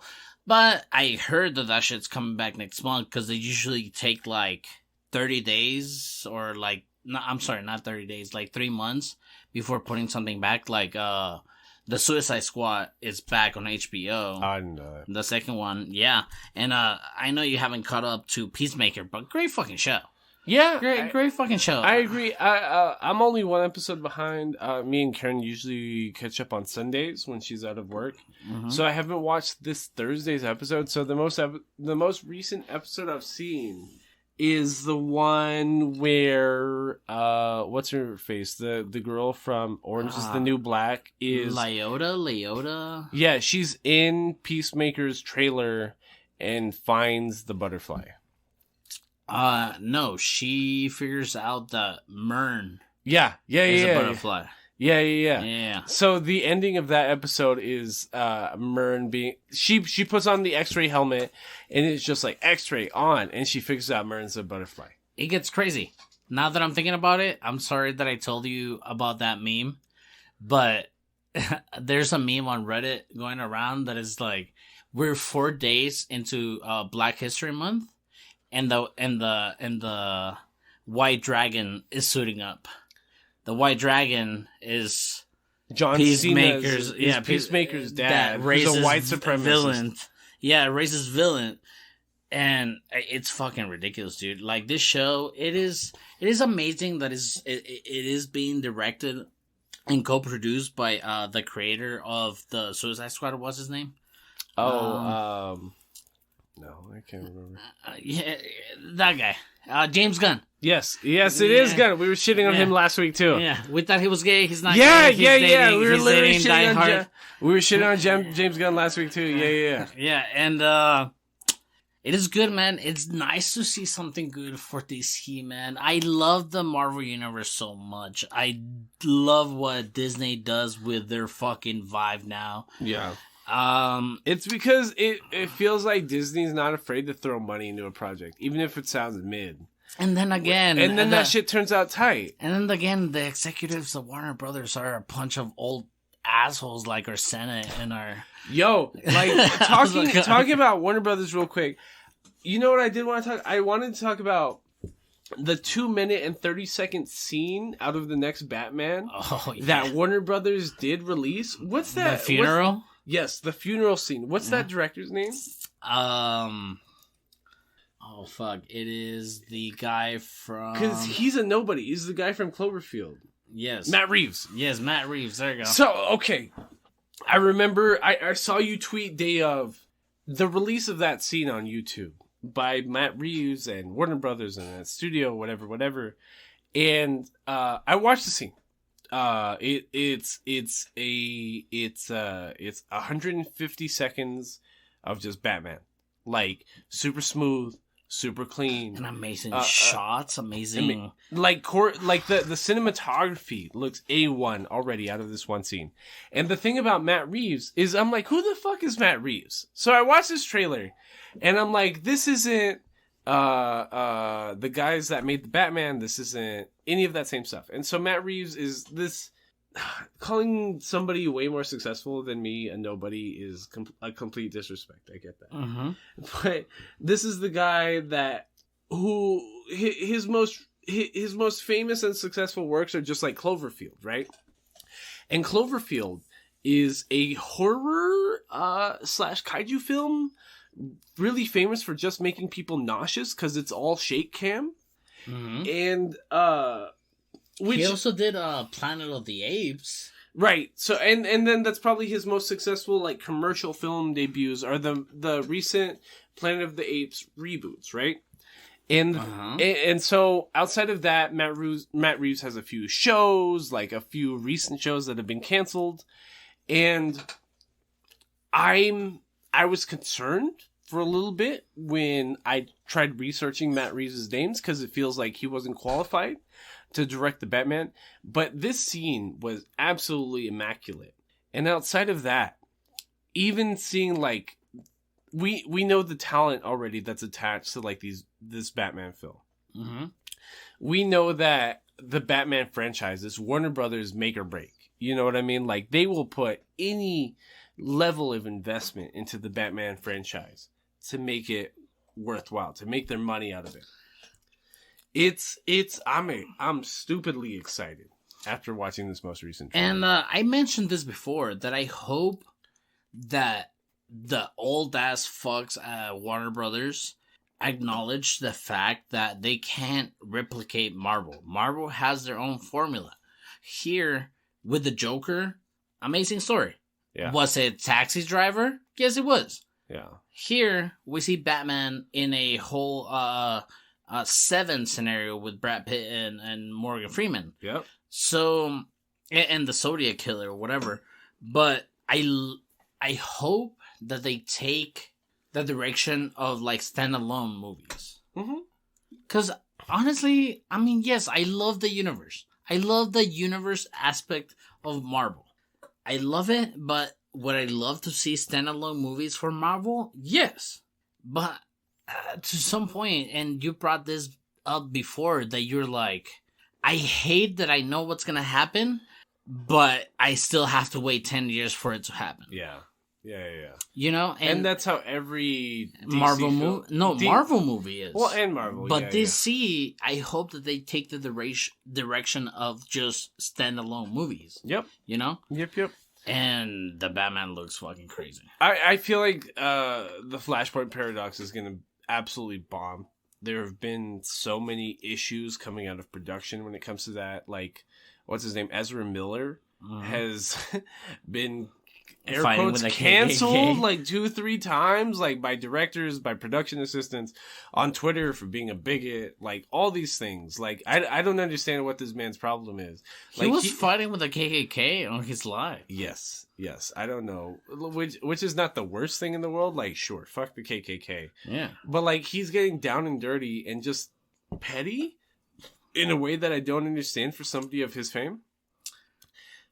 And that's what I'm saying. Like, I could see DC seeing this all-encompassing Matt Reeves film, being proud of the original work that it is, and immediately fucking it up. Yeah, trying to fuck it up, being like, "Oh, we gotta tie it to Flashpoint Paradox." Like, please retrofit the film to fit Flashpoint, and just fucking it up. Hopefully they don't. I hope so. I don't know. I don't even know what to think anymore. But we did see Boba Fett, or AKA the Book of the Mandalorian. Honestly, Episode 6 of Boba Fett is everything every Star Wars fan has been begging for since the end of the Clone Wars. Like, fuck Rebels. Since the end of the Clone Wars, when it got canceled after Disney bought Star Wars, when Clone Wars was originally coming out on Cartoon Network. We get everything we've ever wanted ever. Like, we really get spaghetti western standoffs again. We really get what's his name? I almost said Din Djarin, but the blue guy. Cod Bane? Yeah, we get Cod Bane again. And I fucking hate nerds. Because nerds are really bitching about Cod Bane's character design in episode 6 of The Mandalorian, where it's just like, oh, his mouth is moved too high. Oh, his eyes are too big and red. Shut the fuck up, bro. What are you bitching about? Like, you don't even know what you're complaining about anymore. You are bitching about a character who was Anakin Skywalker's, young Darth Vader's biggest thorns in his side for like his first 7 years as a Jedi apprentice. Oh. Like this bounty hunter who was so terrified that he trained Boba Fett, that he trained Jango Fett, that he was a thorn in the side of Anakin Skywalker. Somebody so immensely like powerful without being a Force user, without being a Jedi, without being a Sith Lord, that he instilled fear in all these people and led them all down this certain path. That the shape of his mouth isn't exactly what you thought it was when you first saw the character at 10 years old. Like, I don't understand what you're bitching about anymore. I really don't get it. Like, I am just so glad to be gifted and fed with, like, this. It's fan service to a certain point. This is what Disney fan service feels like. If Japanese fan service is like, oh, you want to see tits jiggle, blah, blah, blah, blah, blah. I'm an American. I can see tits anywhere and everywhere when it comes to popular media. Give me some lasers and some... Right! Show me some lasers and some in-canon, like, character development for these people. And with The Mandalorian and the Book of Boba Fett, they turned up their world building by times 20. Yeah. You know what I'm saying? Yep. And it just... And if we're talking about character design, did you hear that a YouTuber that does deep fakes animations got hired from Disney to do the Luke Skywalker thing? I did hear that. And that was crazy. And it wasn't also... Like, it was also how they were dealing with the uncanny valley. So the scene Aldo's describing is that Luke Skywalker is in like half of this episode for episode 6 of Boba Fett. But it's a deep fake between an actor that was in episode 5 and voice dialogue from, what's his name? The guy that was originally Luke Skywalker? Luke Skywalker. Mark Hamill. Mark Hamill. So Mark Hamill did all the dialogue, original. And it sounds exactly like really corny Luke Skywalker dialogue you would have heard from like the end of episode 3. And episode 6, excuse me. And it has the audible difference to the sound. Like grain almost. Like, yeah. Like because you watch the original Star Wars trilogy right now. And one of your first things will be like, why does Mark Hamill sound so robotic? Why does he sound so corny? All 3 episodes are like that, right? But like, I remember my uncle. Right. Yeah. But people that like pretend that like that wasn't there, like they will fight that till like the end of days. You know what I mean? And that's how it sounds all the time. And that's always how it's super corny, super dramatic. And that's exactly how the directing decision for Mark Hamill in the scene is, because he's doing the dialogue. But the deepfake, the uncanny valley, is most noticeable from the upper lip down to the bottom of the chin, right? And the look, like in movies, when somebody's trying to play the role of a blind person, like you have to look a certain way to seem blind. Yeah. So that uncanny valley, it almost hits like it's like what I was describing, like a painting. It's like what I was describing about CGI in anime. How like you can tell what human movement feels like. The uncanny valley when it comes to this episode is about like the movement of the lips and the mouth. So even Disney is still having issues reproducing the uncanny valley when it comes to forward mouth sounds. Those are your S's. Those are your T's. P's. Yeah, P's. These are things that require a lot of lip movement, a lot of teeth, a lot of tongue on the top of your lip. What do you call the horrible comedian that does the puppets? Ventriloquist. Yes. Yeah, so but I'm forgetting the name of the biggest one. But yeah, it's like that kind of. But like the sounds that are the easiest to replicate in live action for an uncanny valley CGI face are the sounds that are in the back of the mouth. These are your K's. These are your some of your S's, not all of your S's. You some of your TH sounds, like this is your K's, right? It's clear that the directing decisions have gotten a lot better right here, because even when Mark Hamill's deepfake character is on screen, they will either not show the face at all, or they'll show from the nose line up, or if they are showing the face in motion, they will try to keep away from the sounds that are in the front of the mouth that would like emphasize the uncanny valley. And to your point, his deep fake appearance in this half of this episode, it takes it back to like that spaghetti Italian soap opera thing, which is like very anime speechy. Oh, Grogu. You came to my village and I guess in the original like spaghetti western would have been like something like, you came to my town and I'm here to kill you because you disrespected me and my peoples. And so like his deep fake takes it back to that aspect. And yes, it's weird to see him because it's not him and it's CGI, but it's really good CGI. Yeah. And and bro, if you're why are you talking shit, dog? You saw Shrek. You love Shrek. Anything animated, 3D animated like that shit, it's not bad. No, I agree completely. And it's because it's almost Shrek-y looking when you look at Mark Hamill. What's crazy watching this episode is how it recanonizes Luke Skywalker's training by Yoda. Because even at the end of episode 5, at the end of not A New Hope, but The Empire Strikes Back, people still bitch fucking 30-40 years later about how abruptly it feels like Luke abandons his Yoda Jedi training to go help his friends. That's literally the plot to this episode. Is that like Luke is a Jedi Master. He has abandoned all human want, all human need. He has no human interaction outside of attachment outside of maybe his sister, which we haven't even seen.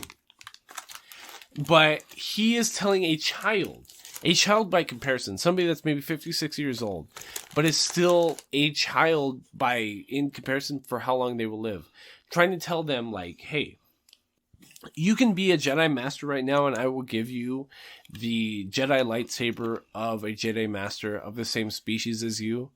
Or your best friend, your would-be father, your brother, your dad, Din Djarin, the Mandalorian, he made you an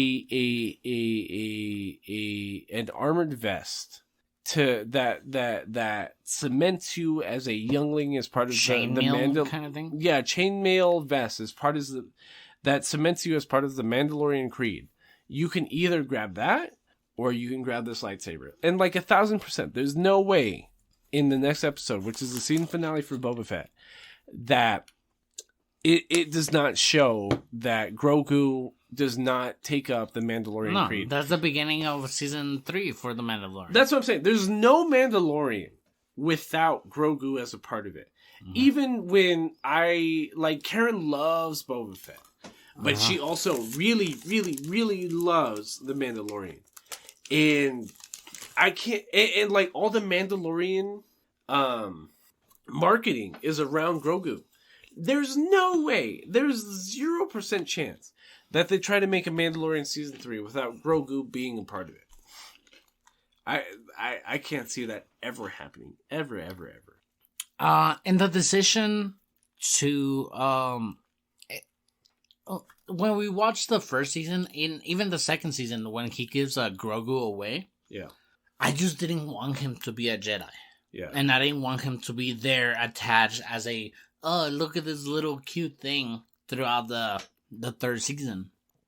But now, the choice that he's gonna make, whether he's gonna be a foundling to the Mandalorian culture or a Jedi, I like it better than if he's just gonna be useless. No, I agree completely. And with that being said, I do want to tie the knot here on talking about Pokemon Legends Arceus. I've been having a stupid fun time. It, like, even before the game came out, it was being described as The Legend of Zelda Breath of the Wild, but Pokemon. That's literally how it is. Except that sounds like a good game. No, but the thing about Pokemon the past, like, 10 years... It's an isekai? I get it. No, it's not that. It's that the Pokemon in the past 10 years there's no weight to the story. It's always the same story. It's like your main point here is to defeat the 8 gym leaders and defeat the Elite Four and become the Pokemon Master, and then maybe the Pokédex is an after point, right? But the point of the Legends of Arceus is that it's like, this is a pre-time before we have a digital Pokédex, when people are really barely understanding what it means to live in tandem with Pokemon. It's like the Flintstones and the Jetsons. Right. But it's more like the Flintstones. It's like, hey, can you go capture a Zubat for me? Because I don't know what their eyes look like, and I don't know if they can help me at night. You capture that Zubat, and it's just like, oh wow, Zubat literally doesn't have eyes. I guess he really can use his supersonic detention to help me at night capture other pests and beasts. And it's just like, duh, like, what do you... It makes every Pokemon interaction from Gen 4, like, canon, and makes you sympathize with it. Which is insane. Like, my main gripe is that it's still an RPG, so it wants you to just dump time into it. Yeah. It's just like, go to X location to deliver X gift, and you will get a rare candy. I was like, I just want to beat the game. Like, I'm the same vibe with you with Destiny. Yeah, I don't know. You never played Destiny. Yeah, but I played Destiny 1 and Destiny 2. I played them heavily. Right, and the grinding aspect to a story that you like and it's going good, even though the currency system is broken, even though like the grinding is broken, you're just there and you want to play it and you're doing it. And honestly, fuck, now that I think about it, fucking Breath of the Wild, it was that. And, dude, I wanted to be so ready to beat Ganon, but you can literally beat Ganon at any point. Yep. It doesn't matter. It literally doesn't matter.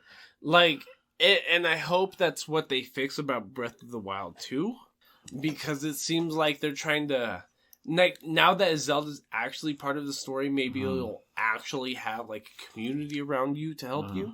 Because that's the issue with Legend of Zelda Breath of the Wild, is that it's like, it's a post-world after everyone that's ever survived is dead. And it's literally just Link in this brand spanking new, like, open world where Ganon is the only person that reigns supreme. Yeah, he doesn't even have people to rule. No, absolutely not. It's like robots from a past long dead civilization that are protecting this castle. And... in this last little bit in the Nerd Down, I do want to remind everybody again to use hashtag Nerds for Black Leadership in your little tweet, Instagram post, or YouTube comment to be entered into our February giveaway, TikTok, anything, whatever. And for the next episode, we will be a day late in the publication. It will be coming out on the next Tuesday after you listen to this, because Kobayashi-san Chino Dragon S, our recording of said season will be accompanied by my girlfriend, Karen Dietz, who can only get off of work on a Monday. So we will be recording on next Monday, and the episode will be coming out the day after. Hopefully video. Hopefully video. We'll see. Fingers crossed. And just don't forget to send us your questions, comments, or concerns at betweennerdspodcast@gmail.com or hit us up on social media at Between Nerds. My name is Drew Philip Elias. I'm Aldo Mendez. This has been Between Nerds.